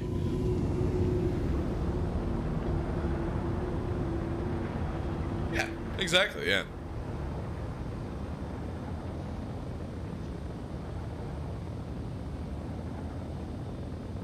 But the tracker would actually be a great... If they made like a super tracker, a Super Hornet tracker, and you didn't have the top turret, and you had the advanced missiles, the lock-in ability because you got the bigger radar, and they actually made it where it's a lot faster in the straight, but bad maybe in the turns to balance out that way. Cool beans, you know? That sounds good to me, like. But we just generally don't have any ships, so I'm kind of hoping that maybe you'll get close to it with the Scorpion. You know what I mean? Maybe. It depends on how the missiles work, you know, and the radars and stuff like that. Again, like, I would prefer, like, just I mean, you could call it a two-seater Talon would even do... A two-seater Talon, Shrike would work, you know what I mean? But the co-pilot would have to have good visibility, and it would have to have advanced radar suite, you know? And maybe we'll see these actually when CIG start adding in the... Like when the Tracker comes out, the Tracker is one of these ships, like the Terrapin, that I'm looking forward to seeing how they actually do it, you know? The ability to increase detection of entities via radar, and can it be synced? So for example, when I'm flying my Arrow, if I had a Terrapin sat here, and I'm flying around, I would get bigger AWAC? Yeah, exactly. You know? They have to implement the AWAC system of advancing somebody's radar or detection radius. So if I've got a Terrapin in the center of where I'm flying, and it can see further than me, or it sits at the edge, you know, an MSR would be a beast for tracking? Well, it's an information runner. If you think about it, I don't think it's designed to track. I think it's designed to intercept information. And they're two different things, you know? We're moving into that the MSR is more espionage than actually AWACing around the area. Yeah, exactly. There's a lot of mechanics before I feel we'll see like an F-14 kind of plane fighter in the game, but I'm looking forward to it. That will be incredibly sick. And when we get trackers, when the Terrapin actually does its role, we actually have radar and advancements like that. Maybe they do a rework on the radar where we can go under it as well. That would be nice. Maybe we can upgrade your radar. Who knows, you know? There's a lot of things that CIG obviously have to add in for the future, but we're still, like everything else, always waiting and waiting and waiting.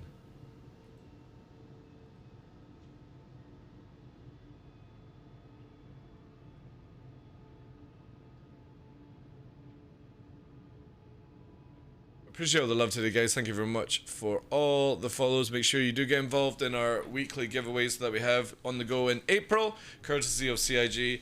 !April to get involved in them. This week is for Cutlass Steel LTI with game package. So all you need is an account. An account, and you'll be able to play the game for free. Better if you use my account as well. Or my referral link. The Terrapin should be able to see all aircraft around the planet unless it's... we had this discussion yesterday, Spartan, of what I would like to actually see in the game where you got your comray. I would actually like to see on the planet a big facility that has a big dish that connects the comray in space to the planet or the moon, and then every outpost has their own mini array, and all of it can be taken down. And then, for example, if you want to widen it more, you can have it where like a Terrapin bounces off the comrays and stuff like that. That's what I would like to see in this game. Where, for example, if you're a small group, you can knock out the outpost and bring down a small bubble of comms. Then if you have a bigger group, you might take out the central array on the planet or the moon, and that will bring down even more. And then I would like it where if you've got a bigger organization, you go for they make the space one a lot more difficult to kill or take down. I think that's how I would love to see Star Citizen or CIG actually do the gameplay of comms and relays and stuff like that. Basically making it where the space one's the difficult one, then you go planet side to take out the main hub, and if you don't have enough people, you take out the smaller ones for whatever area you need to do.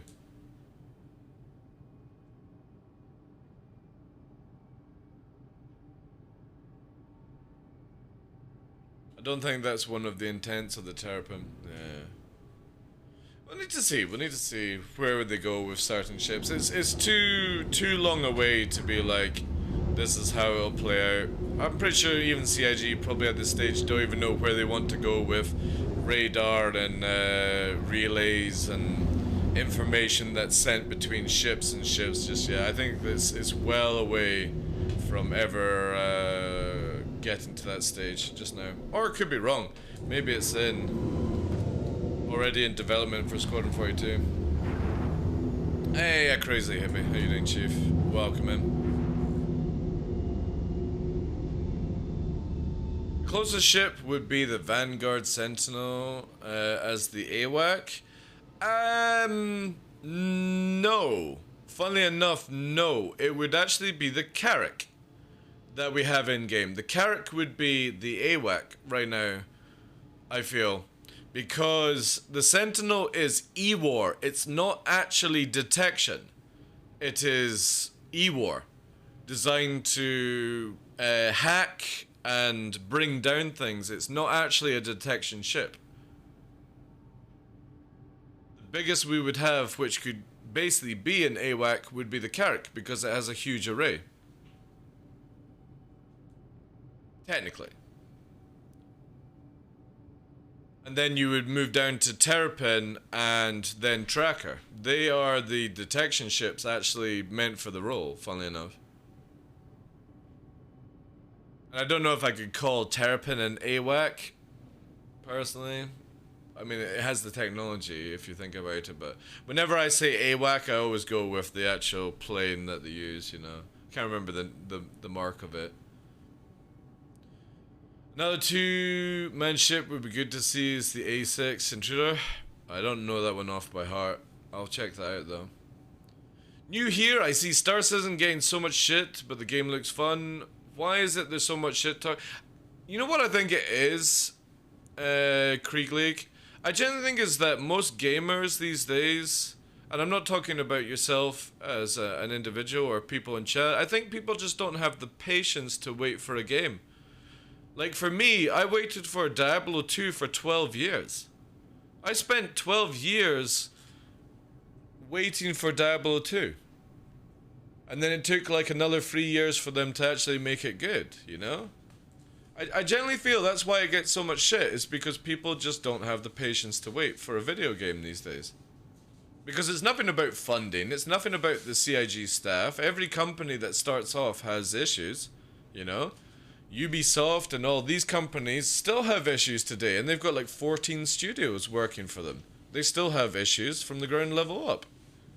So I generally feel that why everyone shit talks is, one, probably jealous that they don't want the project to succeed, and two is if it's from a backer's point of view or a consumer's point of view, they don't have the patience to wait for somebody to make a video game. And that would be my basic no bullshit assessment of why people are salty about it or shit talk it.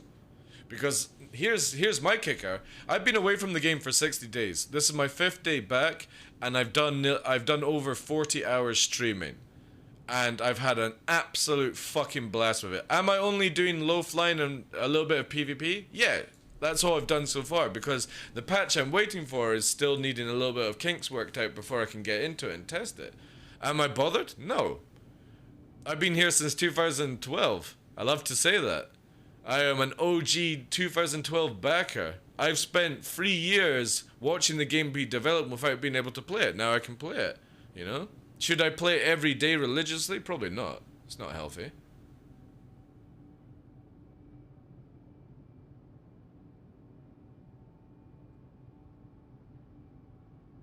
Well, the great thing is, Krieg, if you can hold on a little bit longer, by the end of May, we have some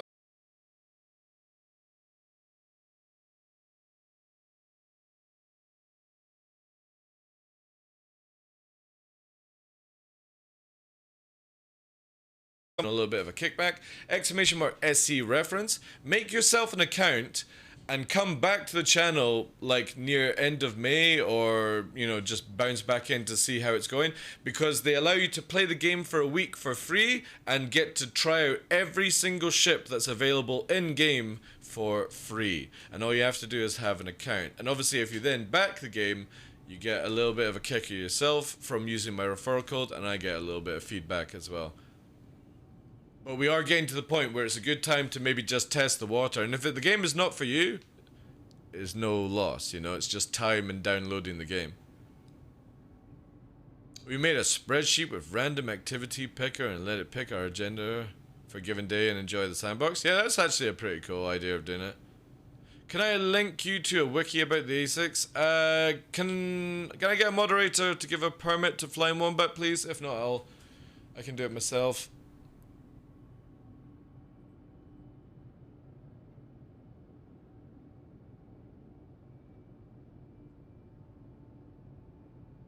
Be able to do it. Where is it? You got it, Zane? Thank you, sir. I appreciate that. Cheers. Now you can link it, Flying Wombat. Let's have a look what you mean about the A6.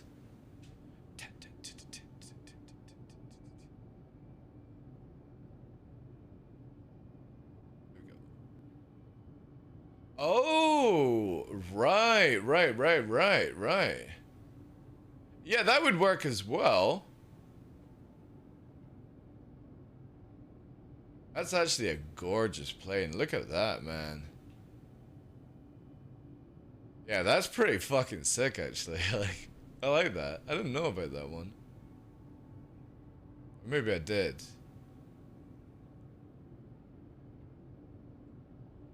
That's kind of cool, actually. Yeah, something like that would be kind of cool. Added into the game. Free mods, got it. Nice. Let's get the aircon on, guys. It's fucking hot.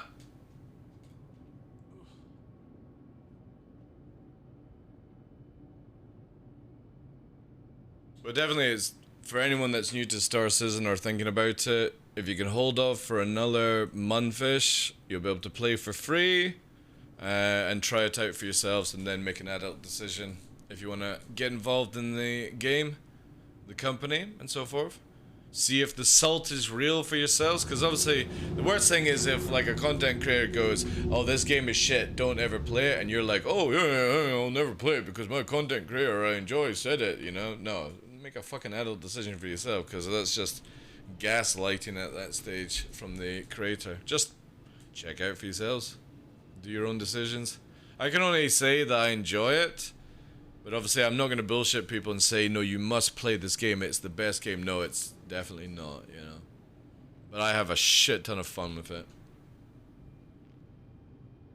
I've had my doubts about Star Citizen, so I kept playing Elite Dangerous, good game, until they added in Horizon, as far as I'm concerned. The moment that they put in the RNG shit, I lost interest in Elite Dangerous, sadly. But after 400 hours, I got quickly bored of it. Yeah, I understand that. My favorite thing in Elite Dangerous was actually going to like a hazardous belt and just fucking shooting at everything and flying around players, NPCs. I loved it. And then they made it where the RNG roles of NPCs came in, and I went in to do my favorite thing, and this ship just absolutely melted my pride and joy, because it had like the best RNG rolls as an NPC, and I was like, fucking screw this, like, I'm done. Got to like Corvert, the Corvert, like A-class and stuff. I had to put the game down. This was like just running well. I think like with multi-crew came in as well. I couldn't play it. But as I tried to explain to people, because obviously Elite Dangerous targets different community than SC and vice versa, I always look at it that Elite Dangerous is an ocean the depth of a swimming pool, and Star Citizen is a swimming pool the depth of an ocean. Star Citizen is smaller with places to go, but it's a little bit more richer. Elite Dangerous has fucking tons of places, 400 billion or whatever it is, million places to go to, but it's repetitive, and I just don't like repetitive games.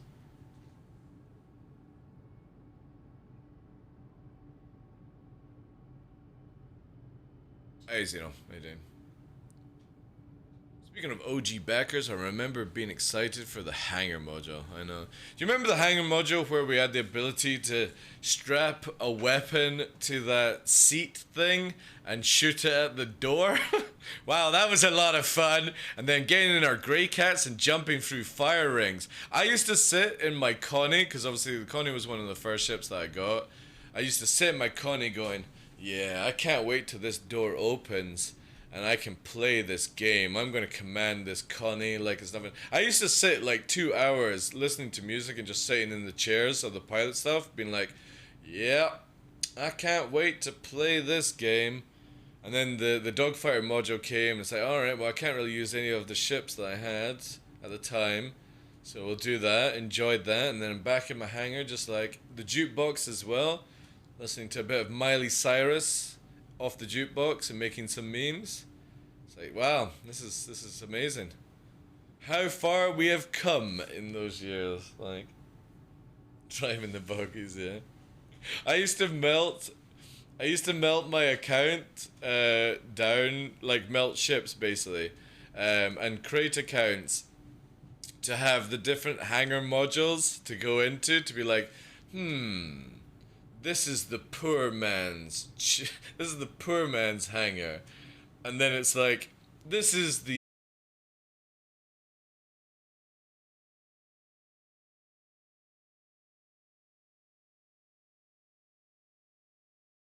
I preferred the cheap hangar over anything when they redid it. You know, is it the self-drive hangar it's called or something like that? I think it's the best hangar. It's so industrial and it's got big shuttered doors and it's grungy, it's dark and it's dripping and oils and stuff like that. Self-land, that's it, thank you, yeah. I think that's the best hangar, by far, that they've ever made. Because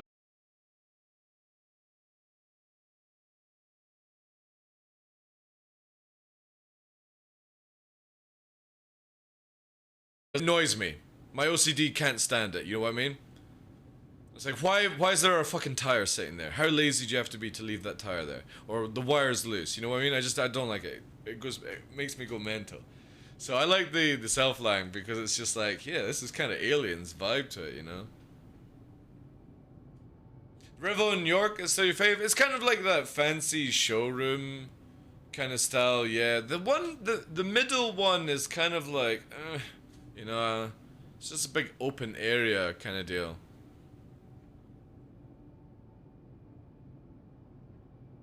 It's like walking into my kid's room.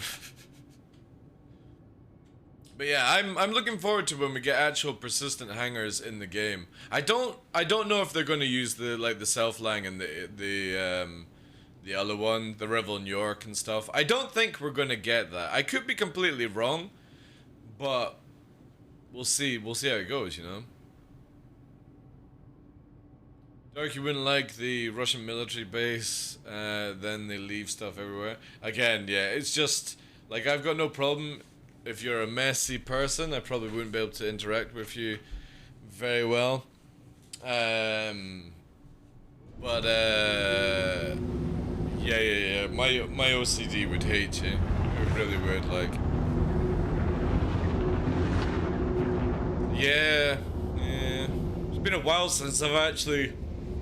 I would say it's maybe a year since I've actually been in the hangar module, to be fair. Probably a year. It's just something that I just don't even think about these days. Not even thinking about it. Alright, I'm gonna play some 80s music. For all you youngins out there, you probably don't know it, but for all your oldies, you'll enjoy it.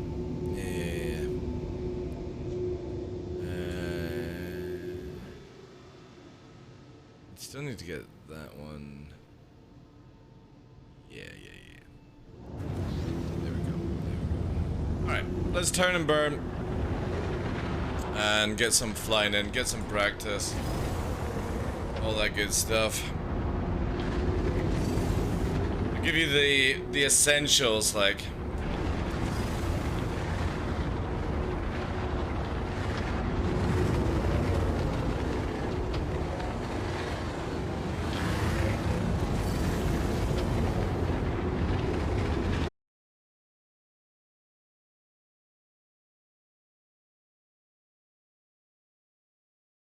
My own fucking shadow.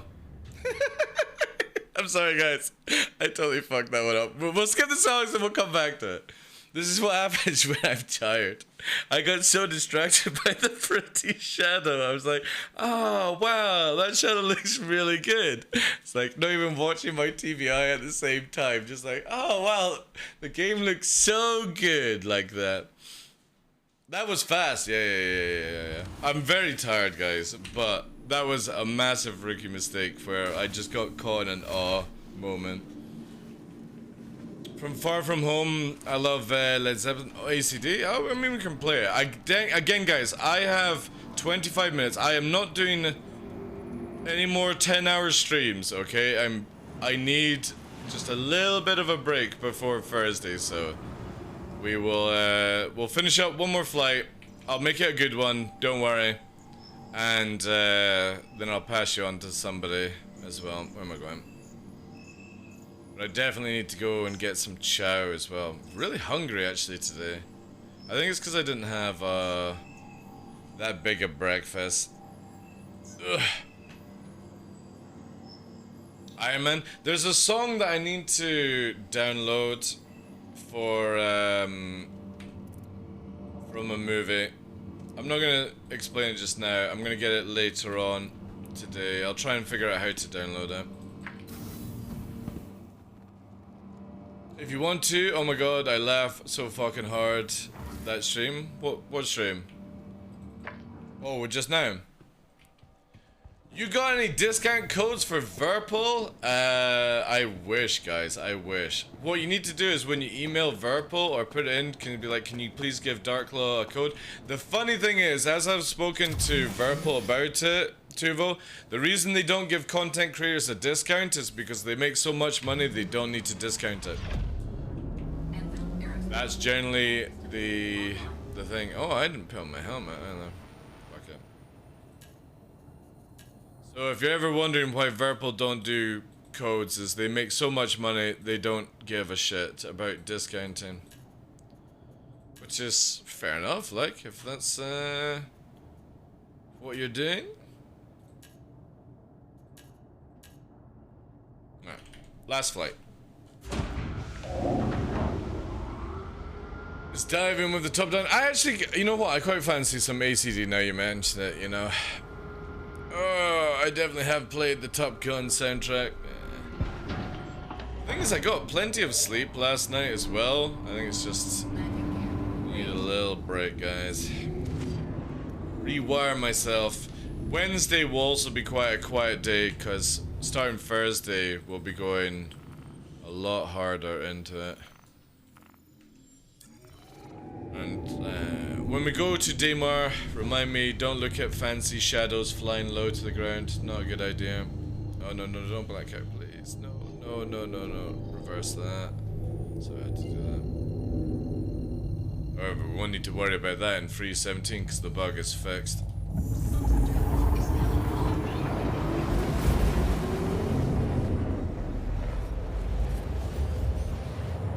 Oh, if you want to. Oh, that one. Yeah, I mean, I could dig that one out for you guys if you want. Ship's on fire. Yeah. We got Shubin. Shubin is in the light. What was I doing? Yeah, I got it here. This is it, right? You'll like this one. What we needing? This into oh shit, did I not warp? We're gonna look for yeah.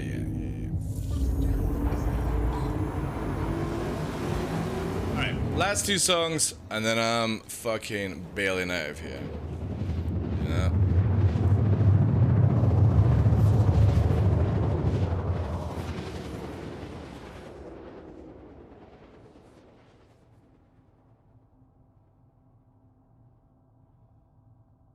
Quantum drive is now off.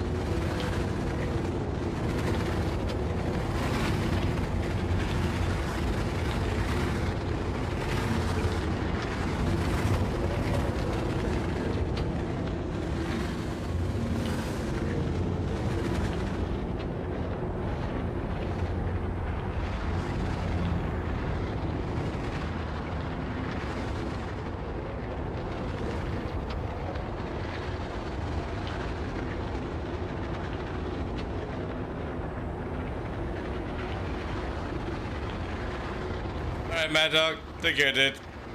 Thank you for being here.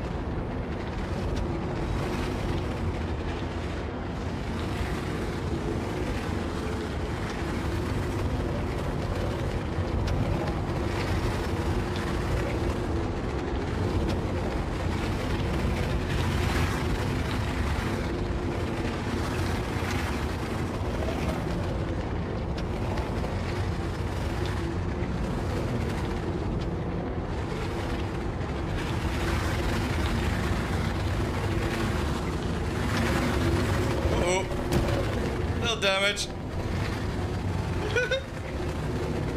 This fucking song is cursed.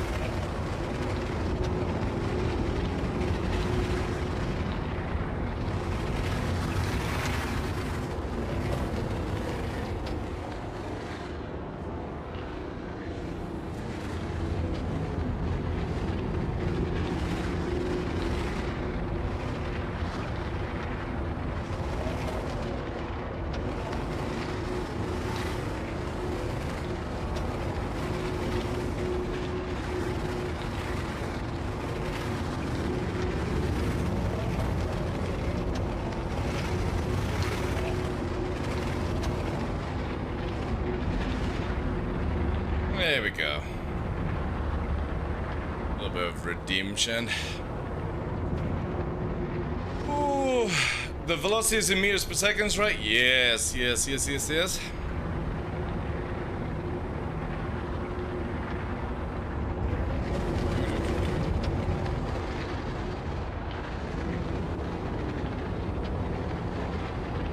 How you doing, Jace? Welcome indeed. Maybe one more in the tank. One more in the tank. I'm at like 40. I got a little bit more. One more. What should we do? What should we do? I think it's gonna have to be the better movie in my opinion. Fair one. It's alright. 5 PM? Jesus.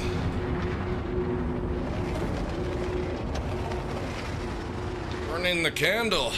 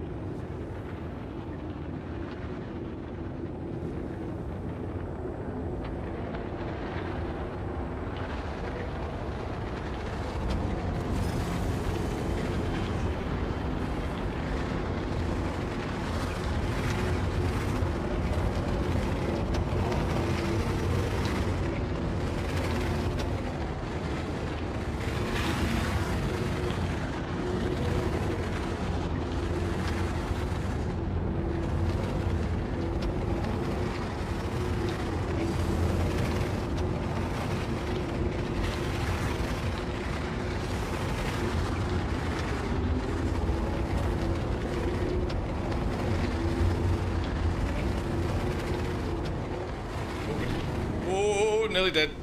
Nearly dead. Second time. Managed to rub over. I was actually convinced the first one was going to be because we cut short. Back end didn't drift the way I wanted it to drift. But lucky the second rock we just bounced off. Little boing moment there. Chase the shadow for a bit.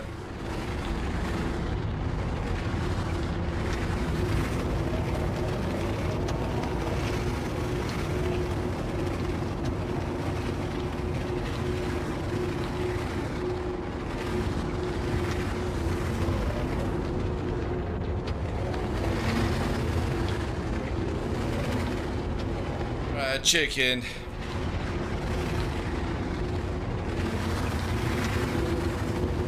Nice. Alright. Remember of that. You getting your arrow out? Good man. Good man. One of the best ships in the game, like. Hey, Unlimited. Good day to you, Chief.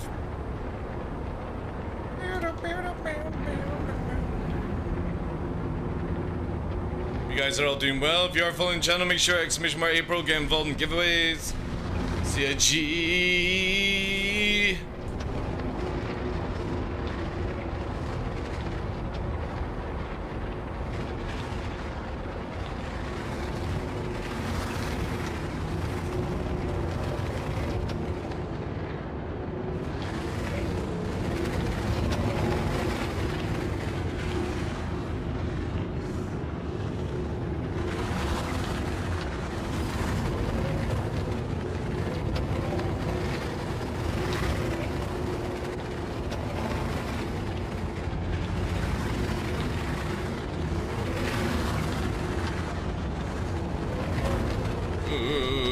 Out of here.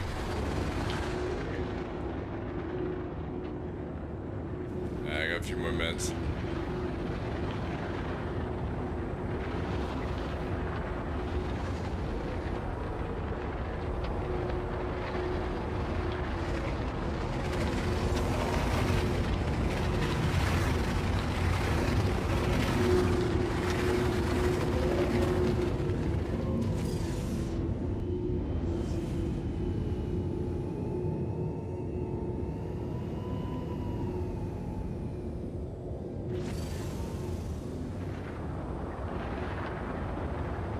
They're doing very well, thanks. Flame Wombat. Doing well. They're getting older. They're well, yeah. Luna's on season just now. Nova's still the boy.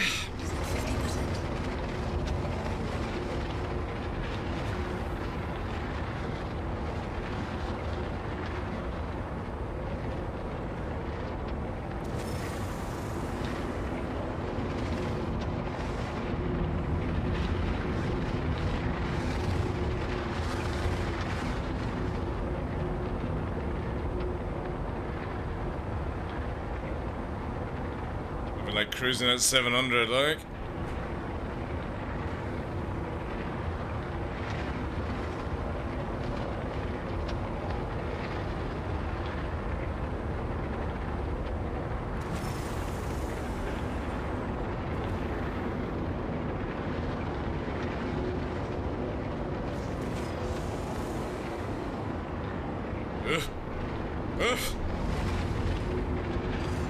It's a little sweaty like that. It's too sweaty at that speed.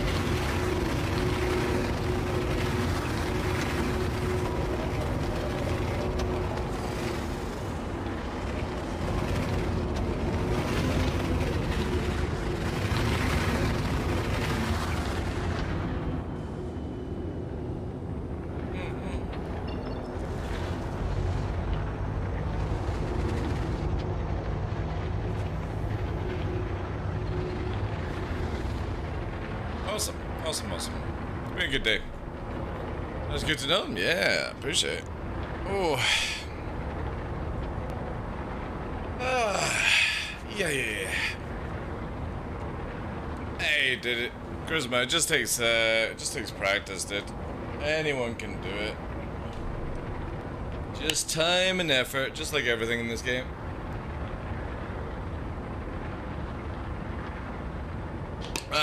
Right. Anywho, you wonderful people. That's me for today, because I am not getting drawn in.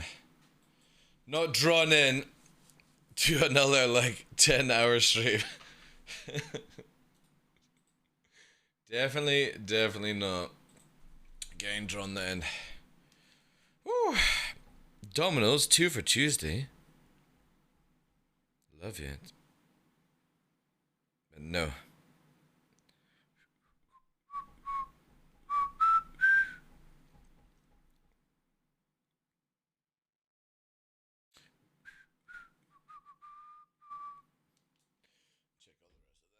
Oh, it was fun. Thank you for being here, guys. Again, I can't wait until we can actually play some Free 17. But we've managed to make 5 days of comeback and learning how to fly again. I think we're pretty honed in now. So hopefully PTU kicks up and we get some PvP when we go live. Have a shot of those Scorpiuses, all that good stuff, you know. Very much looking forward to it.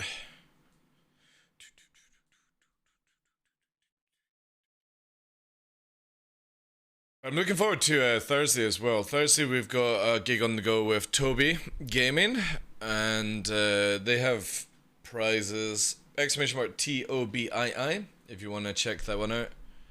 I'm glad I managed to get the joystick sorted, because that was crazy, having hitting the escape button with the actual joystick.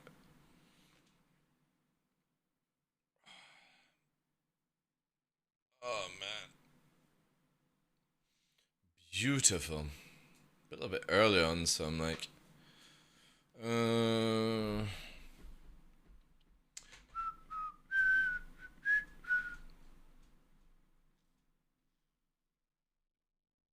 Hiya and Aya. Take care. Yeah, thank you very much for being here, guys. Make sure if you are dropping the follows, go and get involved in the giveaways as well. You might as well, since you've been generous that way. Boom, bada bing, you know? Yeah. You're back. Oh, I'm leaving Nubify.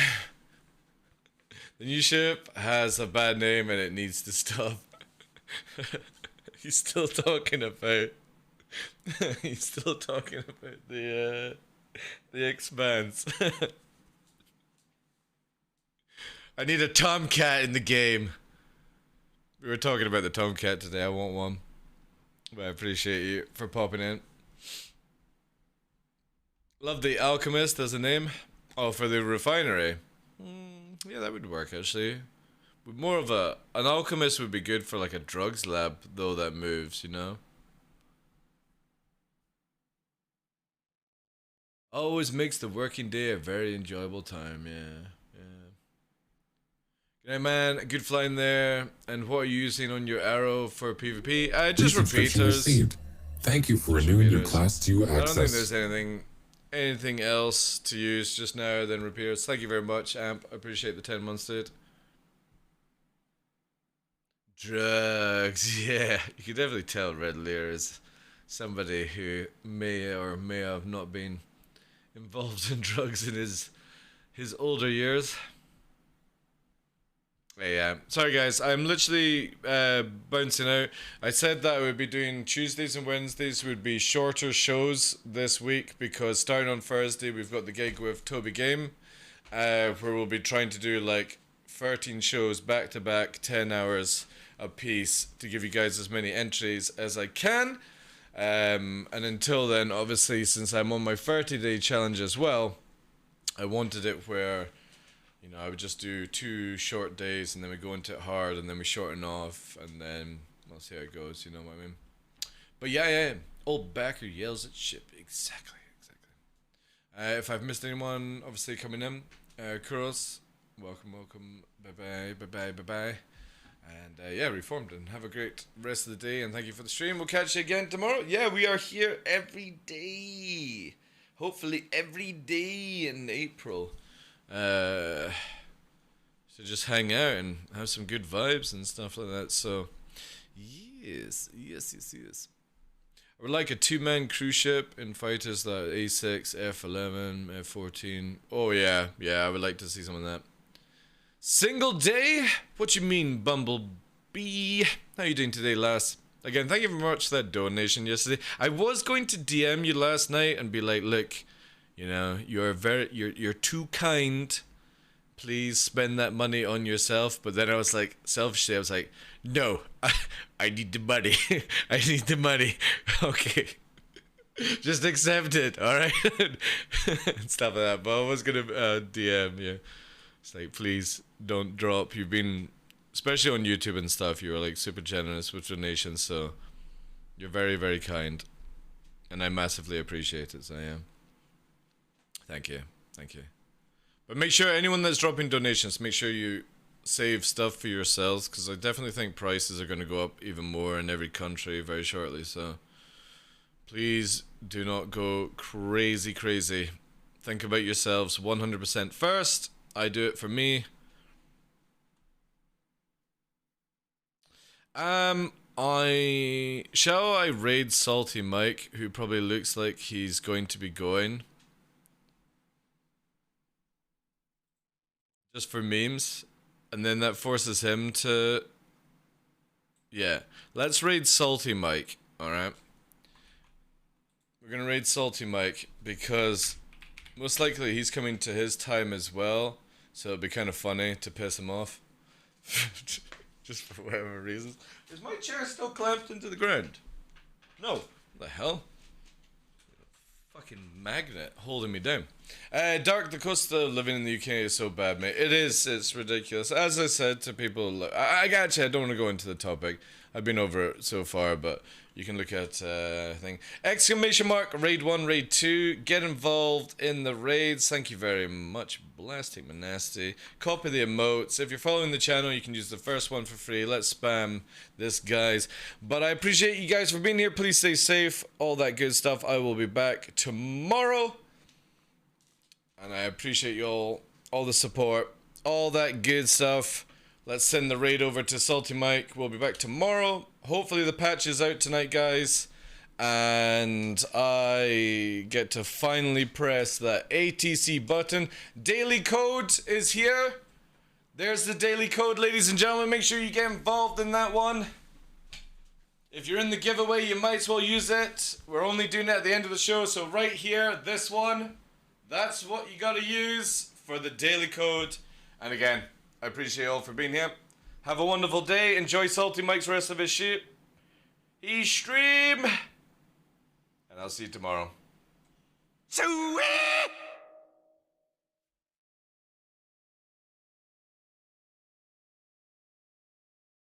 Thank you very much, Redbeard, Mr. Tufo, Flying Wombat, Glebo, Bumblebee. Appreciate you all. A Tomato M. Take care, guys. Nubifier. I've been your host, Michael the Dark Lawrence. Good night. Or afternoon, whatever it is for you.